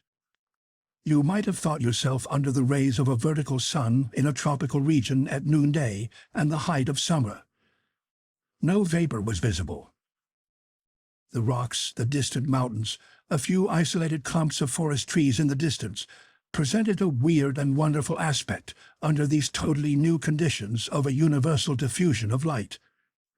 We were like Hoffmann's shadowless man. After walking a mile, we reached the outskirts of a vast forest, but not one of those forests of fungi which bordered Port Gräuben. Here was the vegetation of a tertiary period in its fullest blaze of magnificence. Tall palms, belonging to species no longer living, splendid palmacites, firs, yews, cypress trees, thujas, representatives of the conifers were linked together by a tangled network of long climbing plants. A soft carpet of moss and hepaticas luxuriously clothed the soil. A few sparkling streams ran almost in silence under what would have been the shade of trees, but that there was no shadow. On their banks grew tree ferns similar to those we grow in hothouses. But a remarkable feature was the total absence of color in all those trees, shrubs, and plants, growing without the life-giving heat and light of the sun. Everything seemed mixed up and confounded in one uniform silver-gray or light-brown tint, like that of fading and faded leaves. Not a green leaf anywhere, and the flowers, which were abundant enough in the tertiary period which first gave birth to flowers, looked like brown paper flowers, without color or scent. My uncle Lidenbrock ventured to penetrate under this colossal grove. I followed him, not without fear. Since nature had here provided vegetable nourishment, why should not the terrible mammals be there too? I perceived in the broad clearings left by fallen trees decayed with age, leguminose plants, acerinae, rubicinae, and many other eatable shrubs, dear to ruminant animals at every period. Then I observed, mingled together in confusion, trees of countries far apart on the surface of the globe. The oak and the palm were growing side by side. The Australian eucalyptus leaned against the Norwegian pine. The birch tree of the north mingled its foliage with the New Zealand kauris. It was enough to distract the most ingenious classifier of terrestrial botany. Suddenly I halted. I drew back my uncle. The diffused light revealed the smallest object in the dense and distant thickets. I had thought I saw— no, I did see, with my own eyes, vast colossal forms moving amongst the trees. They were gigantic animals. It was a herd of mastodons, not fossil remains, but living and resembling those the bones of which were found in the marshes of Ohio in 1801. I saw those huge elephants whose long, flexible trunks were grouting and turning up the soil under the trees like a legion of serpents. I could hear the crashing noise of their long ivory tusks boring into the old decaying trunks. The boughs cracked, and the leaves torn away by cartloads went down the cavernous throats of the vast brutes. So then, the dream in which I had had a vision of the prehistoric world, of the tertiary and post-tertiary periods, was now realized. And there we were alone, in the bowels of the earth, at the mercy of its wild inhabitants. My uncle was gazing with intense and eager interest. "Come on," he said, seizing my arm. "Forward, forward!" "No, I will not," I cried. "We have no firearms. What could we do in the midst of a herd of those four-footed giants? Come away, uncle, come.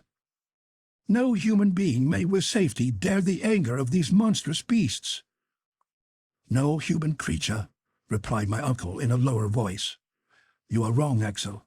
Look down there. I fancy I see a living creature similar to ourselves. It is a man."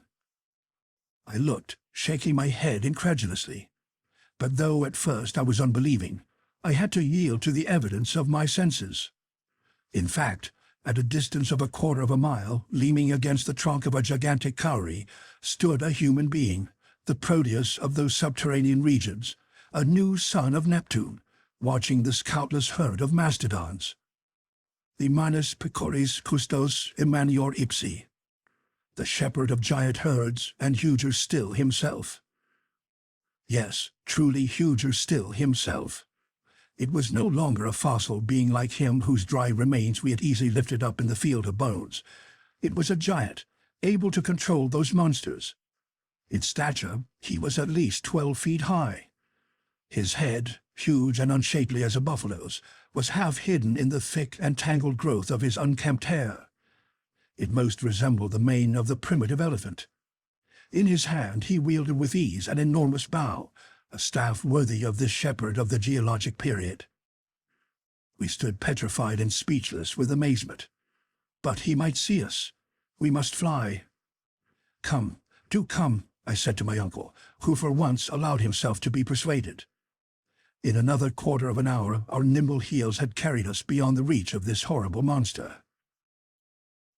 And yet, now that I could reflect quietly, now that my spirit has grown calm again, now that months have slipped by since this strange and supernatural meeting, what am I to think? What am I to believe? I must conclude that it was impossible that our senses had been deceived, that our eyes did not see what we supposed they saw. No human being lives in this subterranean world.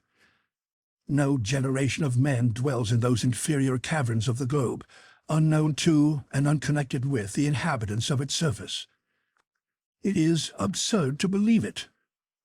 I had rather admit that it may have been some animal whose structure resembled the human, some ape or baboon of the early geological ages, some Protopitheca or some Mesopitheca, some early or middle ape, like that discovered by Mr. Lartet in the bone cave of Sansao. But this creature surpassed in stature all the measurements known in modern paleontology. But that a man, a living man, and therefore whole generations doubtless besides, should be buried there in the bowels of the earth is impossible. However, we had left behind us the luminous forest, dumb with astonishment, overwhelmed and struck down with a terror which amounted to stupefaction. We kept running on for fear the horrible monster might be on our track. It was a flight, a fall, like that fearful pulling and dragging which is peculiar to nightmare. Instinctively we got back to the Lidenbrock Sea, and I cannot say into what vagaries my mind would not have carried me but for a circumstance which brought me back to practical matters. Although I was certain that we were now treading upon soil not hitherto touched by our feet, I often perceived groups of rocks which reminded me of those about Port Gräuben. Besides, this seemed to confirm the indications of the needle, and to show that we had against our will returned to the north of the Lidenbrock Sea. Occasionally we felt quite convinced. Brooks and waterfalls were tumbling everywhere from the projections in the rocks. I thought I recognized the bed of Söderbrand, our faithful Hansbach, and the grotto in which I recovered life and consciousness. Then, a few paces farther on, the arrangement of the cliffs, the appearance of an unrecognized stream, or the strange outline of a rock came to throw me again into doubt. I communicated my doubts to my uncle. Like myself, he hesitated. He could recognize nothing again amidst this monotonous scene. "Evidently," said I, "we have not landed again at our original starting point, but the storm has carried us a little higher, and if we follow the shore we shall find Port Gräuben. If that is the case, it will be useless to continue our exploration, and we had better return to our raft. But, Axel, are you not mistaken?" "It is difficult to speak decidedly, uncle, for all these rocks are so very much alike. Yet I think I recognize the promontory at the foot of which Hans constructed our lodge. We must be very near the little port, if indeed this is not it," I added, examining a creek which I thought I recognized. "No, Axel, we should at least find our own traces, and I see nothing." "But I do see," I cried, darting upon an object lying on the sand. And I showed my uncle a rusty dagger which I had just picked up. "Come," said he, "had you this weapon with you?" "I? No, certainly. But you, perhaps?" "Not that I am aware," said the professor. "I have never had this object in my possession." "Well, this is strange." "No, Axel, it is very simple. The Icelanders often wear arms of this kind. This must have belonged to Hans, and he has lost it."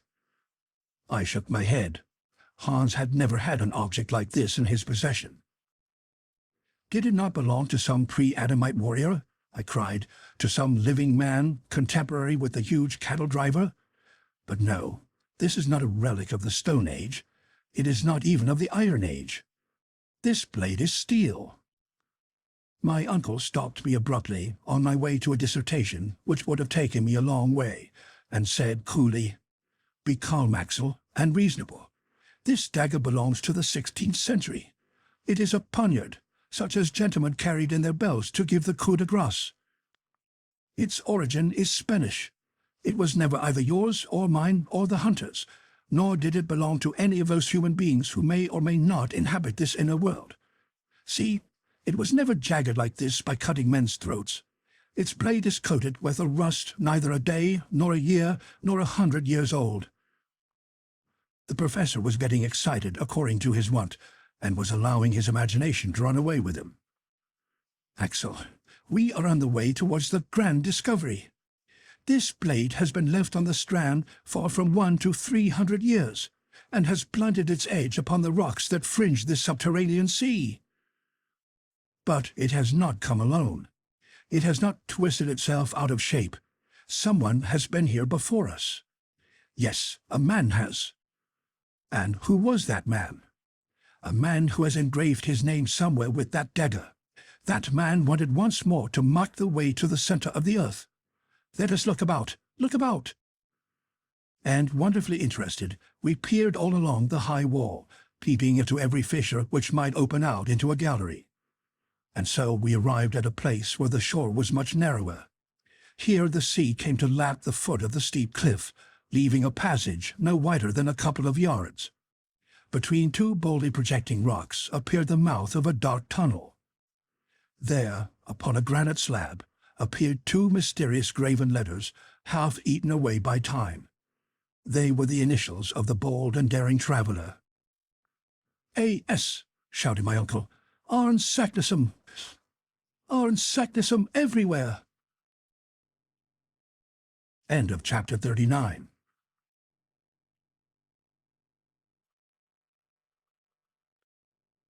Chapter 40. Preparations for blasting a passage to the center of the earth. Since the start upon this marvelous pilgrimage, I have been through so many astonishments that I might well be excused for thinking myself well hardened against any further surprise. Yet at the sight of these two letters, engraved on this spot 300 years ago, I stood aghast in dumb amazement. Not only were the initials of the learned alchemist visible upon the living rock, but there lay the iron point with which the letters had been engraved. I could no longer doubt of the existence of that wonderful traveller and of the fact of his unparalleled journey without the most glaring incredulity. Whilst these reflections were occupying me, Professor Lidenbrock had launched into a somewhat rhapsodical eulogium, of which Arne Saknussemm was of course the hero. "Thou marvellous genius," he cried, "thou hast not forgotten one indication which might serve to lay open to mortals the road through the terrestrial crust, and thy fellow creatures may even now, after the lapse of 3 centuries, again trace thy footsteps through these deep and darksome ways. You reserve the contemplation of these wonders for other eyes besides your own. Your name, graven from stage to stage, leads the bold follower of your footsteps to the very center of our planet's core, and there again we shall find your own name written with your own hand. I too will inscribe my name upon this dark granite page. But forever henceforth let this cape that advances into the sea discovered by yourself be known by your own illustrious name, Cape Saknussemm." Such were the glowing words of panegyric which fell upon my attentive ear, and I could not resist the sentiment of enthusiasm with which I too was infected. The fire of zeal kindled afresh in me. I forgot everything. I dismissed from my mind the past perils of the journey, the future danger of our return. That which another had done, I supposed, we might also do, and nothing that was not superhuman appeared impossible to me. "Forward! Forward!" I cried. I was already darting down the gloomy tunnel when the professor stopped me. He, the man of impulse, counselled patience and coolness. "Let us first return to Hans," he said, "and bring the raft to this spot." I obeyed, not without dissatisfaction, and passed out rapidly among the rocks on the shore.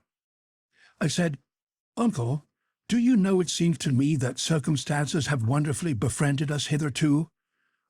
"You will think so, Axel?" "No doubt. Even the tempest has put us on the right way.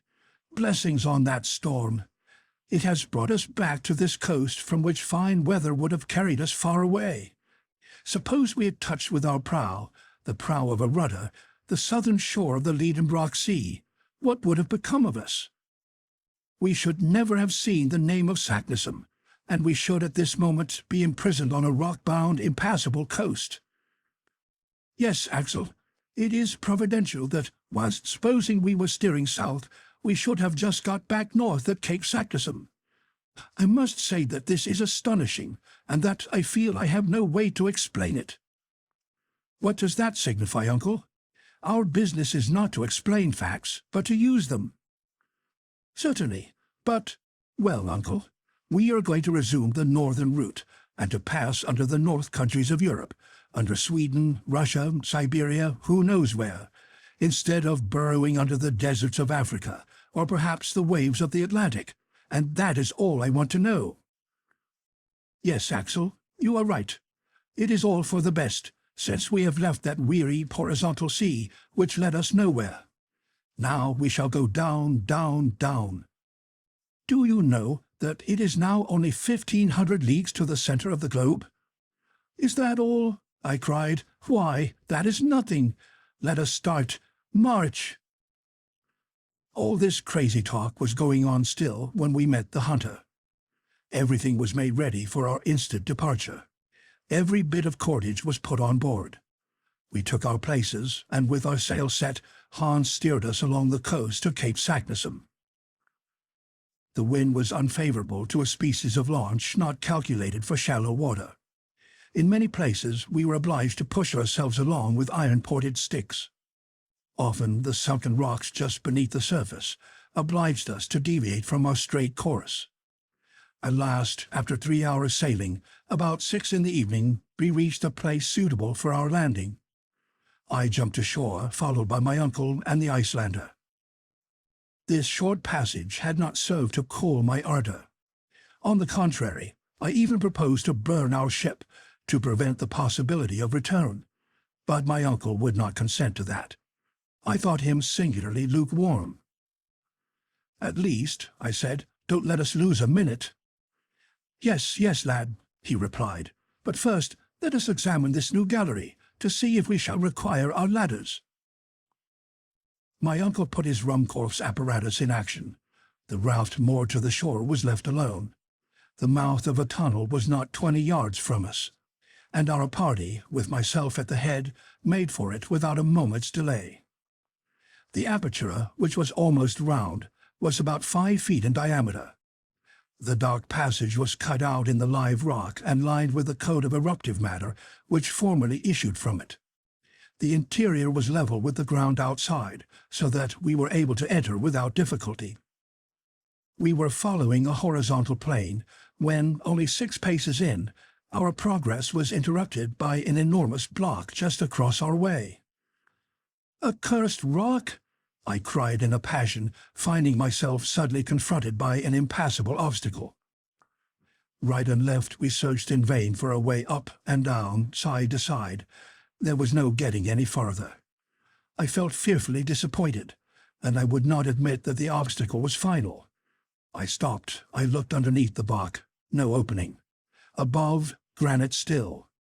Hans passed his lamp over every portion of the barrier in vain. We must give up all hope of passing it. I sat down in despair. My uncle strode from side to side in the narrow passage. "But how was it with Saknussemm?" I cried. "Yes," said my uncle. "Was he stopped by this stone barrier?" "No, no," I replied with animation. "This fragment of rock has been shaken down by some shock or convulsion, or by one of those magnetic storms which agitate these regions, and has blocked up the passage which lay open to him. Many years have elapsed since the return of Saknussemm to the surface, and the fall of this huge fragment. Is it not evident that this gallery was once the way open to the course of the lava, and that at that time there must have been a free passage?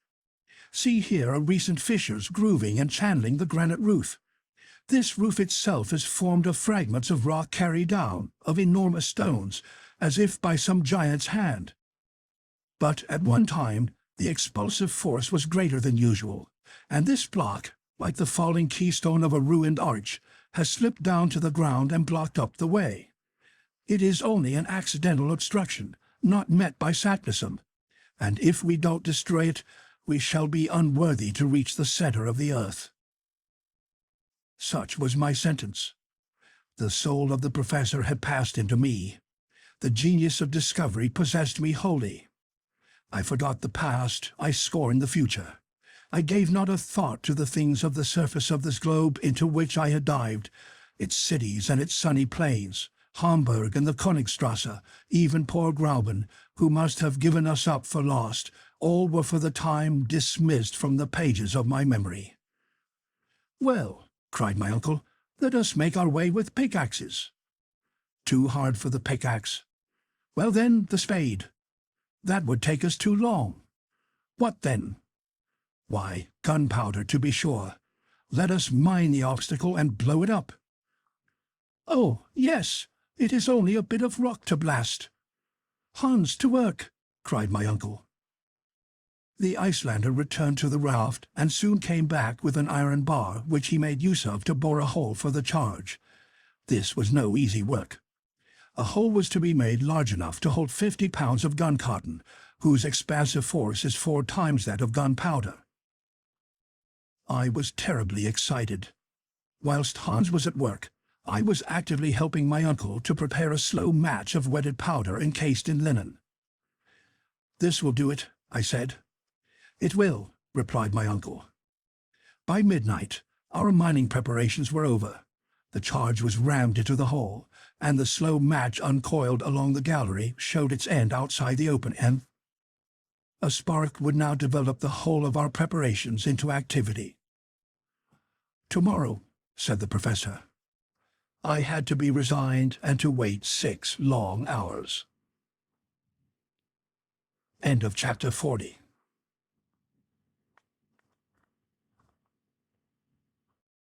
Chapter 41. The Great Explosion and the Rush Down Below. The next day, Thursday, August 27, is a well-remembered date in our subterranean journey. It never returns to my memory without sending through me a shudder of horror and a palpitation of the heart. From that hour we had no further occasion for the exercise of reason, or judgment, or skill, or contrivance. We were henceforth to be hurled along, the playthings of the fierce elements of the deep. At 6 we were afoot. The moment drew near to clear a way by blasting through the opposing mass of granite. I begged for the honor of lighting the fuse. This duty done, I was to join my companions on the raft, which had not yet been unloaded. We should then push off as far as we could and avoid the dangers arising from the explosion, the effects of which were not likely to be confined to the rock itself. The fuse was calculated to burn 10 minutes before setting fire to the mine. I therefore had sufficient time to get away to the raft. I prepared to fulfill my task with some anxiety. After a hasty meal, my uncle and the hunter embarked whilst I remained on shore. I was supplied with a lighted lantern to set fire to the fuse. "Now go," said my uncle, "and return immediately to us." "Don't be uneasy," I replied. "I will not play by the way." I immediately proceeded to the mouth of the tunnel. I opened my lantern. I laid hold of the end of the match. The professor stood, chronometer in hand. "Ready?" he cried. "Aye." "Fire!" I instantly plunged the end of the fuse into the lantern. It spluttered and flamed, and I ran at the top of my speed to the raft. "Come on board, quickly, and let us push off." Hans, with a vigorous thrust, sent us from the shore. The raft shot 20 fathoms out to sea. It was a moment of intense excitement. The professor was watching the hand of the chronometer. 5 minutes more," he said. 4, 3, my pulse beat half-seconds. 2, 1, down, granite rocks, down with you. What took place at that moment? I believe I did not hear the dull roar of the explosion, but the rocks suddenly assumed a new arrangement. They rent asunder like a curtain. I saw a bottomless pit open on the shore. The sea, lashed into sudden fury, rose up in an enormous billow, the ridge of which the unhappy raft was uplifted bodily in the air with all its crew and cargo. We all 3 fell down flat. In less than a second we were in deep, unfathomable darkness. Then I felt as if not only myself but the raft also had no support beneath. I thought it was sinking, but it was not so. I wanted to speak to my uncle, but the roaring of the waves prevented him from hearing even the sound of my voice. In spite of darkness, noise, astonishment, and terror, I then understood what had taken place. On the other side of the blown-up rock was an abyss. The explosion had caused a kind of earthquake in this fissured and abysmal region. A great gulf had opened, and the sea, now changed into a torrent, was hurrying us along into it. I gave myself up for lost. An hour passed away, 2 hours perhaps, I cannot tell. We clutched each other fast to save ourselves from being thrown off the raft. We felt violent shocks whenever we were borne heavily against the craggy projections. Yet these shocks were not very frequent, for which I concluded that the gully was widening. It was no doubt the same road that Saknussemm had taken. But instead of walking peaceably down it, as he had done, we were carrying a whole sea along with us. These ideas, it will be understood, presented themselves to my mind in a vague and undetermined form. I had difficulty in associating any ideas together during this headlong race, which seemed like a vertical descent. To judge by the air which was whistling past me and made a whizzing in my ears, we were moving faster than the fastest express trains. To light a torch under these conditions would have been impossible, and our last electric apparatus had been shattered by the force of the explosion. I was therefore much surprised to see a clear light shining near me. It lighted up the calm and unmoved countenance of Hans. The skilful huntsman had succeeded in lighting the lantern, and although it flickered so much as to threaten to go out, it threw a fitful light across the awful darkness.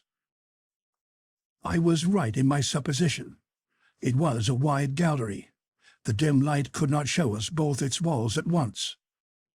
The fall of the waters which were carrying us away exceeded that of the swiftest rapids in American rivers. Its surface seemed composed of a sheaf of arrows hurled with inconceivable force. I cannot convey my impressions by a better comparison. The raft, occasionally seized by an eddy, spun round as it still flew along. When it approached the walls of the gallery, I threw on them the light of the lantern, and I could judge somewhat of the velocity of our speed by noticing how the jagged projections of the rocks spun into endless ribbons and bands, so that we seemed confined within a network of shifting lines. I supposed we were running at the rate of 30 leagues an hour.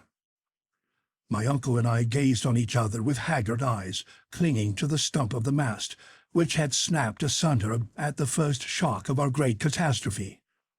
We kept our backs to the wind, not to be stifled by the rapidity of a movement which no human power could check. Hours passed away, no change in our situation, but a discovery came to complicate matters and make them worse. In seeking to put our cargo into somewhat better order, I found that the greater part of the articles embarked had disappeared at the moment of the explosion, when the sea broke in upon us with such violence. I wanted to know exactly what we had saved, and with the lantern in my hand I began my examination. Of our instruments, none were saved but the compass and the chronometer. Our stock of ropes and ladders was reduced to the bit of cord rolled round the stump of the mast. Not a spade, not a pickaxe, not a hammer was left us, and, irreparable disaster, we had only one day's provisions left. I searched every nook and corner, every crack and cranny in the raft. There was nothing. Our provisions were reduced to one bit of salt meat and a few biscuits. I stared at our failing supplies stupidly. I refused to take in the gravity of our loss. And yet, what was the use of troubling myself? If we had had provisions enough for months, how could we get out of the abyss into which we were being hurled by an irresistible torrent? Why should we fear the horrors of famine when death was swooping down upon us in a multitude of other forms? Would there be time left to die of starvation? Yet, by an inexplicable play of the imagination, I forgot my present dangers to contemplate the threatening future. Was there any chance of escaping from the fury of this impetuous torrent, and of returning to the surface of the globe? I could not form the slightest conjecture how or when. But one chance in 1,000 or 10,000 is still a chance, whilst death from starvation will leave us not the smallest hope in the world. The thought came into my mind to declare the whole truth to my uncle, to show him the dreadful straits to which we were reduced, and to calculate how long we might yet expect to live. But I had the courage to preserve silence. I wished to leave him cool and self-possessed. At that moment, the light from our lantern began to sink by little and little, and then went out entirely. The wick had burned itself out.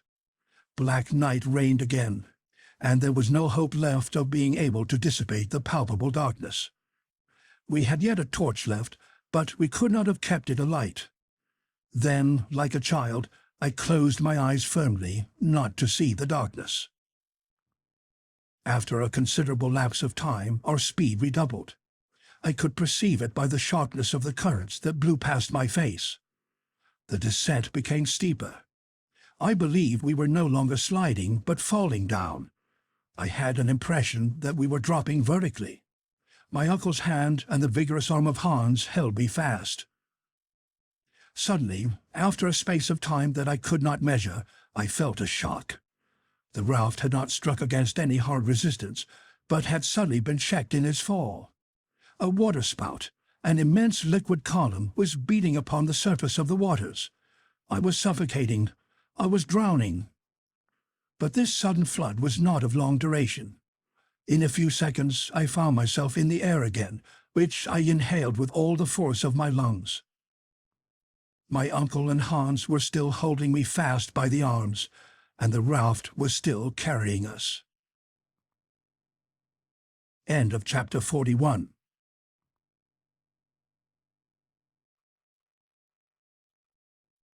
Chapter 42. Headlong speed upward through the horrors of darkness. It might have been, as I guessed, about 10 at night. The first of my senses which came into play after this last bout was that of hearing. All at once I could hear, and it was a real exercise of the sense of hearing. I could hear the silence in the gallery after the din which for hours had stunned me. At last these words of my uncle's came to me like a vague murmuring. "We are going up." "What do you mean?" I cried. "Yes, we are going up, up." I stretched out my arm. I touched the wall and drew back my hand, bleeding. We were ascending with extreme rapidity. "The torch! The torch!" cried the professor.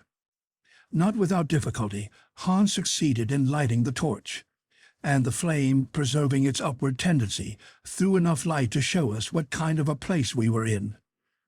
"Just as I thought," said the professor. "We are in a tunnel not 24 feet in diameter. The water had reached the bottom of the gulf. It is now rising to its level and carrying us with it. Where to? I cannot tell, but we must be ready for anything. We are mounting at a speed which seems to me of 14 feet in a second, or 10 miles an hour. At this rate we shall get on." "Yes, if nothing stops us. If this well has an aperture. But suppose it to be stopped.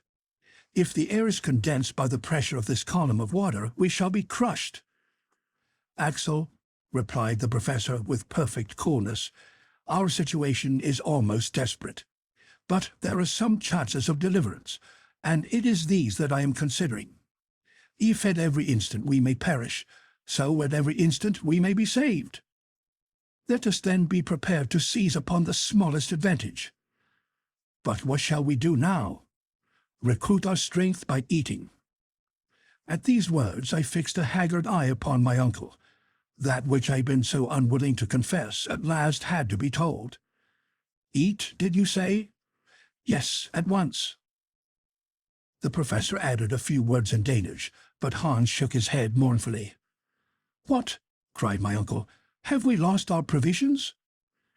"Yes, here is all we have left. 1 bit of salt meat for the 3. My uncle stared at me as if he could not understand. "Well," said I, "do you think we have any chance of being saved?" My question was unanswered. An hour passed away. I began to feel the pangs of a violent hunger. My companions were suffering too, and not one of us dared touch this wretched remnant of our goodly store. But now we were mounting up with excessive speed. Sometimes the air would cut our breaths short, as is experienced by aeronauts ascending too rapidly. But whilst they suffer from cold in proportion to their rise, we were beginning to feel a contrary effect. The heat was increasing in a manner to cause us the most fearful anxiety, and certainly the temperature was at this moment at the height of 100 degrees Fahrenheit. What could be the meaning of such a change? Up to this time, facts had supported the theories of Davy and of Lidenbrock. Until now, particular conditions of non-conducting rocks, electricity, and magnetism had tempered the laws of nature, giving us only a moderately warm climate, for the theory of a central fire remained, in my estimation, the only one that was true and explicable. Were we then turning back to where the phenomena of central heat ruled in all their rigor and would reduce the most refractory rocks to the state of a molten liquid? I feared this, and said to the professor, "If we are neither drowned nor shattered to pieces, nor starved to death, there is still the chance that we may be burned alive and reduced to ashes." At this, he shrugged his shoulders and returned to his thoughts. Another hour passed, and except some slight increase in the temperature, nothing new had happened. "Come," said he, "we must determine upon something." "Determine on what?" said I. "Yes, we must recruit our strength by carefully rationing ourselves, and so prolong our existence by a few hours. But we shall be reduced to a very great weakness at last. And our last hour is not far off. Well, if there is a chance of safety, if a moment for active exertion presents itself, where shall we find the required strength if we allowed ourselves to be enfeebled by hunger? Well, uncle, when this bit of meat has been devoured, what shall we have left?" "Nothing, Axel, nothing at all. But will it do you any more good to devour it with your eyes than with your teeth? Your reasoning has in it neither sense nor energy." "Then don't you despair?" I cried irritably. "No, certainly not," was the professor's firm reply. "What? Do you think there is any chance of safety left?" "Yes, I do. As long as the heart beats, as long as body and soul keep together, I cannot admit that any creature endowed with a will has need to despair of life." Resolute words these. The man who could speak so under such circumstances was of no ordinary type. "Finally, what do you mean to do?" I asked. "Eat what is left to the last crumb and recruit our fading strength. This meal will be our last, perhaps, so let it be. But at any rate, we shall once more be men and not exhausted, empty bags." "Well, let us consume it then," I cried. My uncle took the piece of meat and the few biscuits which had escaped from the general destruction. He divided them into 3 equal portions and gave one to each. This made about a pound of nourishment for each. The professor ate his greedily, with a kind of feverish rage. I ate without pleasure, almost with disgust. Hans, quietly, moderately masticating his small mouthfuls without any noise, and relishing them with the calmness of a man above all anxiety about the future. By diligent search he had found a flask of Hollands. He offered it to us each in turn, and this generous beverage cheered us up slightly. "Voortreffelijk," said Hans, drinking in his tone. "Excellent," replied my uncle. A glimpse of hope had returned, although without cause. But our last meal was over, and it was now 5 in the morning. Man is so constituted that health is a purely negative state. Hunger once satisfied, it is difficult for a man to imagine the horrors of starvation. They cannot be understood without being felt. Therefore it was that, after our long fast, these few mouthfuls of meat and biscuit made us triumph over our past agonies. But as soon as the meal was done, we each of us fell deep into thought. What was Hans thinking of, that man of the far west, but who seemed ruled by the fatalist doctrines of the East? As for me, my thoughts were made up of remembrances, and they carried me up to the surface of the globe, of which I ought never to have taken leave. The house in the Königstrasse, my poor dear Grauben, that kind soul Martha, flitted like visions before my eyes, and in the dismal moanings which from time to time reached my ears, I thought I could distinguish the roar of the traffic of the great cities upon earth. My uncle still had his eye upon his work. Torch in hand, he tried to gather some idea of our situation from the observation of the strata. This calculation could, at best, be but a vague approximation. But a learned man is always a philosopher when he succeeds in remaining cool, and assuredly Professor Lidenbrock possessed this quality to a surprising degree. I could hear him murmuring geological terms. I could understand them, and in spite of myself I felt interested in this last geological study. Eruptive granite, he was saying. We are still in the primitive period, but we are going up, higher still. Who can tell? Ah, who can tell? With his hand he was examining the perpendicular wall, and in a few more minutes he continued. This is nice. Here is mica schist. Ah, presently we shall come to the transition period, and then— What did the professor mean? Could he be trying to measure the thickness of the crust of the earth that lay between us and the world above? Had he any means of making this calculation? No, he had not the aneroid, and no guessing could supply its place. Still, the temperature kept rising, and I felt myself steeped in a broiling atmosphere. I could only compare it to the heat of a furnace at the moment when the molten metal is running into the mold. Gradually, we have been obliged to throw aside our coats and waistcoats. The lightest covering became uncomfortable and even painful. Are we rising into a fiery furnace? I cried at one moment when the heat was redoubling. No, replied my uncle, that is impossible, quite impossible. Yet, I answered, feeling the wall, this well is burning hot. At the same moment, touching the water, I had to withdraw my hand in haste. The water is scalding, I cried. This time the professor's only answer was an angry gesture. Then an unconquerable terror seized upon me, from which I could no longer get free. I felt that a catastrophe was approaching before which the boldest spirit must quail. A dim, vague notion laid hold of my mind, but which was fast hardening into certainty.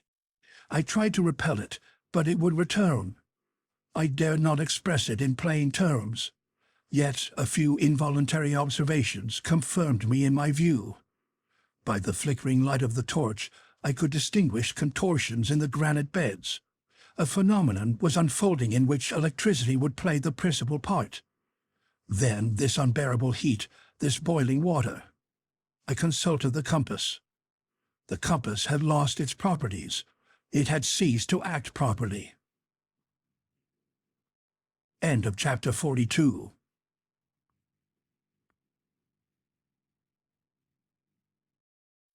Chapter 43. Shot out of a volcano at last. Yes, our compass was no longer a guide. The needle flew from pole to pole with a kind of frenzied impulse. It ran round the dial, and spun hither and thither as if it were giddy or intoxicated. I knew quite well that according to the best received theories, the mineral covering of the globe is never at absolute rest. The changes brought about by the chemical decomposition of its component parts, the agitation caused by great liquid torrents, and the magnetic currents are continually tending to disturb it, even when living beings upon its surface may fancy that all is quiet below. A phenomenon of this kind would not have greatly alarmed me, or at any rate, it would not have given rise to dreadful apprehensions.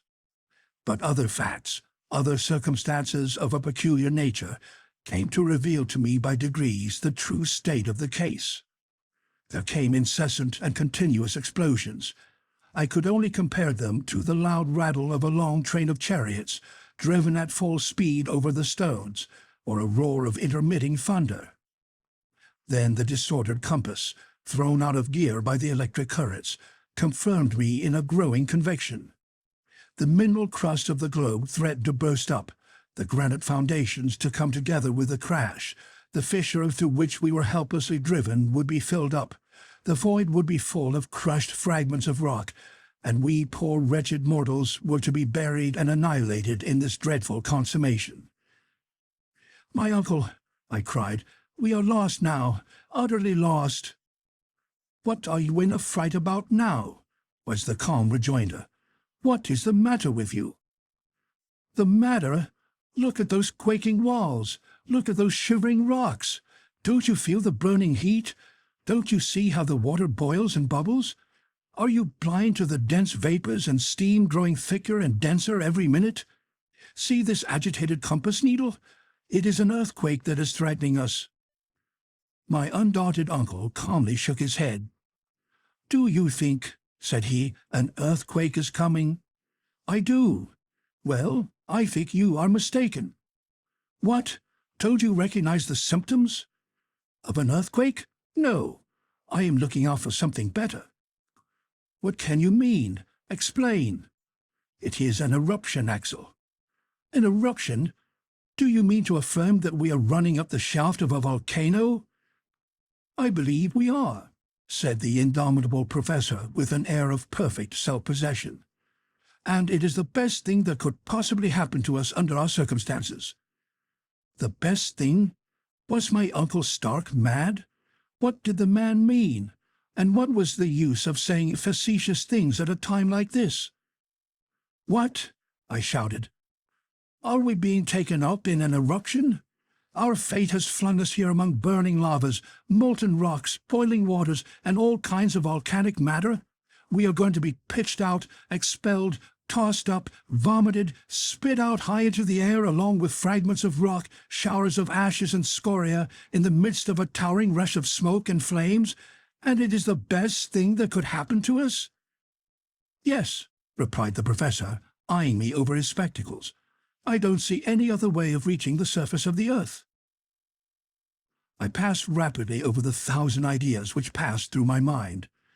My uncle was right, undoubtedly right, and never had he seemed to be more daring and more confirmed in his notions than at this moment when he was calmly contemplating the chances of being shot out of a volcano. In the meantime, up we went. The night passed away in continual ascent. The din and uproar around us became more and more intensified. I was stifled and stunned. I thought my last hour was approaching. And yet imagination is such a strong thing that even in this supreme hour I was occupied with strange and almost childish speculations. But I was the victim, not the master of my own thoughts. It was very evident that we were being hurried upward upon the crest of a wave of eruption. Beneath our raft were boiling waters, and under these the more sluggish lava was working its way up in a heated mass, together with shoals of fragments of rock, which, when they arrived at the crater, would be dispersed in all directions, high and low. We were imprisoned in the shaft or chimney of some volcano. There was no room to doubt of that. But this time, instead of Snæfell, an extinct volcano, we were inside one in full activity. I wondered, therefore, where could this mountain be, and in what part of the world we were to be shot out. I made no doubt but that it would be in some northern region. Before its disorder set in, the needle had never deviated from that direction. From Cape Saknussemm we had been carried due north for hundreds of leagues. Were we under Iceland again? Were we destined to be thrown up out of Hekla, or by which of the 7 other fiery craters in that island? Within a radius of 500 leagues to the west, I remembered under this parallel of latitude only the imperfectly known volcanoes of the northeast coast of America. To the east there was only one in the 80th degree of north latitude, the Esk and Jan Mayen Island, not far from Spitzbergen. Certainly there was no lack of craters, and there were some capacious enough to throw out a whole army. But I wanted to know which of them was to serve us for an exit from the inner world. Towards morning, the ascending movement became accelerated. If the heat increased, instead of diminishing, as we approached nearer to the surface of the globe, this effect was due to local causes alone, and those volcanic. The manner of our locomotion left no doubt in my mind. An enormous force, a force of hundreds of atmospheres, generated by the extreme pressure of confined vapors, was driving us irresistibly forward. But to what numberless dangers it exposed us! Soon lurid lights began to penetrate the vertical gallery, which widened as we went up. Right and left I could see deep channels, like huge tunnels, out of which escaped dense volumes of smoke. Tongues of fire lapped the walls, which crackled and sputtered under the intense heat. "See, "See, my uncle," I cried. "Well, those are only sulphureous flames and vapours, which one must expect to see in an eruption. They are quite natural. But suppose they should wrap us round? But they won't wrap us round. But we shall be stifled. We shall not be stifled at all. The gallery is widening, and if it becomes necessary, we shall abandon the raft and creep into a crevice. But the water, the rising water. There is no more water, Axel, only a lava paste, which is bearing us up on its surface to the top of the crater." The liquid column had indeed disappeared, to give place to dense and still boiling eruptive matter of all kinds. The temperature was becoming unbearable. A thermometer exposed to this atmosphere would have marked 150 degrees. The perspiration streamed from my body. But for the rapidity of our ascent, we should have been suffocated. But the professor gave up his idea of abandoning the raft, and it was well he did. However roughly joined together, those planks afforded us a firmer support than we could have found anywhere else. About 8 in the morning, a new incident occurred. The upward movement ceased. The raft lay motionless. "What is this?" I asked, shaken by this sudden stoppage as if by a shock. "It is a halt," replied my uncle. "Is the eruption checked?" I asked. "I hope not." I rose and tried to look around me. Perhaps the raft itself, stopped in its course by a projection, was staying the volcanic torrent. If this were the case, we should have to release it as soon as possible. But it was not so. The blast of ashes, scoryx, and rubbish had ceased to rise. "Has the eruption stopped?" I cried. "Ah," said my uncle between his clenched teeth, "you are afraid. But don't alarm yourself. This lull cannot last long. It has lasted now 5 minutes, and in a short time we shall resume our journey to the mouth of the crater." As he spoke, the professor continued to consult his chronometer, and he was again right in his prognostications. The raft was soon hurried and driven forward with a rapid but irregular movement, which lasted about 10 minutes, and then stopped again. "Very good," said my uncle. "In 10 minutes more we shall be off again, for our present business lies with an intermittent volcano. It gives us time now and then to take a breath." This was perfectly true. When the 10 minutes were over, we started off again with renewed and increased speed. We were obliged to lay fast hold of the planks of the raft, not to be thrown off. Then again the paroxysm was over. I have since reflected upon this singular phenomenon without being able to explain it. At any rate, it was clear that we were not in the main shaft of the volcano, but in a lateral gallery, where there were felt recurrent tunes of reaction. How often this operation was repeated, I cannot say. All I know is that at each fresh impulse we were hurled forward with a greatly increased force, and we seemed as if we were mere projectiles. During the short halts we were stifled with the heat. Whilst we were being projected forward, the hot air almost stopped my breath. I thought for a moment how delightful it would be to find myself carried suddenly into the Arctic regions, with a cold 30 degrees below the freezing point. My overheated brain conjured up visions of white plains of cold snow, where I might roll and allay my feverish heat. Little by little, my brain, weakened by so many constantly repeated shocks, seemed to be giving way altogether. But for the strong arm of Hans, I should more than once have had my head broken against the granite roof of our burning dungeon. I have, therefore, no exact recollection of what took place during the following hours.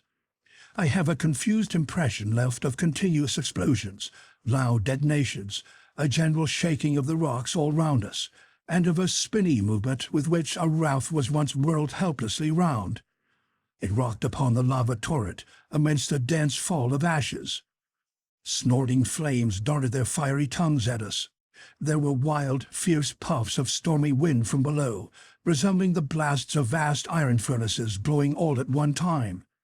And I caught a glimpse of the figure of Hans lighted up by the fire. And all the feeling I had left was just what I imagined must be the feeling of an unhappy criminal, doomed to be blown away alive from the mouth of a cannon, just before the trigger is pulled, and the flying limbs and rags of flesh and skin fill the quivering air and spatter the blood-stained ground. End of chapter 43.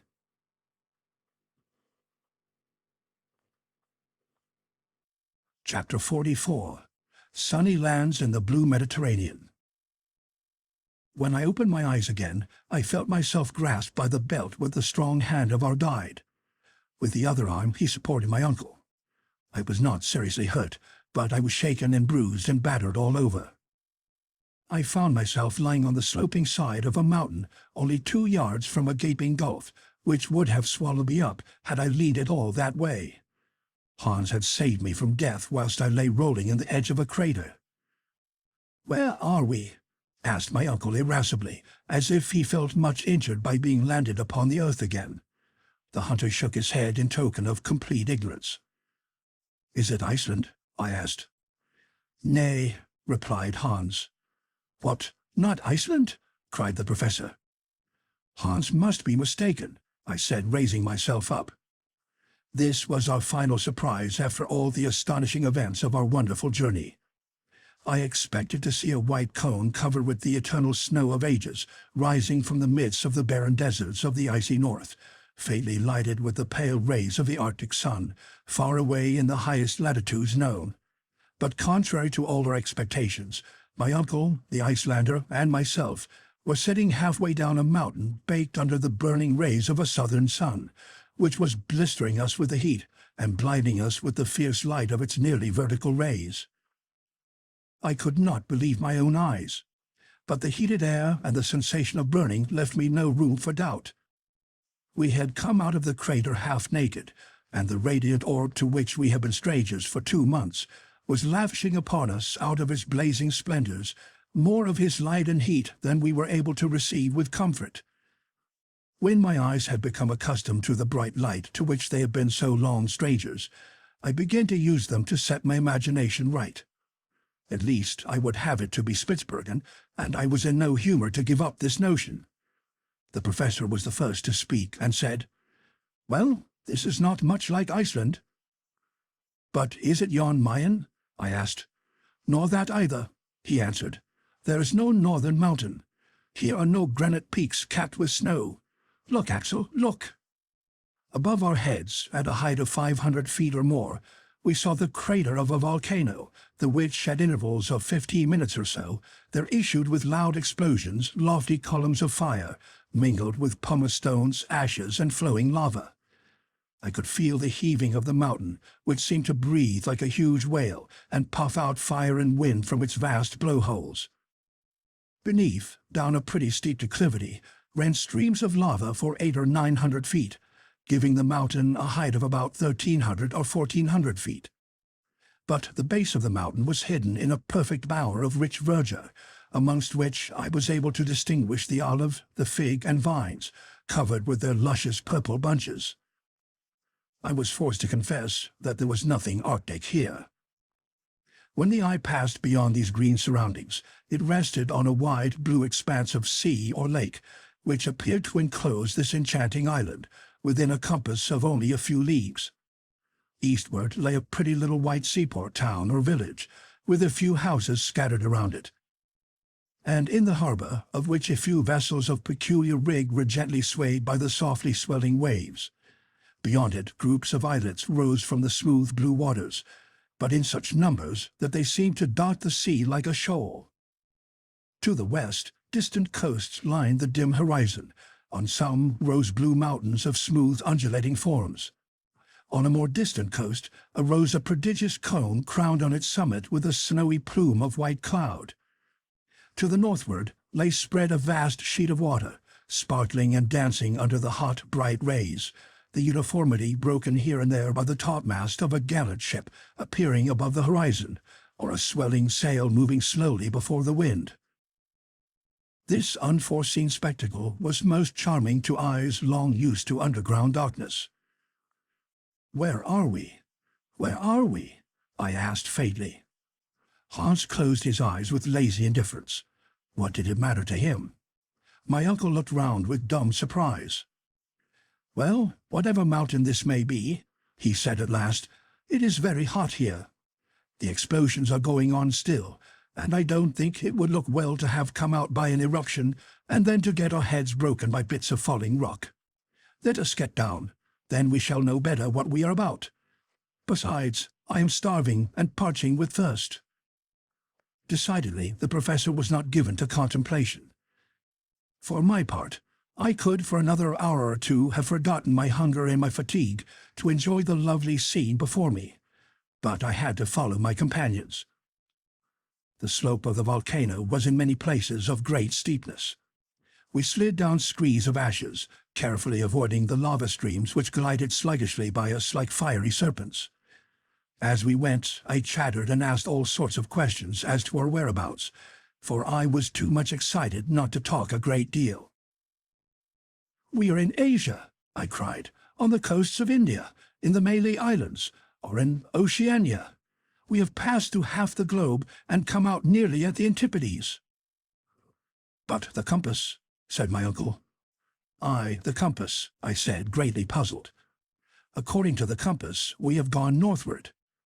Has it lied? Surely not. Could it lie? Unless, indeed, this is the North Pole. Oh no, it is not the pole, but—" Well, here was something that baffled us completely. I could not tell what to say.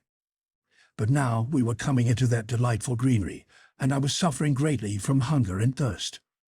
Happily, after 2 hours' walking, a charming country lay open before us, covered with olive trees, pomegranate trees, and delicious vines, all of which seemed to belong to anybody who pleased to claim them.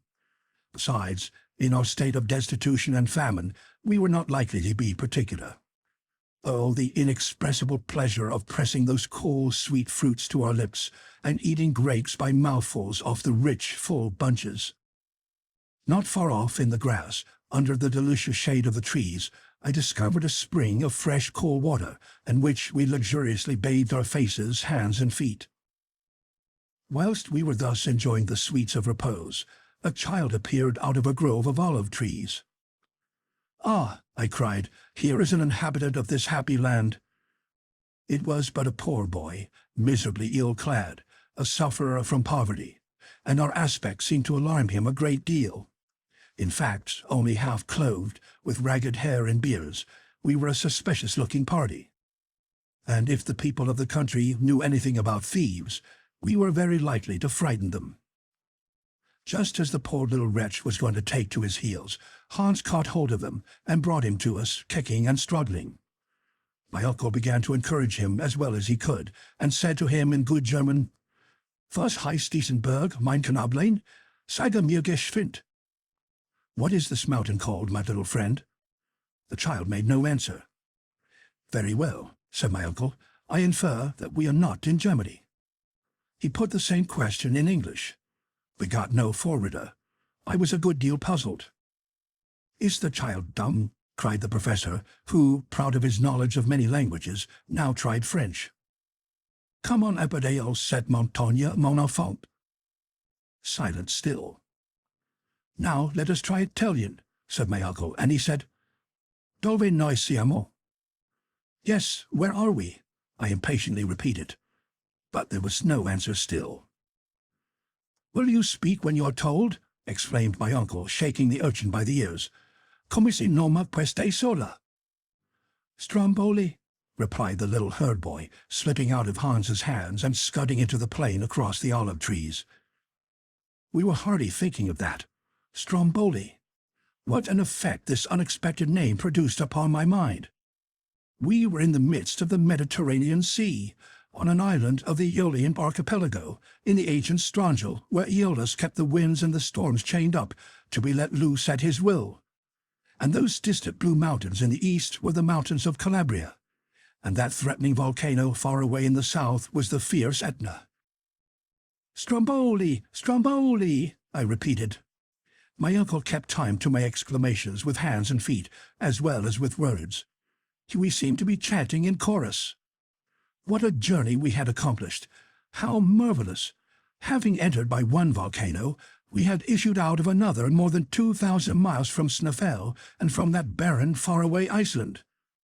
The strange chances of our expedition had carried us into the heart of the fairest region in the world. We had exchanged the bleak regions of perpetual snow and of impenetrable barriers of ice for those of brightness and the rich hues of all glorious things. We had left over our heads the murky sky and cold fogs of the frigid zone to revel under the azure sky of Italy. After our delicious repast of fruits and cold, clear water, we set off again to reach the port of Stromboli. It would not have been wise to tell how we came there. The superstitious Italians would have set us down for fire devils vomited out of hell, so we presented ourselves in the humble guise of shipwrecked mariners. It was not so glorious, but it was safer. On my way, I could hear my uncle murmuring, "But the compass, that compass, it pointed due north. How are we to explain that fact?" "My opinion is," I replied disdainfully, "that it is best not to explain it. That is the easiest way to shelve the difficulty. 'Deed, sir, the occupant of a professorial chair at the Johanneum unable to explain the reason of a cosmical phenomenon? Why, it would be simply disgraceful." And as he spoke, my uncle, half undressed, in rags, a perfect scarecrow, with his leathern belt around him, selling his spectacles upon his nose and looking learned and imposing, was himself again, the terrible German professor of mineralogy. 1 hour after we had left the grove of olives, we arrived at the little port of San Vincenzo, where Hans claimed his 13 weeks' wages, which was counted out to him with a hearty shaking of hands all round. At that moment, if he did not share our natural emotion, at least his countenance expanded in a manner very unusual with him, and while with the ends of his fingers he lightly pressed our hands, I believe he smiled. End of chapter 44.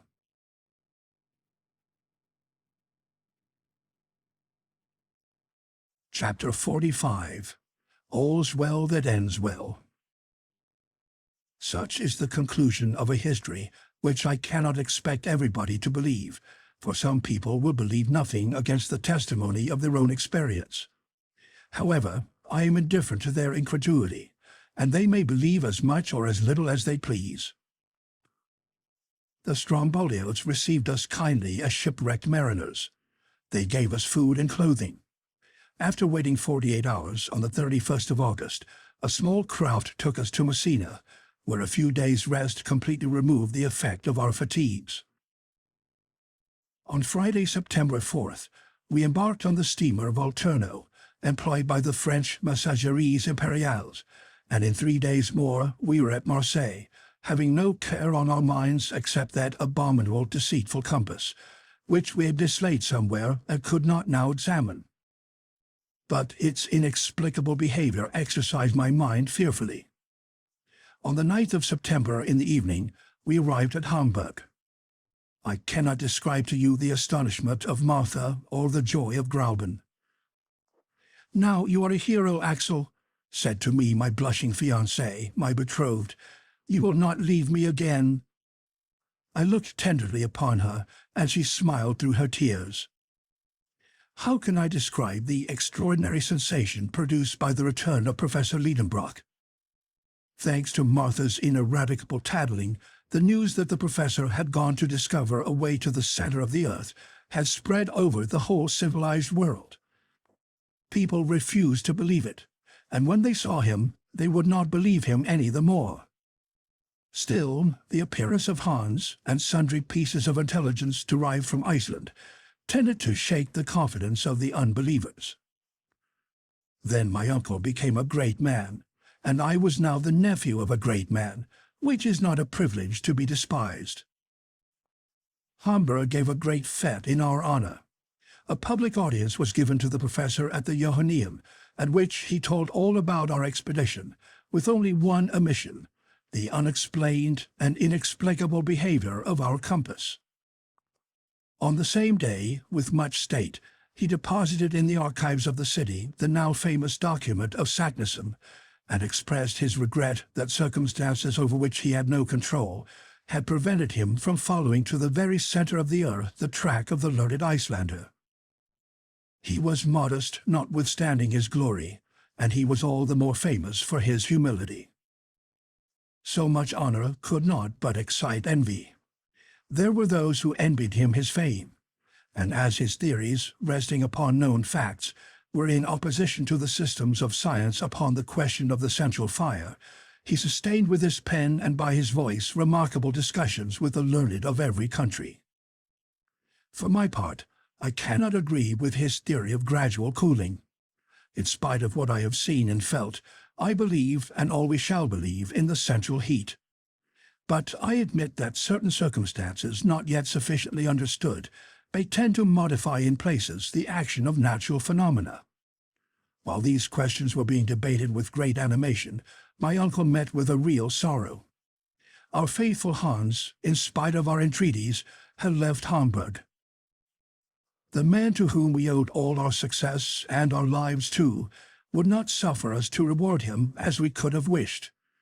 He was seized with the mal de paix, a complaint for which we have not even a name in English. "Farvel," said he one day, and with that simple word he left us and sailed for Reykjavik, which he reached in safety. We were strongly attached to our brave eiderdown hunter. Though far away in the remotest north, he will never be forgotten by those whose lives he protected, and certainly I shall not fail to endeavor to see him once more before I die. To conclude, I have to add that this journey into the interior of the earth created a wonderful sensation in the world. It was translated into all civilized languages. The leading newspapers extracted the most interesting passages, which were commented upon, picked to pieces, discussed, attacked, and defended with equal enthusiasm and determination, both by believers and skeptics. Rare privilege. My uncle enjoyed during his lifetime the glory he had deservedly won, and he may even boast the distinguished honor of an offer from Mr. Barnum to exhibit him on most advantageous terms in all the principal cities in the United States. But there was one dead fly amidst all this glory and honor. One fact, one incident of the journey remained a mystery. Now, to a man eminent for his learning, an unexplained phenomenon is an unbearable hardship. Well, it was yet reserved for my uncle to be completely happy. One day, while arranging a collection of minerals in his cabinet, I noticed in a corner this unhappy compass, which we had long lost sight of. I opened it and began to watch it. It had been in that corner for 6 months, little mindful of the trouble it was giving. Suddenly, to my intense astonishment, I noticed a strange fact, and I uttered a cry of surprise. "What is the matter?" my uncle asked. "That compass." "Well, see, its poles are reversed." "Reversed?" "Yes, they point the wrong way." My uncle looked, he compared, and the house shook with his triumphant leap of exultation. A light broke in upon his spirit and mine. "See there," he cried, as soon as he was able to speak. "After our arrival at Cape Saknussemm, the north pole of the needle of this confounded compass began to point south instead of north. Evidently. Here, then, is the explanation of our mistake. But what phenomenon could have caused this reversal of the poles?" "The reason is evident, uncle." "Tell me then, Axel." "During the electric storm on the Lidenbrock Sea, that ball of fire, which magnetized all the iron on board, reversed the poles of our magnet." "Aha! Aha!" shouted the professor with a loud laugh. "So it was just an electric joke." From that day forth, the professor was the most glorious of savants, and I was the happiest of men. For my pretty Verlin days, resigning her place as ward, took her position in the old house on the Königstrasse, in the double capacity of niece to my uncle and wife to a certain happy youth. What is the need of adding that the illustrious Otto Lidenbrock, corresponding member of all the scientific, geographical, and mineralogical societies of all the civilized world, was now her uncle and mine. End of chapter 45. End of A Journey into the Interior of the Earth by Jules Verne,